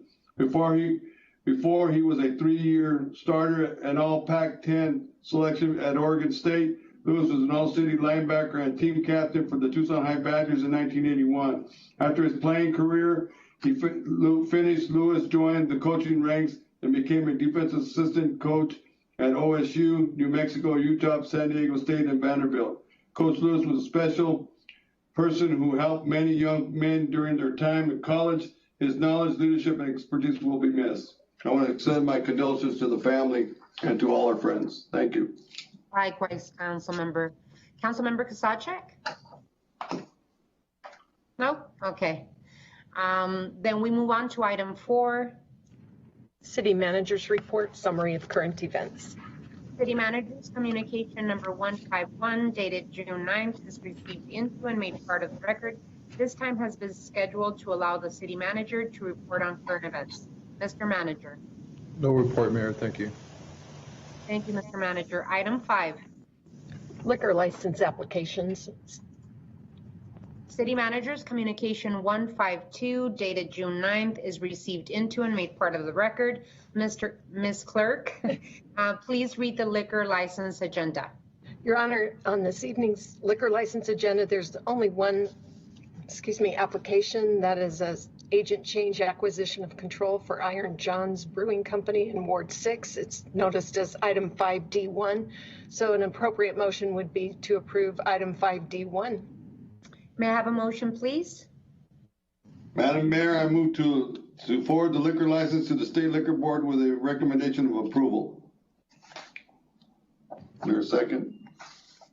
There's a motion. Is there a second? I'll second. Second. There's a motion and a second. Any discussion? All those in favor signify by saying aye. Aye. Aye. Any opposed? Motion passes 7-0. Item 6. Call to the audience. Your Honor, we have no one who submitted requests to speak tonight for call to the audience. Okay, thank you so much, Ms. Clerk. So call to the audience has been canceled for lack of request to speak to the mayor and council. Item 7. Consent agenda items A through K. Reports from the city manager on the consent agenda are received into and made part of the record. Ms. Clerk, you are requested to read the consent agenda. Item A is approval of minutes. Item B is the Tucson Code amending Chapter 2, repealing Section 2-25 and Section 2-25.1, authorizing fingerprint and criminal history record inquiries. Item C is an agreement amendment with the Tucson Presidio Trust for historic preservation for operation and maintenance of the Presidio San Agustin del Tucson. That will be considered separately. Item D is real property extension of the lease agreement with the Rio Nuevo district for property located at 133 West Washington Street and the Tucson Presidio Museum building. Item E is an intergovernmental agreement with Amphitheater Public Schools for a school resource officer for the 2019-2020 school year. Item F is real property vacation of surplus alley right-of-way, a portion of South Raytheon Parkway. Item G is a pre-annexation and development agreement with ACM Ventures LLC, owners of multiple parcels for water service. Item H is a final plat S19-075, 1450 North Brown Avenue, lots 1 and 2. Item I is a grant agreement with a recycling partnership to help combat recycling contamination. That item will also be considered separately. Item J has been continued at the request of staff.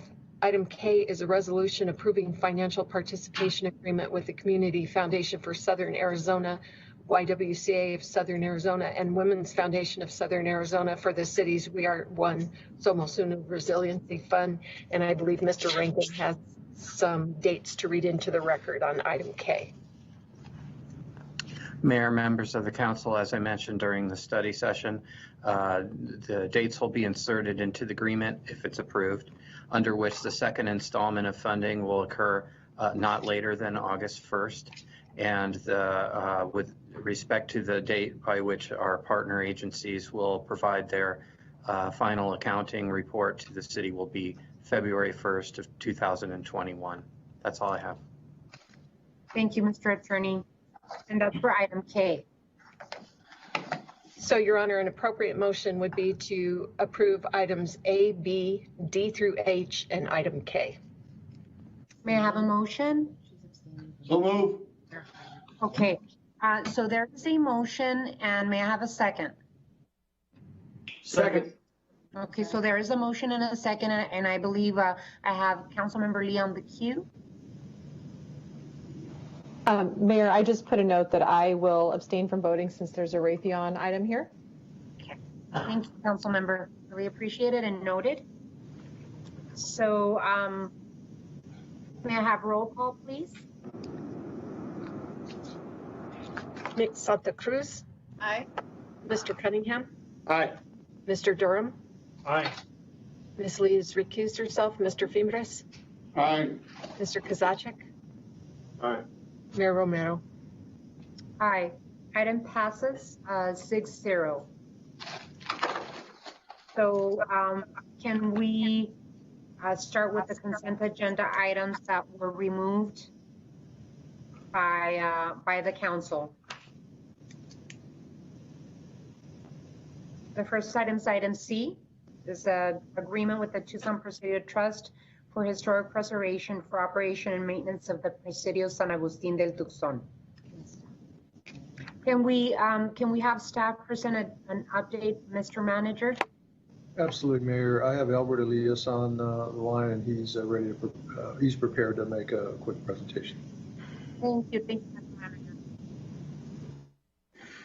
Mr. Honorable Mayor and Council members, this is an agreement with Presidio Trust to continue the operation and maintenance related to the Presidio facility. And in addition to that, it also includes a $30,000 a year option for the city to get programming that we pay for at the Presidio. And that's subject to annual appropriation by the mayor and council.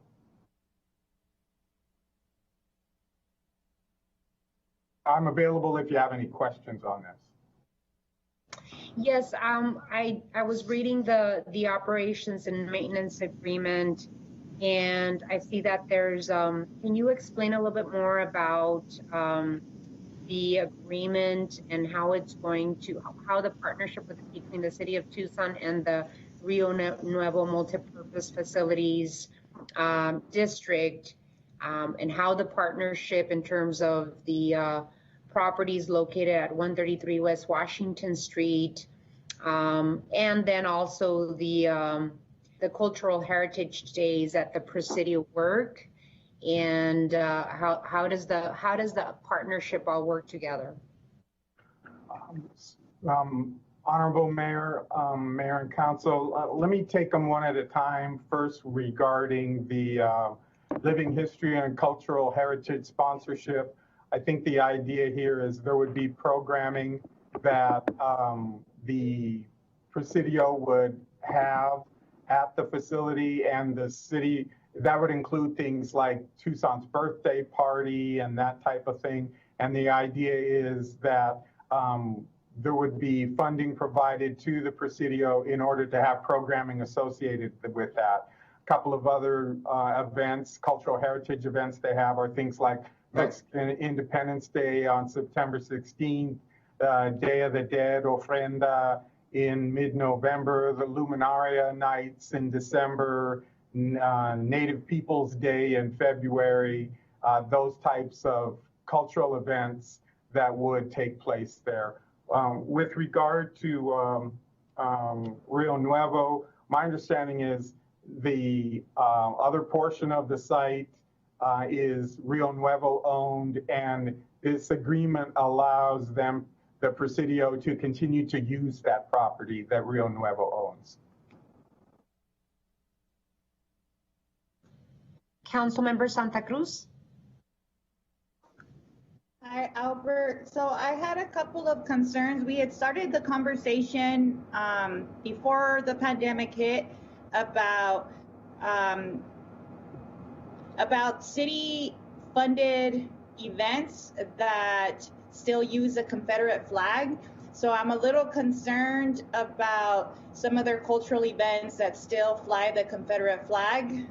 So I would want to have a conversation with them and then with us internally about our practices on that front moving forward. Councilmember Santa Cruz and members of the council, I'd be happy to relay that information back to the folks at Presidio and let them know about your concern with respect to the Confederate flag. And I'd be happy to facilitate that conversation to make sure that they realize that that's not acceptable from the mayor and council's point of view. So could we put a hold on that item for now then? Can we not tonight? Councilmember, you would like to continue? Yeah. Okay. Would there be an opportunity to be able to put this in the contract that the city of Tucson signs, Albert?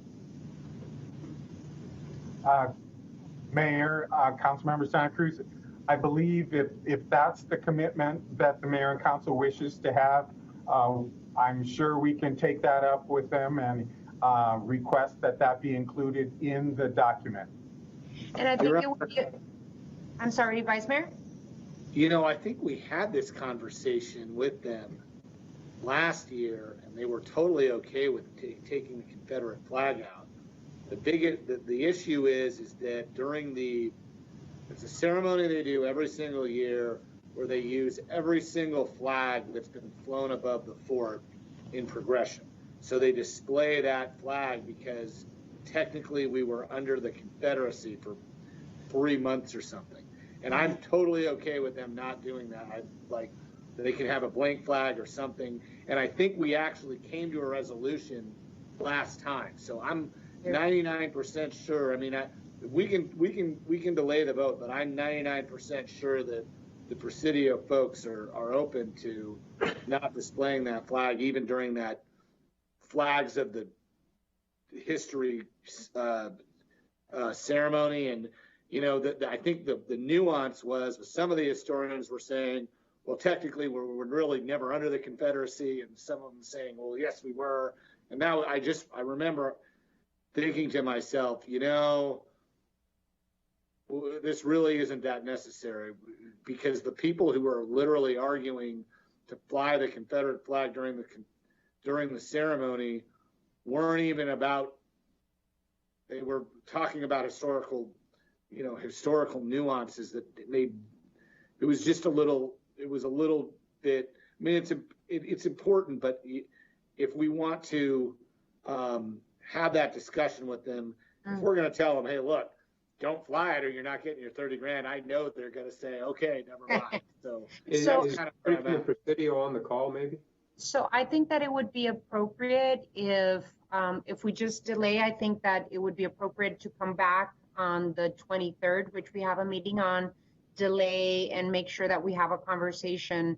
And I don't know if Council Member Santa Cruz, you'd like an opportunity to speak with the Presidio Trust and those that run it. It is in your ward. It's in Ward 1, so I think it's only appropriate to request that. And so if you'd like, we can delay this item until the 23rd of June. Is that appropriate, Albert and Michael? Absolutely. Okay. Alrighty, so then let's move on to item J. I believe it was item I, Your Honor. Yes, thank you so much.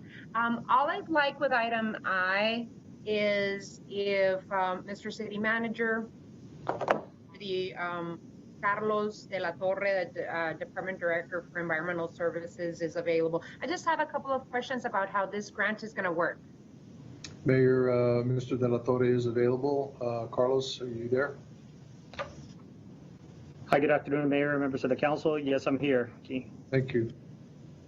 Yes, Carlos, if you can just talk to us about this partnership and this grant that the city of Tucson is receiving. It sounds like an important endeavor in terms of reducing contamination in the city of Tucson with our recycling program. So can you please talk to us about this partnership? And I know I have an echo going on here, so let me try and see if I can fix it.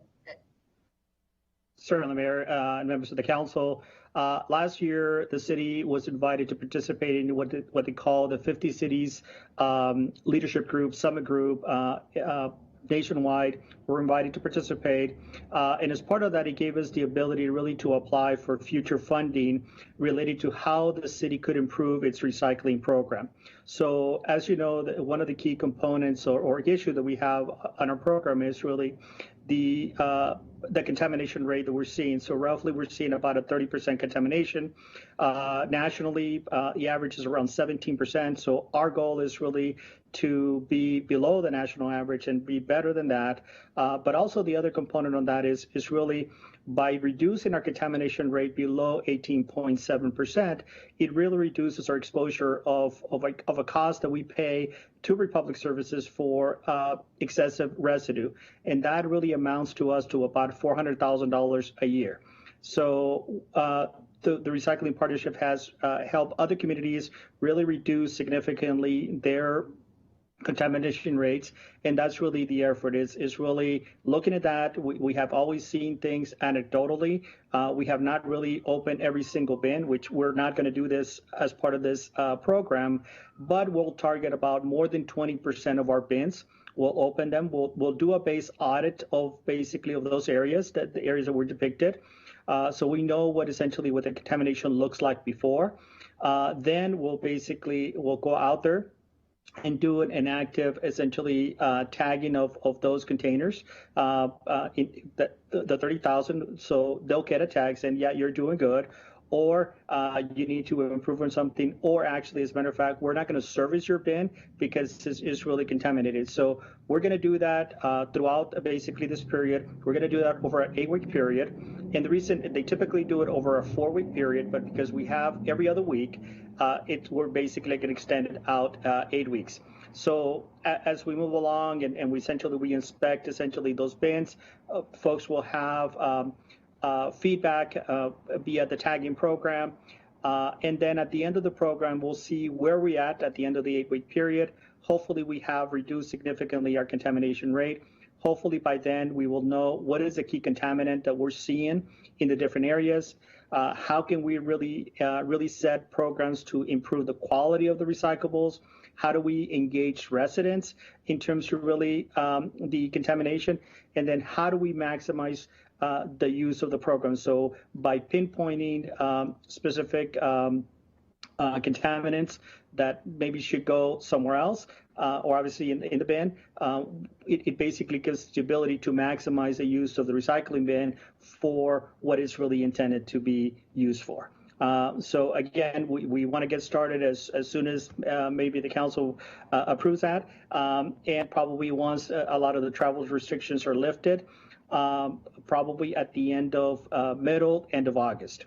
And again, doing it over an 8-week period. And again, we hope that essentially is going to tell us what we have out there with key data that essentially that we can provide Mayor and Council with very informed data. That way you can make some informed decisions as we move down the road. So Mr. Torre, what's the methodology for selecting 30,000 participant households? Mayor, you were a little bit broken up. So essentially the $40,000 that the city is committed on helping it out is obviously we wanted to show some skin in the game. And so the original intent was that we would use our own internal staff to do the tagging. Unfortunately, our staffing levels are really low at this point in time. So we plan on trying to work with Tucson Clean and Beautiful with their master recycling programs to see if they can help us essentially assist us with the labor force really to be able to do the tagging. So again, it's over an 8-week period. And I'm not sure if that was a question, but I think that's what I gather. No. My question is, what is the methodology of selecting the 30,000 households? Oh, okay, so the methodology was we essentially picked areas on every single service day, so Monday through Friday. So we have 5 days, and we also picked areas both in A week and B week. So they're basically scattered throughout the city, scattered through every single ward, every single area. So those are routes that are essentially, some of them are good, some of them are not so good, and some of them are not good at all. So we want to be able to get a very good representative sample of the city, and again, really be able to target the specific, I would say, education component associated with each and every one of those areas. So we don't think that we're going to come up with one single answer, knowing that essentially that we have different areas. We're probably going to have to, with different results, we may have to come back and say, can we tailor specific recycling programs this way, or can we basically generalize it in a different component? But again, the contamination is really going to dictate essentially what programs and what we set up at moving forward, as well as what educational programs we set forth as well. So it's really an opportunity really to recalibrate our program with more hard data moving forward. Thank you. I don't know why I am equity, but will material be bilingual? Mayor, that is correct. You will be bilingual, yes. And then how this program help us evaluate city-wide compost system that could be implemented if we were to want to move in that direction? So Mayor, so that will quantify, we're hoping that it would quantify the amount of paper, the amount of cardboard that is being generated. And in specific areas today, green waste is considered to be a contaminant. Maybe we ventured into accepting that into our blue bin program as we move forward, if we see that as a prevalent contaminant. And maybe that's essentially what give us the indication that it's good to move forward with a composting program and really develop all the alternatives to still continue to use the blue bin, but either using bags or using other means to separate essentially the other recyclables and still be able to collect all the materials on the blue bin. Obviously, getting all that instead of really processing those products at the recycling facility as it is today, we may be able to take those materials, taken to the landfill, compost a good chunk of those materials, divert the other materials, and recycle those separately. So, but again, we want to know what the numbers look like before we can start crafting some of the numbers as it relates to what opportunities may lie for us down the road, knowing that you asked us very clearly to look at our recycling program at a macro scale in a non-traditional way, and that's essentially the approach that we're taking today. I think this is a great opportunity. Thank you so much, Carlos, for explaining the program to us. And may I have a motion to move the items? So moved. There's a motion, Madam Mayor. There is a motion. Second. There's a second. Any discussion? No. Roll. Question.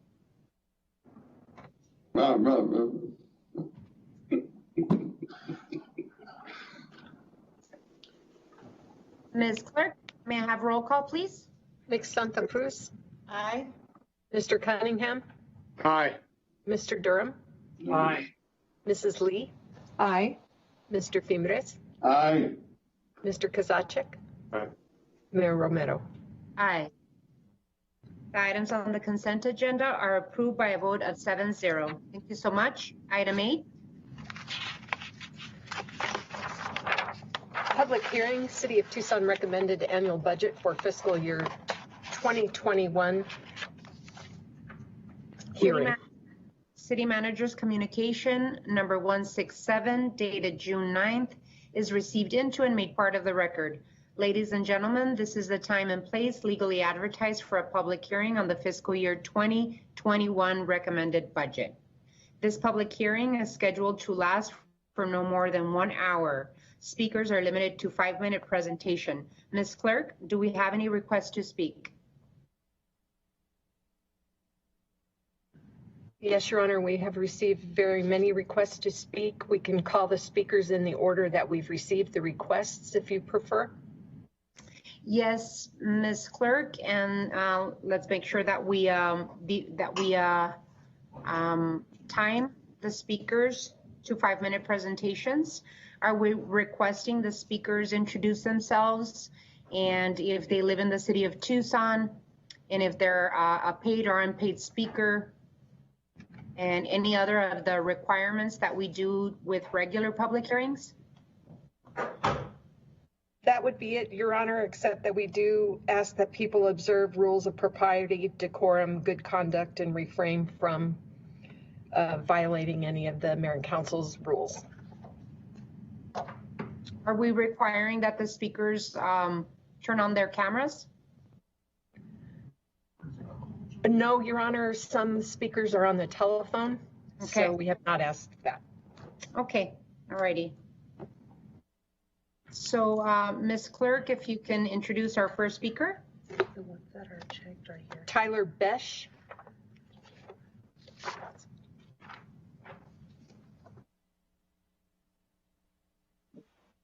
Hello, how are you guys? Thank you. Hi, today I'll be addressing the budget for the Tucson Police Department. Some of the police department might actually already know me because they've circled my neighborhood block with their helicopter maybe 4 separate times in the past few weeks. They might have seen me waving at the shining lights. So, Honorable Mayor and Council, we need to defund the Tucson Police Department and the jail board. That's where we are at this point in time. This is the very first step to bringing safety to our community and building trust. The trust that I should say has been completely lost to most after the police have incited violence among peaceful protests with inhumane methods such as tear gas. I mean, whoever supplied the officers with this should immediately be fired. Any officer who also used these weapons against their community should too also be immediately fired. They are not robots. They can make decisions not to do that themselves. The police chief, Chris Magnus, whose description on our city website reads, he spent his 10 years as police chief in Richmond, California, strengthening ties between the community and its police force. I think he needs to be fired as well. He did a pretty good job of severing all of those ties in the last couple of weeks, I would say. And not to mention, how much does that helicopter cost again every night? As an aside, I would love to see a program where these men and women, after being fired, would then be asked to volunteer at least 30 hours a week of their time to the Black community in Tucson. Not to worry, though, this does not affect the budgets because it would be free. We are not New York City, we are not Los Angeles, and we are obviously not Atlanta. We are a very comparatively small, tight-knit community here in downtown Tucson, and we expect so much more from all of you that are speaking for us. Now, it's a tough time. I realize that all this COVID-19 stuff does not pair well with what's happening right now across the country. I do understand that this might mean that there might be budget cuts to many of the departments for the budget. This is why I'm speaking to the Tucson Police Department. It's projected to have $5.2 million of a surplus this year and it's next, not to mention a $1.1 million turnover credit. The jail board is also projected to get $1.2 million of an increase. This COVID-19 virus is an incredible reminder of how important public health and resources are. The police department, which I need to remind you again, that has used tear gas on its own community, is not the first priority during the pandemic or honestly ever. Neither is the jail board. We are already seeing an increase in this. You guys know this. The ICUs are filling up, maybe even full at this time. It's time to divest from the police and jail and reallocate to the housing and community development, public education, and outreach departments. The Pima County Health Department and Healthy Pima should also receive these funds as they help Black Tucsonans and are, to be honest, way more important than tear gas and a helicopter. Speaking of the helicopter, the point of reallocating police funds to the above stated departments is to help our community flourish, to help curb homelessness and the undereducated, under-resourced people who need to turn to crime for their livelihood. And I can hear what you're thinking, but no, grocery stores don't pay a living wage anyway. So we'll get that to that another time. If we reallocate to the departments and that actually allow for a healthier, educated community, they won't need the helicopter or tear gas or military gear. Please recognize this. Do your research. Other countries are doing this. If we're the best in the world, what are we doing? Mayor Romero, Councilmember Gosicek, we met years ago. I respect you both and some of the things you've accomplished thus far. This is your time to do the right thing once again. You need to hear our cries of desperation for the Black community and the gross overfunding of our police department and jail board. Help make your community a better place, please. Thank you for your time. I yield the remainder of mine. Thank you. Next speaker, Ms. Clerk. Christopher Lake.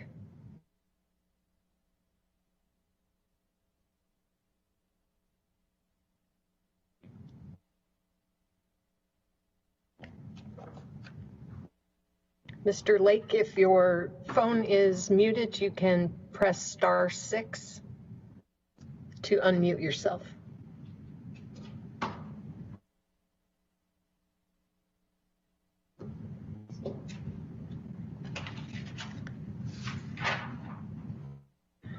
Madam Mayor, would you like to move on to Paco Cantu, and we'll see if we can contact Christopher Lake? Absolutely, Ms. Clerk. Paco Cantu. Hi, can everybody hear me? Yes. Thanks so much for your time. I'm an Arizona native. I'm a 10-year Tucson resident. And I want to echo a lot of what Tyler just said. I also want to talk specifically about why police reform is not going to be enough in this moment. I'm actually a former law enforcement officer myself, and the reason I signed up to speak today is because during my time on that job, I watched rules and policies on the books be broken all of the time at all levels. And when I say all of the time, I mean on a weekly or daily basis. So I know that you're unlikely to hear such a frank assessment from Chief Magnus or from other currently serving law enforcement officers, but the book learning and the policy training that officers might get in the academy is one thing, and the way that they're taught to work in the field and to cover for one another's missteps is another. So I think it's important to understand that reforms like the much lauded 8 Can't Wait campaign, those do not solve the on-the-ground problems of policing. Really, they just naively paper over them from up high. And I think as we've seen in a lot of police departments across the country, something like banning chokeholds doesn't actually save lives. It just means that people of color end up dying from illegal chokeholds. So I want to really press upon you that passing a few well-intentioned reforms or instituting a handful of new training measures like de-escalation or cultural sensitivity workshops for officers is just not enough. I'm sure that many of you understand that we're discussing right now as a nation something that is rooted in centuries of institutionalized oppression and violence. But I think it's important to understand that, as much as you may admire our local police force and individual officers and leaders that you've come to know and respect, TPD is part of these structures. So I think that it's vital right now for you all as our representatives to reflect upon the extent to which the militarized and violent culture of law enforcement is really directly tied to the exorbitant amount of funding that they receive from bodies like our city council. In the case of TPD, more than 30% of the annual budget. I'm sure you also all know that this money is disproportionately spent on tools of war and force multiplying technologies, which I think if you search your conscience, you will agree really have no place in our community, no place on our streets, no place being used against peaceful protesters. As you surely all know, TPD receives this money at the expense of other much needed, perpetually underfunded community programs. The last caller pointed some of those out. But I think, the good news is that fixing the police department, it actually doesn't require big money. It doesn't require the more than $165 million that City Council has proposed giving them in next year's budget. And, instead it really just simply requires big ideas, namely defunding, disarming, dismantling, and, completely reimagining which duties get assigned to the police in the first place. So I think that, Tucsonans are asking you right now to rise to this occasion and, to look at the conversations and actions that are being undertaken by your counterparts in other places like Minneapolis and Los Angeles, to look at the kind of things that have already been done in communities like Camden, New Jersey, and, start working with Black and brown leaders here to put Tucson on the path towards dismantling the police today. And, you have 30 seconds left, Paco. Perfect. I want to be respectful of everybody, but there's no gentle way to say this.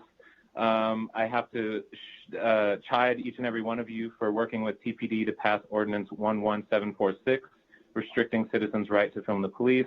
The only appropriate response is to immediately rescind that ordinance and issue an official apology to the community. Thank you. Next, we have Audrey King.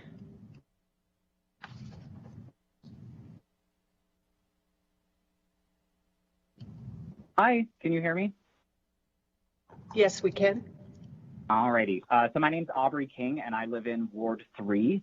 And I wish to comment on the Tucson City budget in relation to defunding the police. As cities begin to review their proposed budgets in the effort to defund the police and invest that money elsewhere, I implore you and demand you to do the same.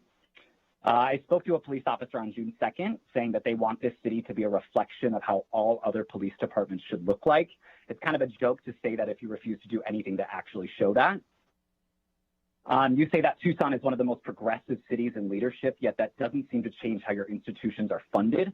When you spend our money as taxpayers, it's a true reflection, and where you put it is a true reflection of your views. So I would have to disagree that we're the most progressive than others until we see change from you and all of you as a city council and the mayor. Seeing TPD have a 9-figure budget when research is done to prove allocating to education, housing, and community social programs will help decrease the need for the police in the first place. It's proven that funding in these areas will prevent crime and create that sense of community that we are striving for. If you look at Minneapolis and even the trainings that they've implemented using mindfulness and de-escalation and using body cameras, and it's not changing anything. It hasn't fixed anything.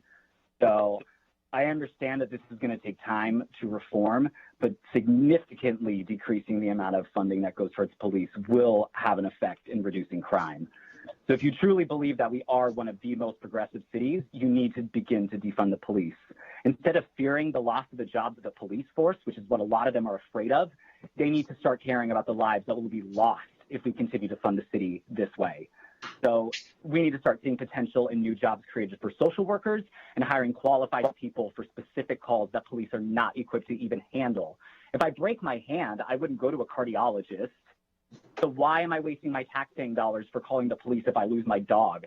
That is such a waste of money. It's a waste of time and a waste of funding.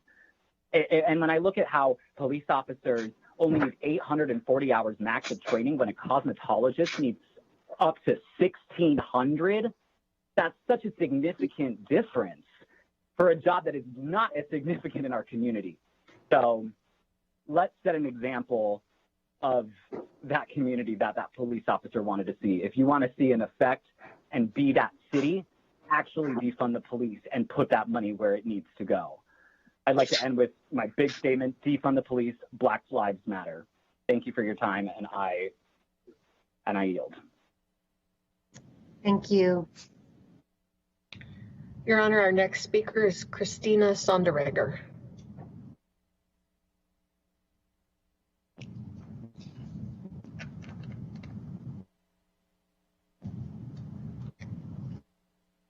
Christina, you're on the line.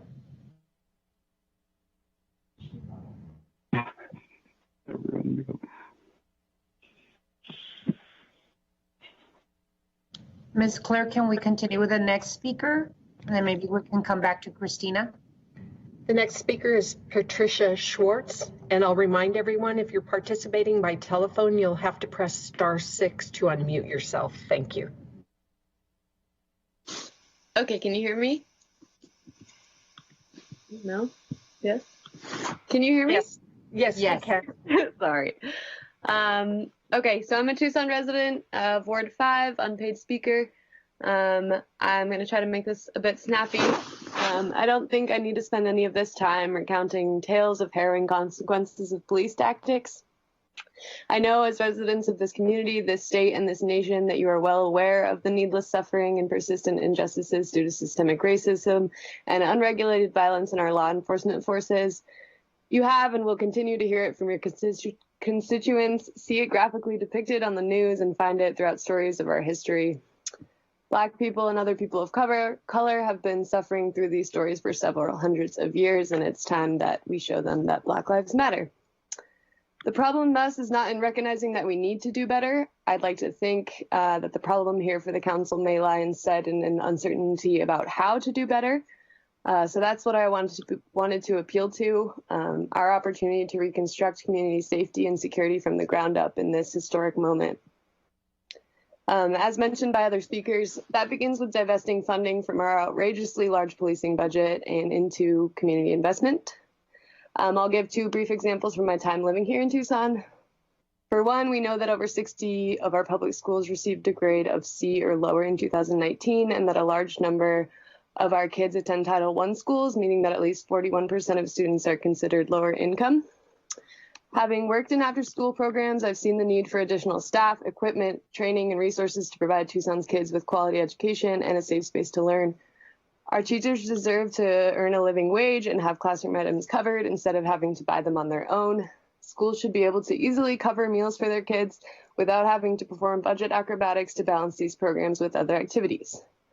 A number of our educational institutions do not have basic ADA accessibility even. If we really want to decrease crime, this is where it starts. Giving all of our kids a chance to thrive will do so much more for Tucson than purchasing weapons or riot gear ever would. Mayor Romero, earlier this year, you created a task force and signed on to a coalition against illegal gun violence, but we've not seen a serious acknowledgement of our problems with gun violence that is in fact legalized. By their own statistics, upwards of 15% of the people shot by AZ police forces in the past years had a documented history of seeking mental health services. When you compare this to the broader statistic that only around 41% of people who have a mental health disorder ever receive healthcare or services in this country, this issue becomes even more clear. Working as a case manager, I've seen firsthand the inappropriate and often combative behavior of TPD officers called to the scene of a mental health crisis. In many cases, they've exacerbated the situation or made the person in crisis feel more fearful. In general, mental health services are gravely underfunded. Case managers are juggling upwards of 100 cases at once and grappling with pushback from every step of the law enforcement system, including police and courts, when advocating for their clients. So I request that we take some of the massive 1/3 portion of the city budget that goes to police and allocate it to providing mental and physical health services for our citizens. This would be a true step towards safety and protection of our community. I'll wrap up, but we all know there's a laundry list of fundamental needs that funding divested from law enforcement systems could go a long way in addressing. I ask that you prioritize these needs and heed these requests. I believe that you can and must have the courage to step up to this moment. Tucson needs you. Thank you. I yield my time. Thank you. Next speaker, please. I'd like to try Christina Sonderegger again. We do show her online.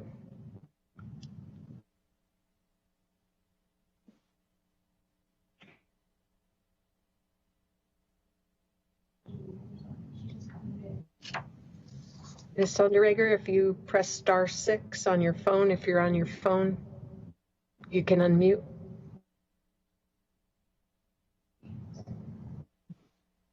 Am I unmuted now? Yes. Oh, I'm okay. Third time's the charm.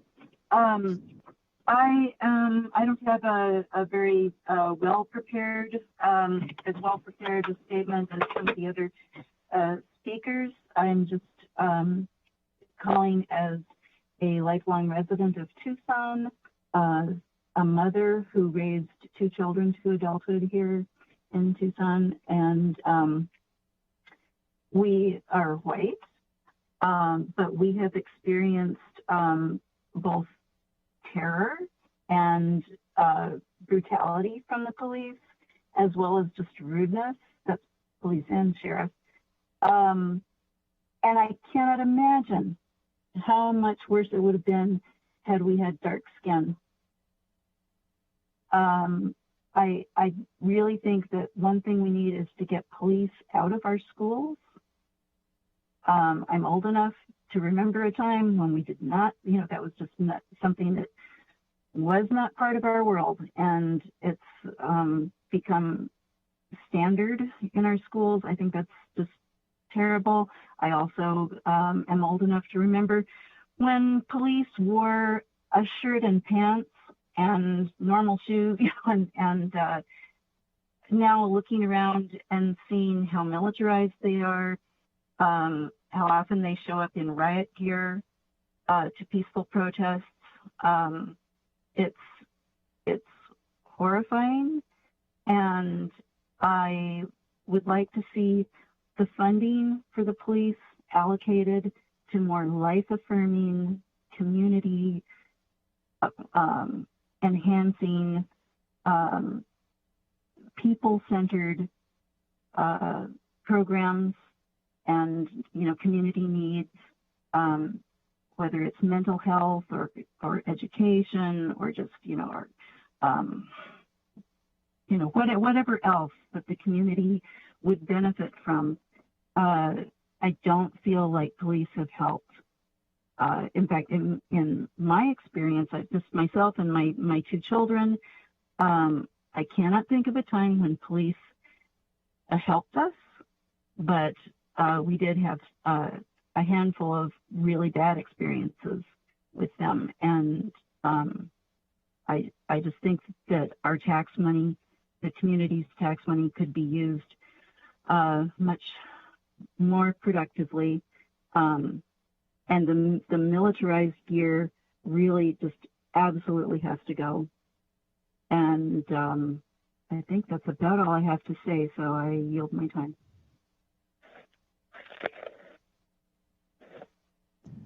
Thank you. Next speaker. Lizette DeMars.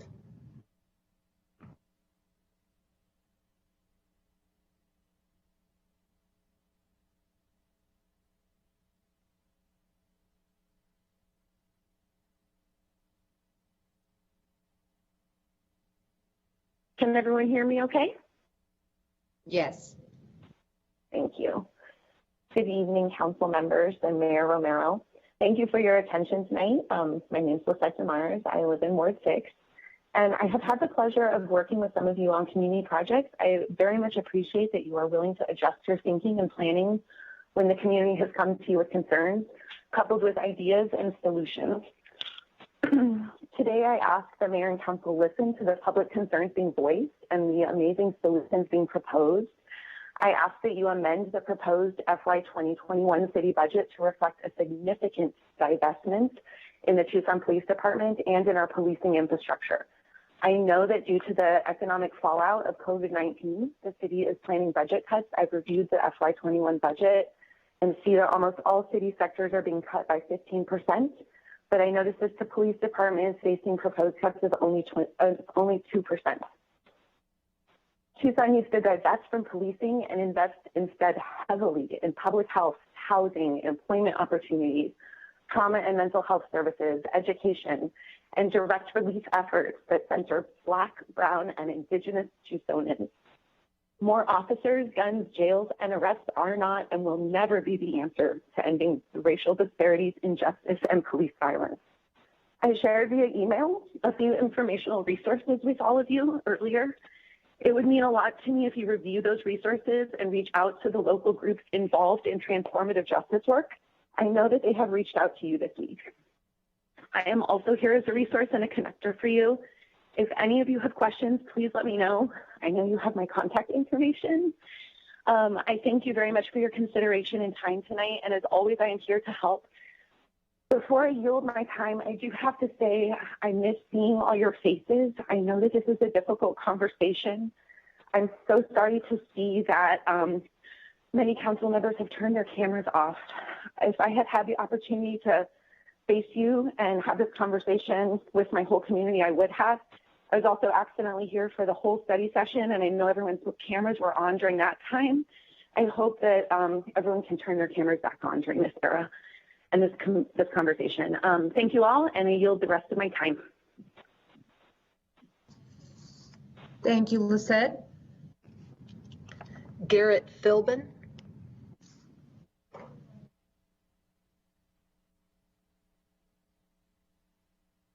Are you able to hear me? Yes, we are. Perfect.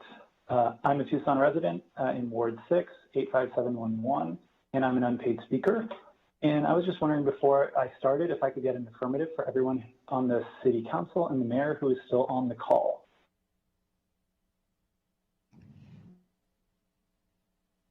Yes, we're here. Here. Can I get it? Okay. We as in, I just want to confirm because cameras are off and we aren't able to see who's participating. Here. Nikki Lee's here. Here. My camera's on. Okay. I'm here still, waiting. I don't know if you can see us, but we're all online. Okay, thank you for doing that. I really appreciate that. There was chatter from the community that it was unfortunate that cameras were turned off and we didn't know if you were all there. I will go through this quickly as that took about a minute. So thank you, Mayor and the Council. I'm here to demand the defunding of the Tucson Police Department, and with those funds being redirected to programs that better serve and support the health of our community. I want Tucson, my home, to be a community that chooses to invest money in helping people who need that help rather than to criminalize, punish, and jail them. The police are not the solution to the human struggles of poverty, those experiencing homelessness, a lack of economic opportunity or affordable housing, mental health issues, and more. We are currently using the police department as a Swiss Army knife to fix as many social challenges as possible, rather than investing in programs whose purpose are to solve those very challenges in programs that already exist. Not only are the police asked to take on responsibilities they're ill-suited for, they often escalate minor infractions and use their own escalation as an excuse for violent force, especially when interacting with those who are poor or Black, brown, or Indigenous. So interestingly, police sociologists across the board report that about 90% of an officer's time isn't actually devoted to our safety, but rather is spent dealing with infractions of various administrative codes and regulations. So all the rules about how and where one can eat, drink, smoke, sell, sit, walk, and drive, they're inserting the potential for violence where there is cause for none. We've seen the police's inclination for escalation in video after video after video, not just in the past 2 weeks, but in the past years. And when it comes to preventing heinous acts of violence that should be condemned by all, like domestic violence and sexual assault, the police are not very effective. I mean, see the nearly 2,000 rape kits that sat around for years until 2015. The police are not performing the function they say they are, and there are real ways to achieve a world with less violence that doesn't include the police that have been voiced by other people on the call before me. You know, for those who are pushing to reform the police, asking them to reform themselves, it doesn't work. Fixing around the edges does not work. And actually, we've known this for over 100 years. So just a quick history lesson. The first Commission on Police Brutality happened in 1894, which is over 120 years ago. 300 subpoenas, 600 witnesses, had over 10,000 pages of documents, and showed in 1894 a systemic use of violence and abuse of power. They charged 45 counts of assault, which actually is pretty incredible considering today's standards. And what's deeply troubling is that the commission happened only about a generation and a half after the founding of policing as a professional institution. So think about that. That's only about 1.5 generations after policing started. It's really baked into what policing is. So for those of you thinking, okay, well, that was then and we progressed as a society and made changes, we haven't. So Kenneth Clark, one of the most well-respected social scientists of his day, was called to testify for the Kerner Commission after the riots of the mid-1960s.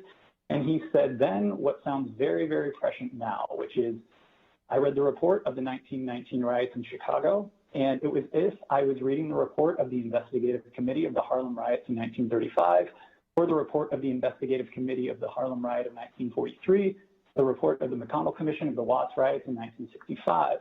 I must again say in candor to the members of the commission, it's a kind of Alice in Wonderland with the same moving picture being shown over and over again, the same analysis, the same recommendations, and the same enactment. Excuse me, you have 30 seconds left.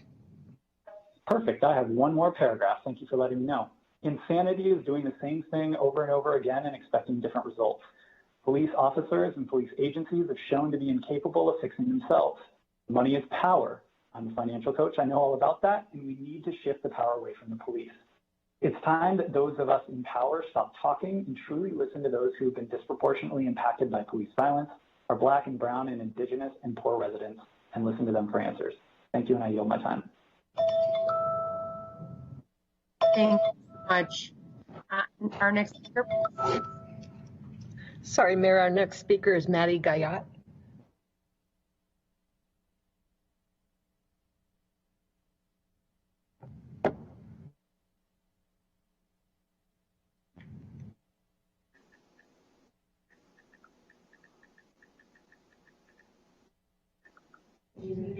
Maddie Gayat, if you're listening, you just muted yourself again. Am I on? Yes. Okay, perfect. Hi, Honorable Mayor and Tucson City Council. I am a Tucson resident in Ward 6, and I thank you for giving this opportunity for the public to express their voices. But one thing that I do want to say before starting is that we need to hear from more people who don't have the accessibility of calling or watching live, and more community engagement and community conversations are needed. Introduction to myself, I am a nursing student with an undergraduate degree in public health, and people are my passion. Public health is a multidisciplinary, and it goes beyond individual behaviors or clinical practice, and really involves what the social determinants of health, where we eat, where we breathe, and you know, everything about a community is very important. As much as COVID-19, the pandemic, is a public health crisis, racism is a public health crisis. And I ask that the FY 2021 federal budget is studied, revised, and brought back to the community for more comments. People do not feel safe around the police. We've been conditioned to associate the red and blue sirens with intense situations made worse by brutality of the police officers. We've been conditioned of the system of punishment, and with jailing, we really need to invest in prevention of policing by funding social programs and community development. Police officers have been asked to do too many jobs.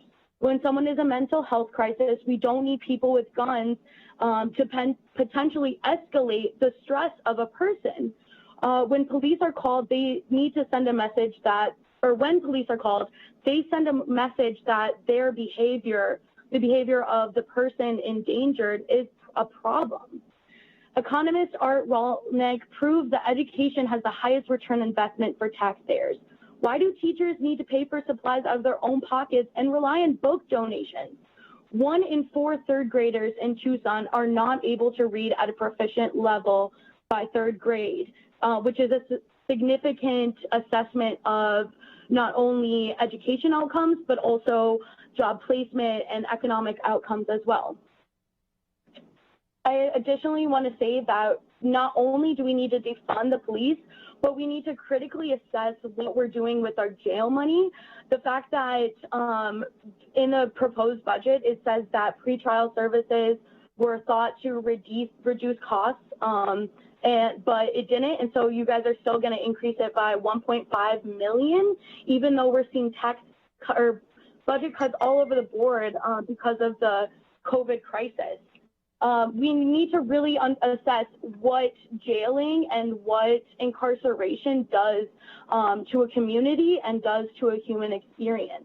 This doesn't encourage any sort of help, and during the COVID crisis, we see that the people who are incarcerated are some of the most vulnerable populations in our community, as well as across the nation. Police reform is not enough. We need to reform the jail board as well, and really assess what we're doing to not only prevent people from being incarcerated, but to make sure that after incarceration, they have the resources available. I'm curious, as a citizen and a public health person, how the budget is being affected from the COVID relief fund and the CARES Act. I'm curious to know if any of that money is going to the police. My imagination says it could be, and also maybe that the police just have a budget that's worthy enough of their own. To find out that the helicopters that have been flying downtown the last week cost $10,000 per hour, and being local enough that I can hear it, I have known that it has been flying for at least 9 hours. We need to think about what is public safety. Excuse me, you have 30 seconds left. Appreciate it. People don't feel safe around the police. So when these tools of war and weapons are used or even just held by officers, by people in our community, how does that make people feel safe? Public safety is when the social infrastructure and social programs are surrounding a person so that they know that if something happens, there are people beyond the police that will help them. Excuse me, time up.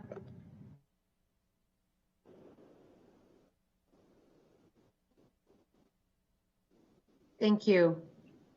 Next speaker. Our next speaker is Morgan Toon.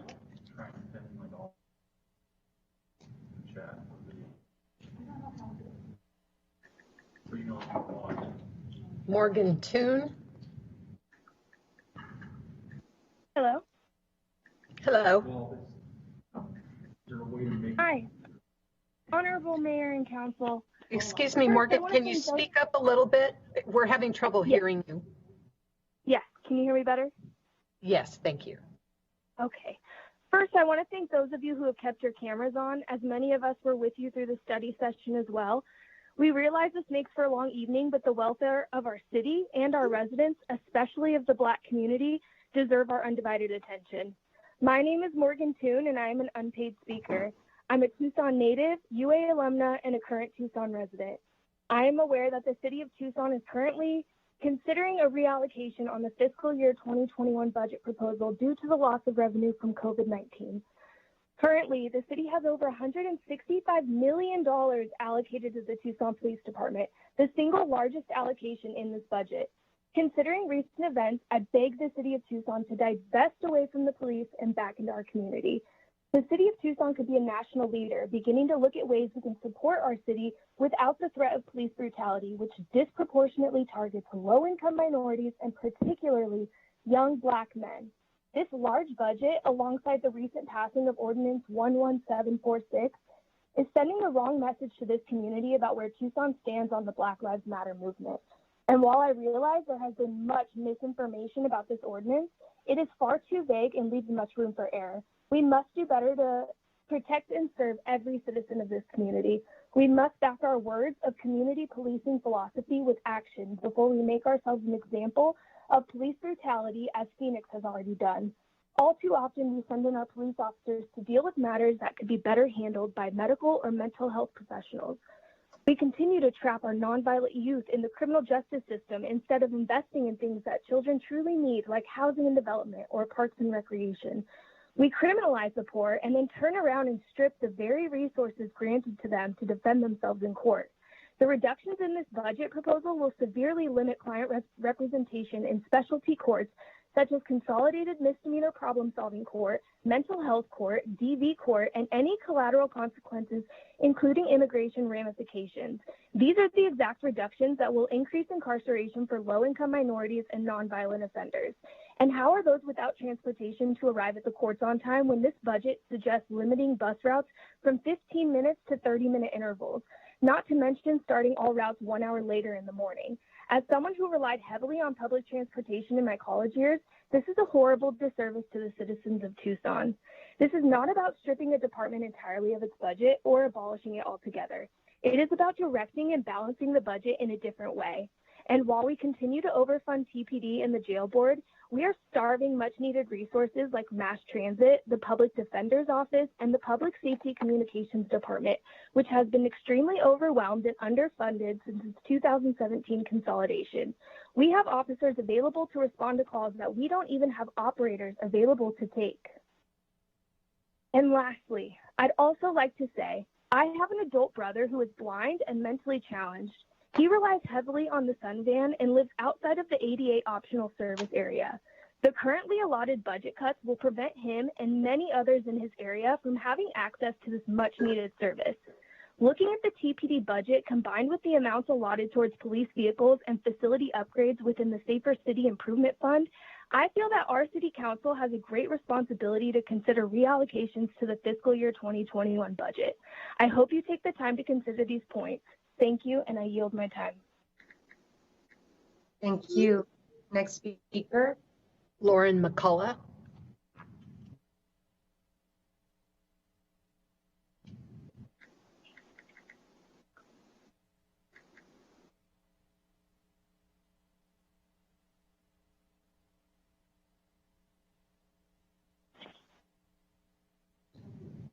Lauren, if you're online, please press *6 to unmute yourself. Never mind, we can see you unmuted now. Can you hear me now? If you're online. Yes, thank you. Press *6 to unmute yourself. Okay, you can hear me now. Great. Never mind, All we right. can see you unmuted now. Okay, let me turn off my computer. Okay. With so many things to say about police, where to start? But I thought I might just share my personal experiences as a privileged white woman that they may have some influence. After domestic violence, they came to my house and pressured me to press charges. An hour ago, my boyfriend had his hands around my neck and said he wanted to kill me. They offered no information about how to obtain a restraining order, local shelter services. They didn't even ask me if I had a safe place to stay that night. I remember being scared and confused and feeling pressured to put myself at risk to, quote unquote, do the right thing. After I was raped, I waited to go to the police because it was someone I knew and I had been drugged. After telling my best friend almost a week later, she encouraged me to go to the police. When I finally did, they interrogated me. Why had I waited so long? Why didn't I do a rape kit? They acted as if I was lying. Not only did I have to address the trauma of the rape through counseling, but also the re-traumatization of working with the police. When my mom, who was off her meds and had schizophrenia, was evicted from her apartment over cleanliness concerns, she was escorted out by police. She became disoriented and ended up stranded in a bus station thousands of miles from us with no phone or wallet. By calling all over, my sister and I were able to track her down. And even though I could talk to the police officer who did the wellness check on her, he wasn't allowed to hand her the phone. He was also not allowed to help her call a homeless shelter or take her to a shelter. He even added, "We're not a taxi service, you know?" I told myself he's hard to all this because he sees it every day, but so did I. I had worked in a homeless shelter before, and I still kept my humanity. His coldness and lack of empathy in that moment haunts me to this day. Do you know who eventually got my mom to a homeless shelter, where she got back on her meds and back into housing? Other homeless people paid for my mom's bus ticket and took her there. The police did nothing for her safety. The community cared for her. And this is a lesson that Black and brown people already know. They take care of each other, not the police. Imagine if all the incidents above that I just cited, we had trained counselors or mental health street team that could have helped prevent my mom's eviction or get her into services. I know these ideas can't happen overnight, and this meeting is about short-term budget decisions, but I need the mayor and council to understand that we, the people, have a different vision of what caring for public safety could look like.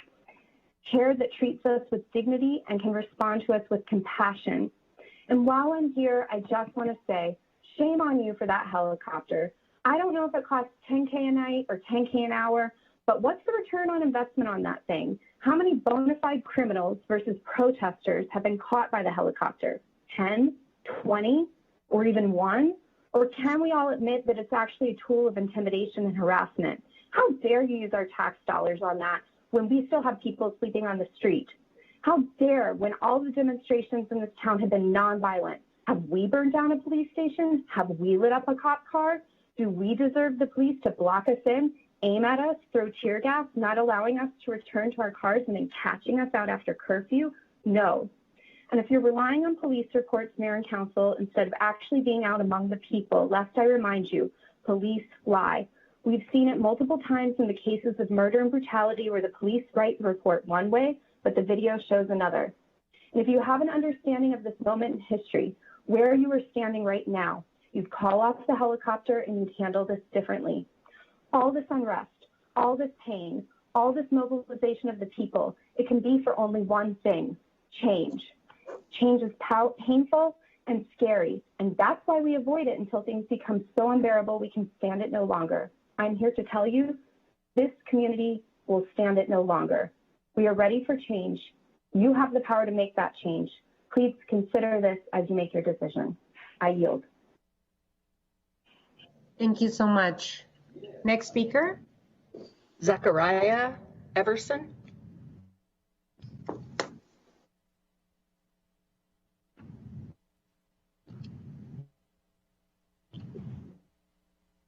Hi, can I be heard? Yes. Hello?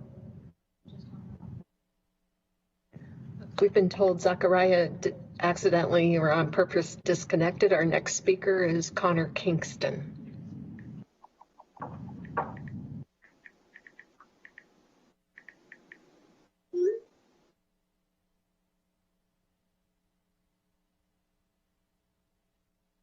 Connor, if you're there, you can go ahead.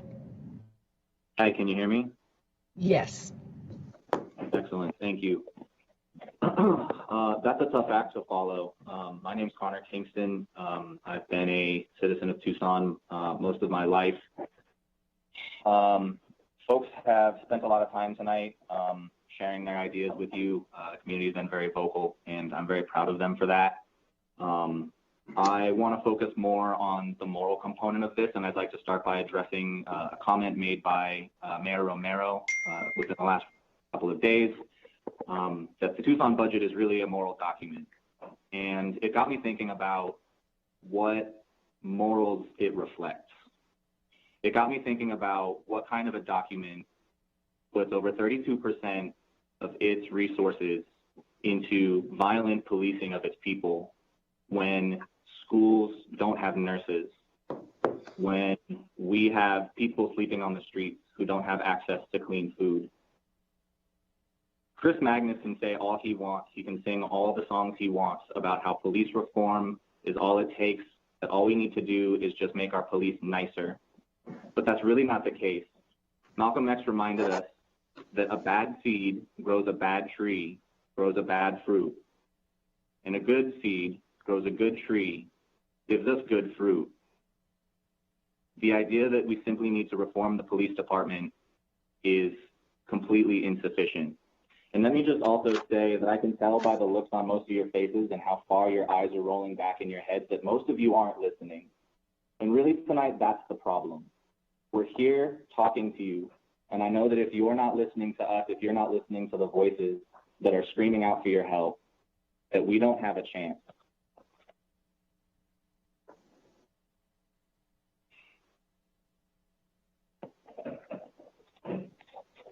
The voices that have been elevated over the past few weeks have been very clear. We have the luxury as white people of equating police with safety, but that's simply not the case for Black and brown communities. In fact, most of them have been telling us for a long time now that police make them feel unsafe, that police make them feel like they are occupied territories. How much more clear do we have to be? We have a special connection with racism in law enforcement here as a border town in Sonora. We've seen children in cages, families separated, and we look at this and we wonder, how can we let this happen and how is this possible? But really what we should be asking is, why do we have a system that is designed this way? When these are the outputs of your system, you can't call it a bug, it's a feature. This is what our system is designed to do. It is a racist institution, and the fact if the city council does not move to defund the police department and reallocate resources into the community, you will all be complicit in upholding a racist white supremacist institution. These are the stakes that are on the line. This is what we're fighting for. People across the nation are coming up with creative new ideas for enforcing community safety. It's time that we listen to them and not just keep taking a nap like Paul Cunningham. We need you to pay attention. We need you to hear us. I yield my time. Next speaker. I believe we have Zachariah back, Zachariah Everson.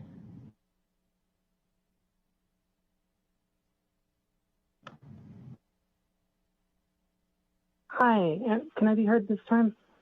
Yes, we can hear you. Okay, I'll keep it brief. I don't want to parrot too much of what everyone else has. I too believe that the Tucson Police Department needs to be defunded.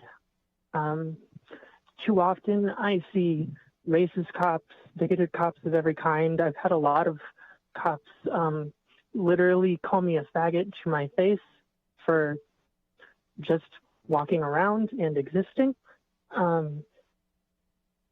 I have seen a lot of my friends also receive a lot of racist comments, as well as a lot of extreme violence towards them, especially during these protests.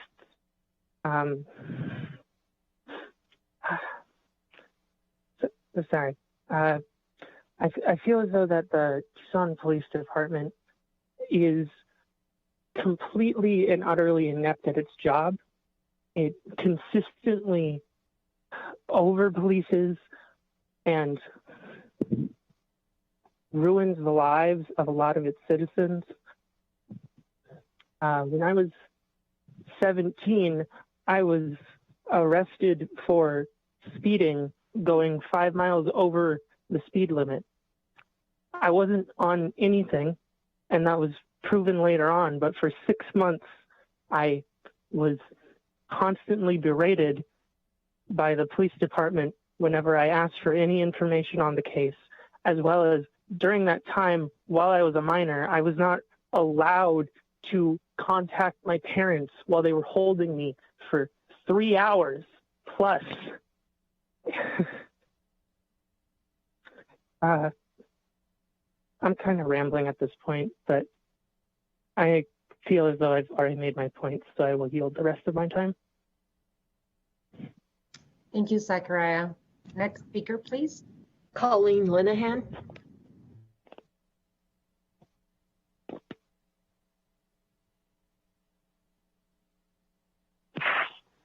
Hello. Hello. We can hear you. Hi. Perfect. Mayor and Council, I am a Tucson resident and unpaid speaker. I want to bring up really quickly before I speak that in the study session, Mayor Romero said that there were 50 people who had requested to speak at this hearing tonight. And I'm just curious as to why you won't let them all speak when they've been sitting here for hours, just like you, waiting to speak. I am here presenting a petition titled Defund TPD, which gained over 10,000 signatures in a single day. These signers are lifelong Tucsonans, educators, healthcare workers, and victims of the TPD. I'm going to read a few of their comments from the petition. Quote, I've been harassed by both TPD and Sheriff's Department all my life, end quote. Quote, I have personally been harassed by TPD and do not trust the current system to protect me, end quote. Quote, I no longer feel safe. I've been harassed and made to feel unsafe by the people who are here to protect me, end quote. Quote, please, I fear for my life every day, end quote. There's so many more comments like these from your community members, and I hope that each of you takes the time to read these comments that are currently sitting in your email inboxes. But for now, I'm going to read you all the petition. In recent weeks, communities across the nation have taken historical action to put an end to the murder and abuse of Black people at the hands of police. Alongside the disproportionate ways COVID-19 has ravaged the communities of Black, Indigenous, and people of color, policing has been laid bare as a major public health hazard. The demands and concerns voiced by recent protests are not at all new. It has taken radical action in order for Black and other marginalized voices to finally be heard. Quote, historically, police forces were created to protect the property of business and the wealthy and enforce white supremacy, end quote. We acknowledge that the system of violence has been constructed on the backs of Black people, and its violence further disproportionately targets poor, disabled, trans, non-binary, queer, and houseless people. On June 7, 2020, the City Council of Minneapolis voted to disband its police department. The City of Tucson has an opportunity to join other local, regional, and state governments in truly hearing the needs of its people and turning the tides of history in favor of justice and liberation. Studies have shown that a living wage, stable housing, educational opportunities, and access to holistic health care are far more successful in fostering strong and safe communities for all people than our police or prisons.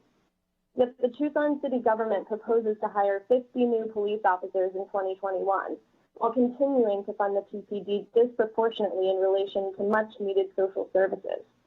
As things stand, for fiscal year 2021, the single largest portion of the budget is allocated for TPD expenditures at $165,324,120.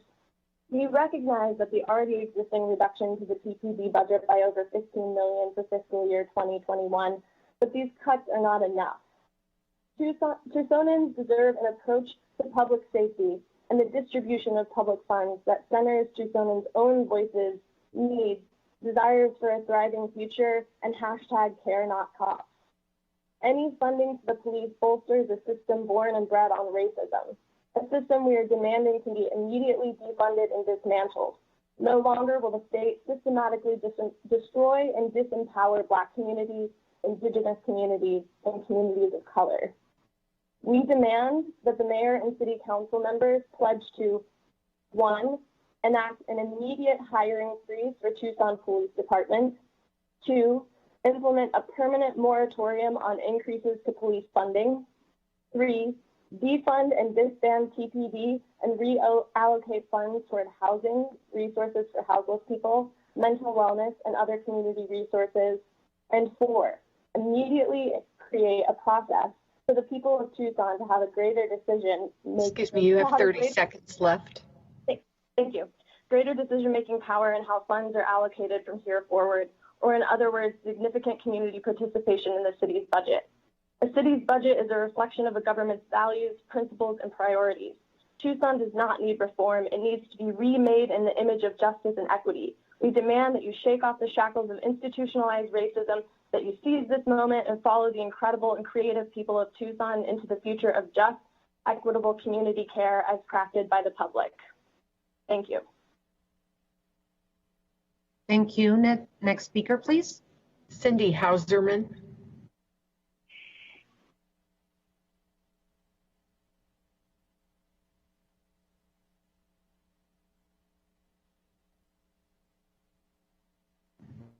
Cindy, if you could unmute yourself, or if you're on the phone, press *6.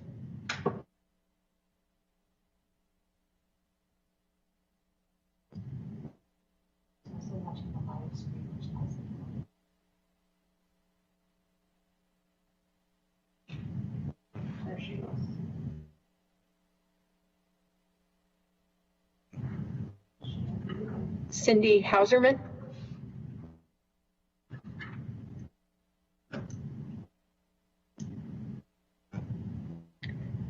We show her online. Would you like us to move on to the next speaker and give her a chance to unmute?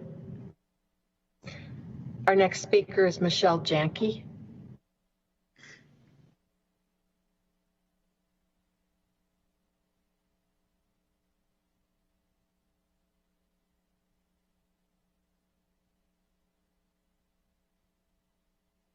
Hello.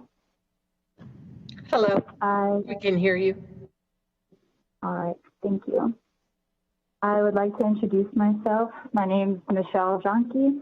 I'm currently a nursing student at Pima Community College. I live in Ward 5. I'm a Tucson resident, unpaid speaker.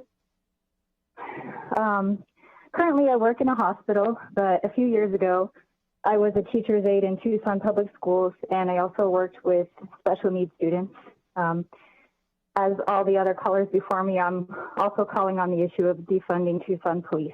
So for 1 year, I worked as an aide in a preschool classroom supporting a white teacher with a class of primarily Black and brown students.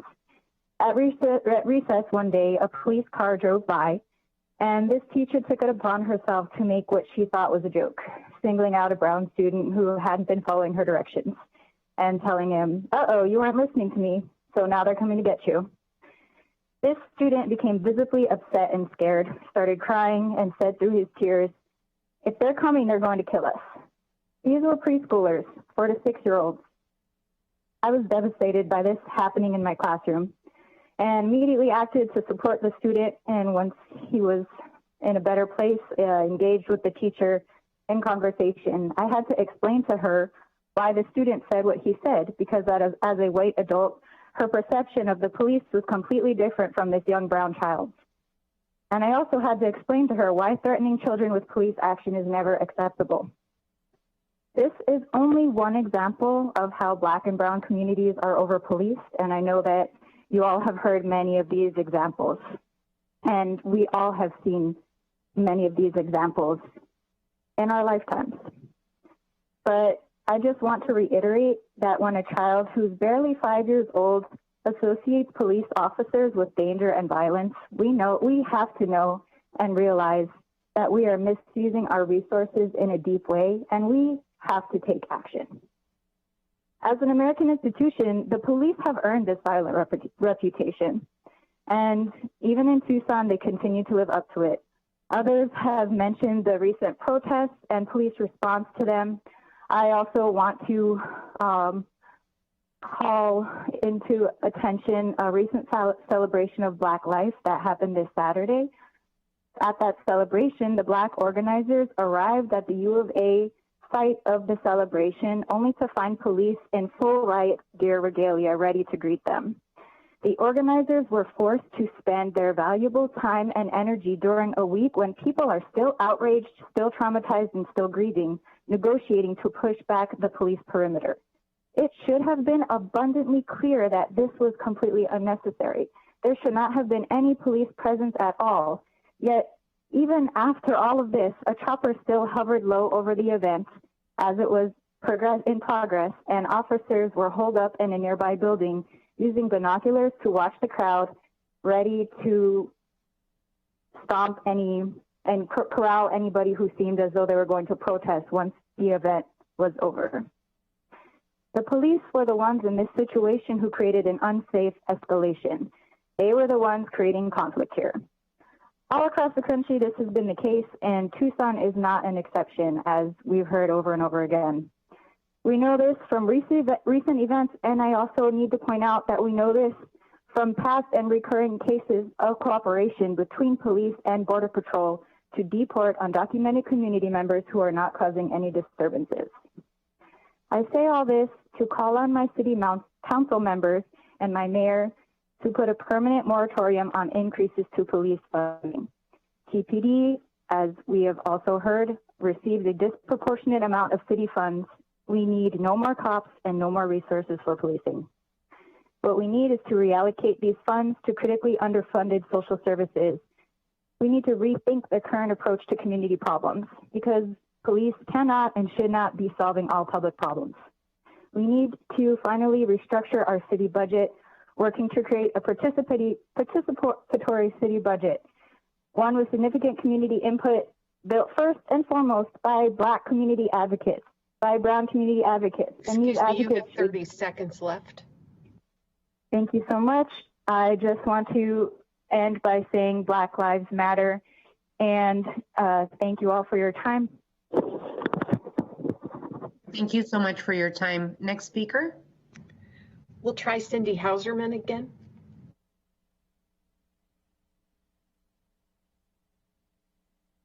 Thank you. Honorable Mayor, councilors, and city staff. I'm an unpaid speaker. My name is Cindy Hauserman, and I reside full-time in Sugar Hill, Ward 3. And I appreciate the opportunity to be heard. Please divest from policing and reinvest in community enhancements, because to keep funding the police means sustaining and enriching the CCA, the Corrections Corporation of America. To keep funding the police means sustaining and enriching ALEC, the massive white power lobby. To keep funding the police means sustaining and enriching profits for corrupt jail and prison contractors. To keep funding the police means sustaining and enriching reprehensible companies who use prisoners as slave labor. To keep funding the police means sustaining and enriching bond and bail profiteers. And finally, To keep funding the police means sustaining and enriching entrenched, wealthy property owners while systematically and often violently destroying the chances of entire generations to own anything. I know these are trying times, navigating unknown territory. I implore you, be courageous, be compassionate, be forward-thinking. Lao Tzu once said, new beginnings are often disguised as painful endings. We must stop feeding the beast if we want better outcomes. Divest and abolish the police state as we know it. Thank you. I yield the rest of my time. Ms. Clerk, the next speaker, please. Erica Hamden.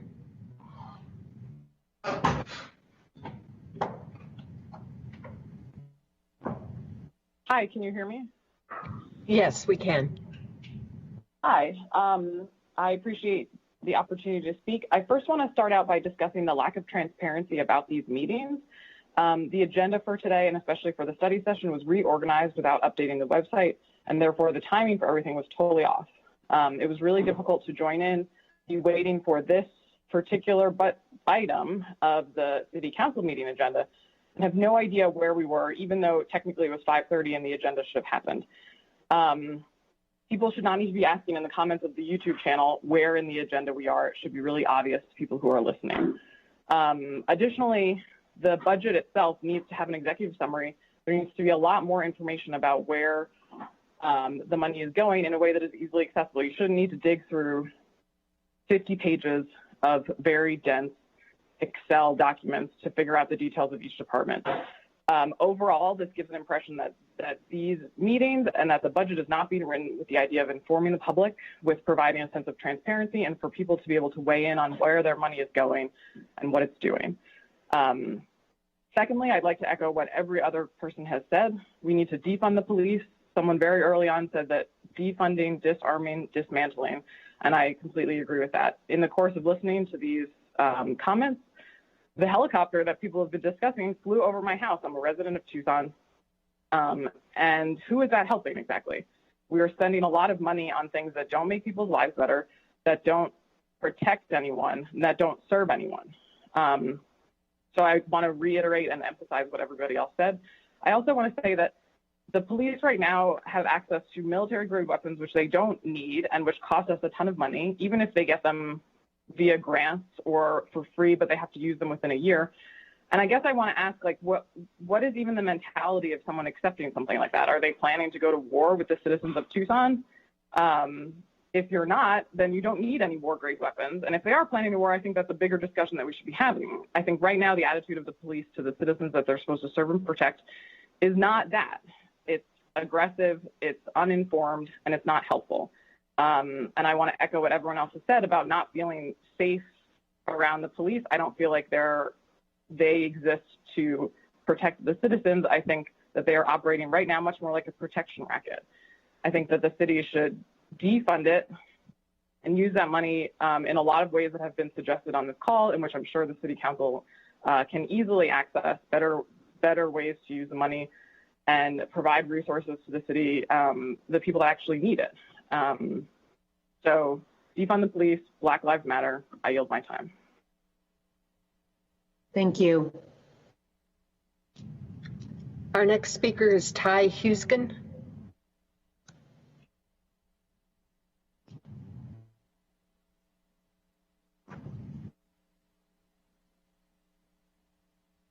Hello, can you hear me? Yes, we can.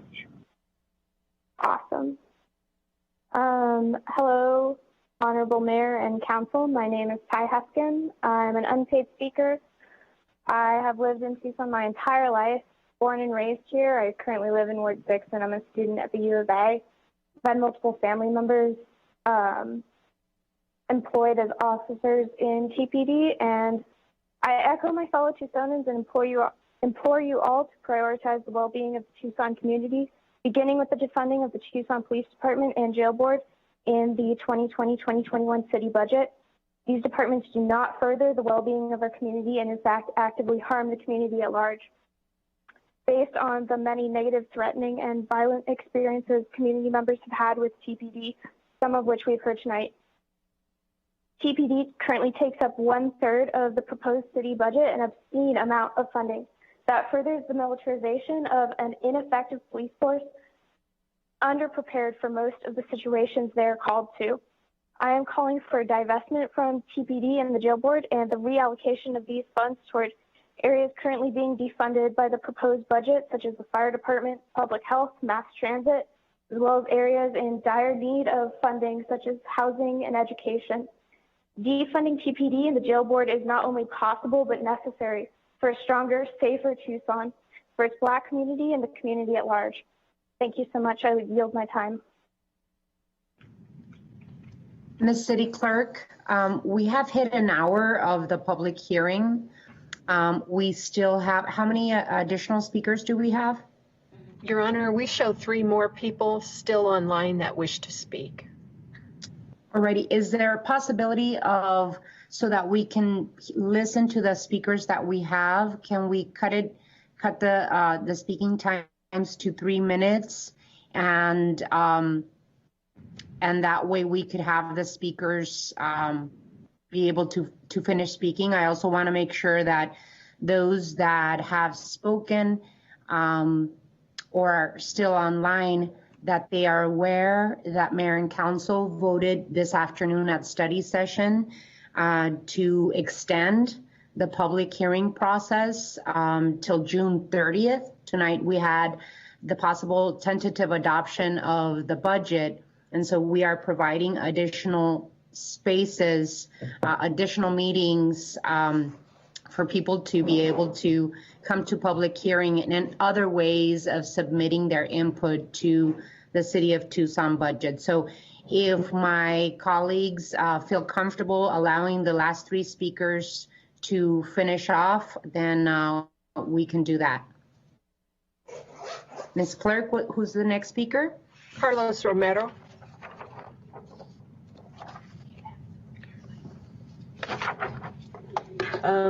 I believe Carlos left. Caroline Grieger.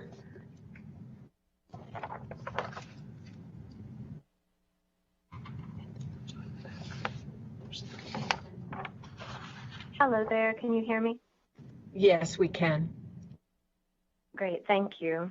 Honorable Mayor and council members and city staff, thank you for allowing me this opportunity to speak. My name is Caroline Grieger.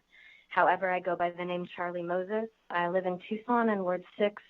I'm an unpaid speaker, and I requested to speak in order to demand that we defund Tucson Police Department as well as the jail board.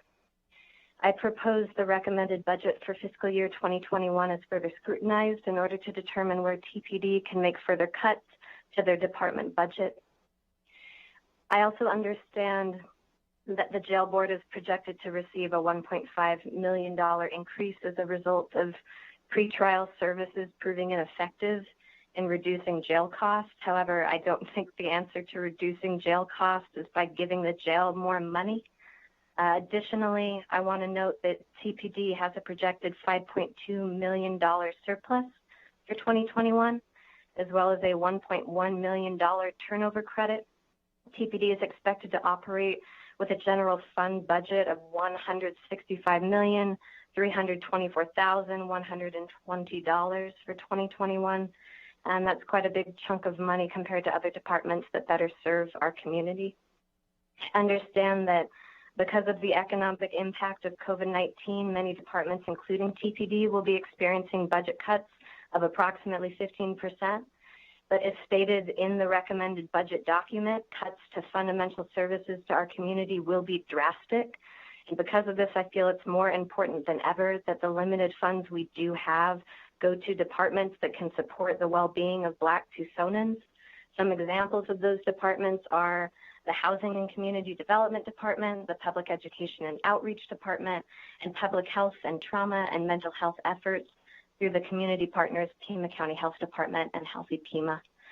Because reallocating funds to these departments and more would drastically reduce TPD's budget, I also suggest that as a city, we explore community alternatives to policing.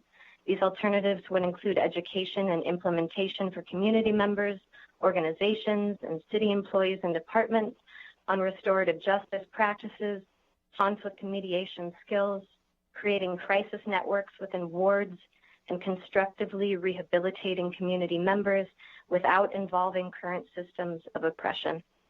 Thank you all for your time. Thank you. Next speaker. Brayton Brandis.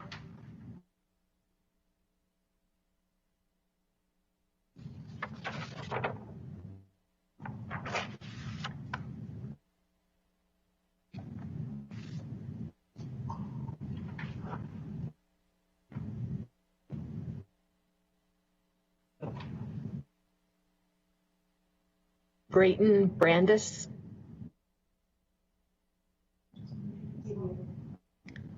Brayton, you just muted yourself again.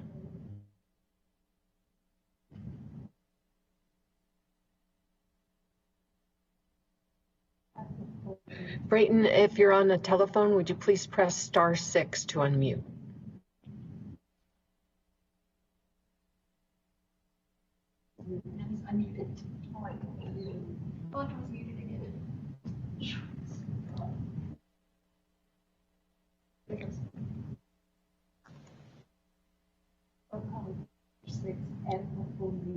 Ms. Clerk, is Mr. Brandis our last speaker?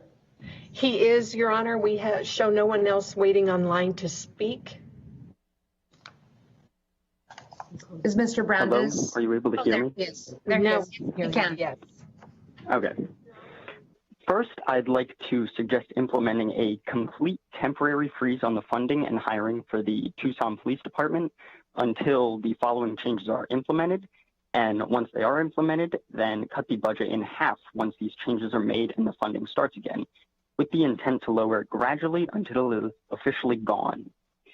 In addition, we must also divest from prisons, release those incarcerated for nonviolent victimless crimes such as drug use, and rehabilitate those who are able to safely re-enter society rather than keeping tabs on them, hoping to catch them slip up and rearrest them. In addition, completely get rid of for-profit and private prisons, which incentivizes the police to target people of color for profit, and detention centers that are acting as concentration camps for immigrants that could be hardworking members of our community. Reallocate the police's cut funds to education, mental health care facilities, drug rehabilitation programs, and homeless sheltering programs. Doing so will boost our communities and help those who need it, thus eliminating the need for a large policing force. More training is needed for police officers with regards to de-escalation and non-discrimination. All other alternatives must be exhausted before any weapons are pulled, and if weapons are pulled, specifically guns, the police must not shoot to kill under any circumstances. These guns should be restricted to single handguns, and the police shall not have any military gear, including but not limited to weapons of war, riot gear, or tear gas. We have to demilitarize the police if we are to make our communities, especially people of color, feel safe. Speaking of keeping our communities safe, about a year and a half ago, my school was almost shot up by 4 men. And let me ask you, what do the police do? Absolutely nothing. To people saying that the militarization of the police is a necessity due to the dangerous nature of being a cop, here's a little fun fact for you. Pizza delivery drivers are killed at a rate of 26 drivers per 100,000, whereas cops are killed at a rate of 11.1 cops per 100,000, meaning that being a pizza delivery driver is 2.34 times more dangerous than being a cop. There's no need for them to be militarized. Every accusation of excessive force or failure to de-escalate has to be investigated by an independent civilian review board who are not related to cops. If they find excessive force was used, the officer is to be fired, never to be hired by any other police department ever. This is to be retroactively applied to all current officers who have complaints filed against them. Brayton, 30 seconds. If they break other laws, the sentences should be doubled due to a breach of public trust. Officers' body cameras must never be allowed to be turned off, and obstruction of justice and destruction of evidence should be punishment if they are. Those 8 social care workers are not enough. There must be about twice as much social workers as there are cops. Slavery was abolished, segregation was abolished. Be on the right side of history, help abolish the white supremacist group known as the Tucson Police Department. Black Lives Matter. Thank you. I yield my time. Thank you for your time. That was our last speaker, members of the council. I just want to, for those of you that are still with us, I want to reiterate that Mayor and Council voted earlier today to delay the adoption of the tentative budget until June 30th, that the community will have additional opportunity for giving input to Mayor and Council in a public hearing on June 23rd and also on June 30th, and that there will be additional ways to give input to Mayor and Council for our budget. We have also requested that the city manager present the entirety of our budget. That is not just the general fund allocations, but the entire picture of our budget, so that it could show the investments of where we put our funds, and that includes housing, community development, housing, homelessness, emergency assistance, investment in nonprofits, and that we include for the community to review our CARES Act strategic plan that has additional investments in community needs. Saying that, may I get a motion to close? No, actually, we're going to continue the public hearing because we still have the continuation of the public hearing on June 23rd. So, Mr. Attorney, how do we proceed?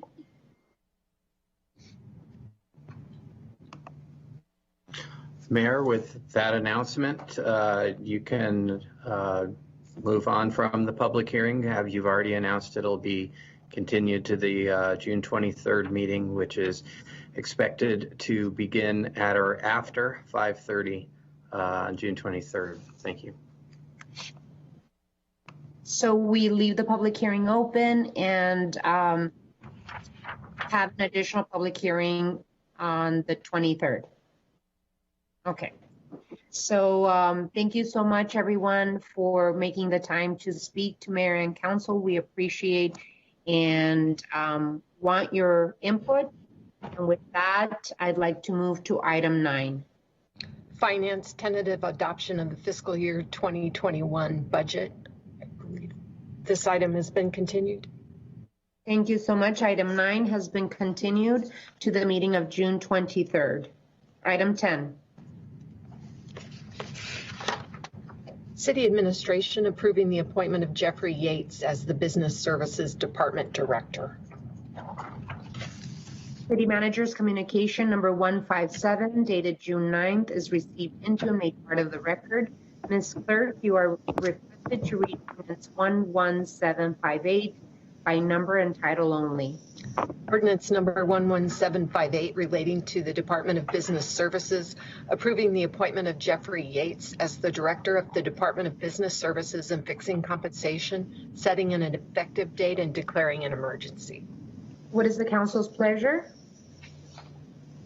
Madam Chair, I move that we accept the recommendation by the City Manager of Mr. Yates. There's a motion and a second. I believe that Mr. Yates is on the phone joining us today. Mr. Yates, would you like to add a couple of words and introduce yourself to the Mayor and Council? Sure. Good evening, Mayor, Council. I'm just happy to be here, and I'm looking forward to working with the management team and the great employees in business services. So with that late hour, I'll just leave it at that. Thank you so much. So we have a motion and a second. Any discussion? I have a comment. Council Member Santa Cruz. Okay, I wanted to have a better understanding of who this director will be reporting to. What services fall within, the business services director, And then can we get an org chart for this position?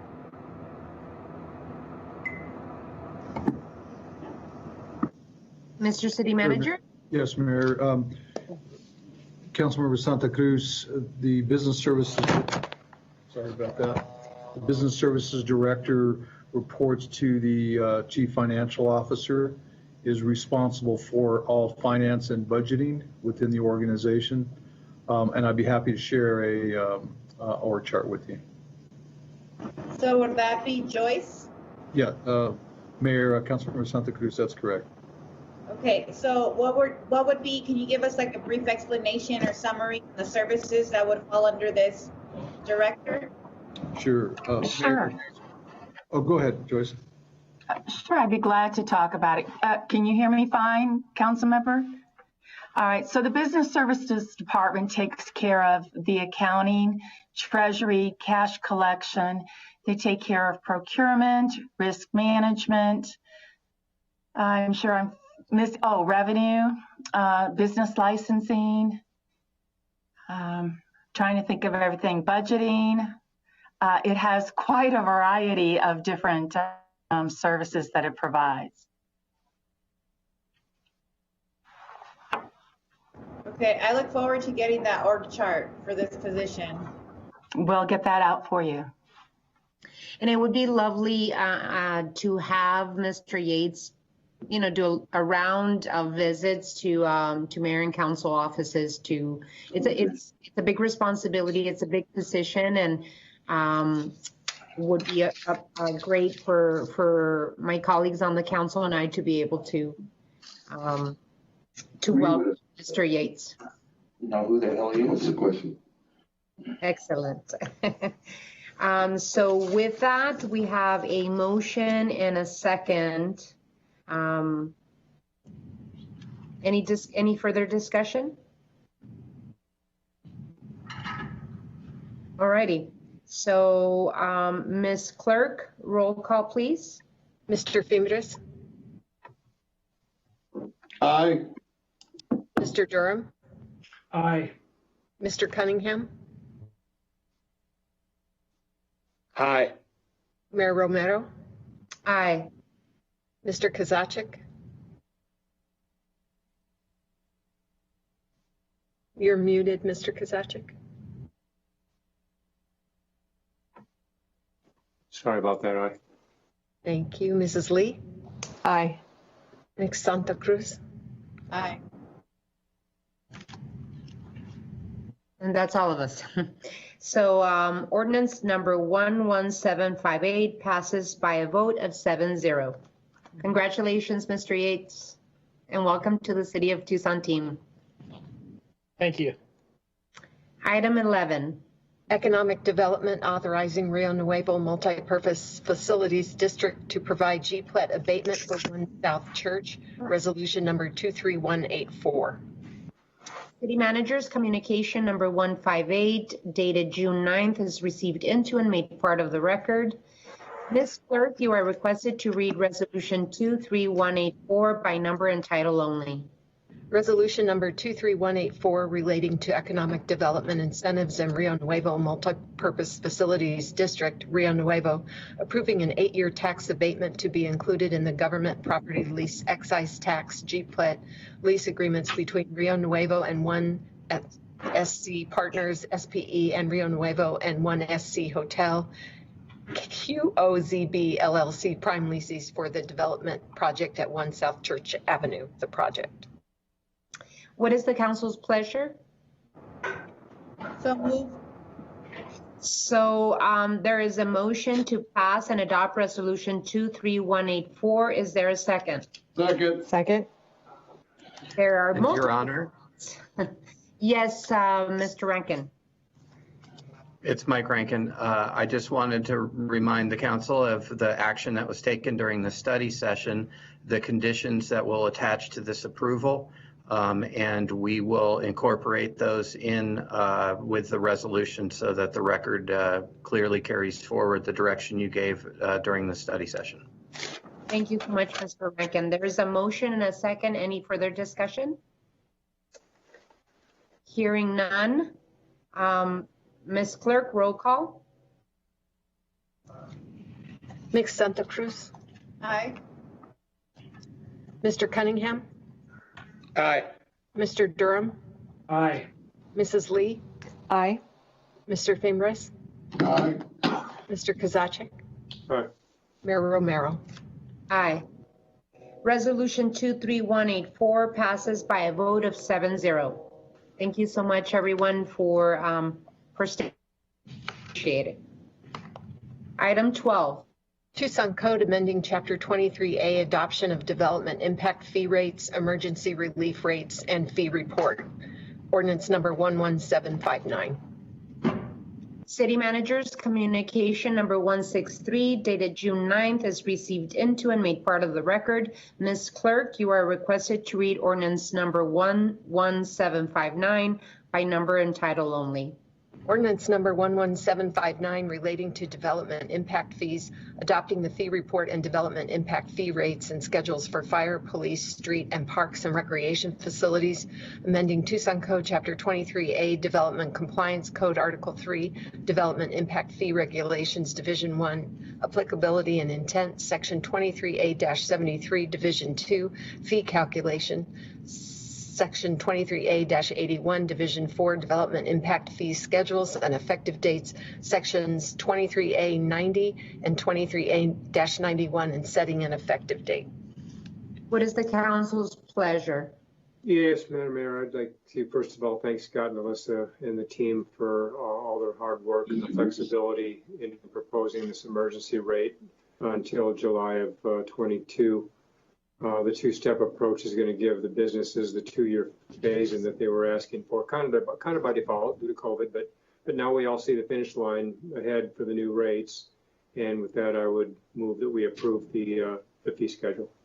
Second. So there is a motion and a second. Any further discussion?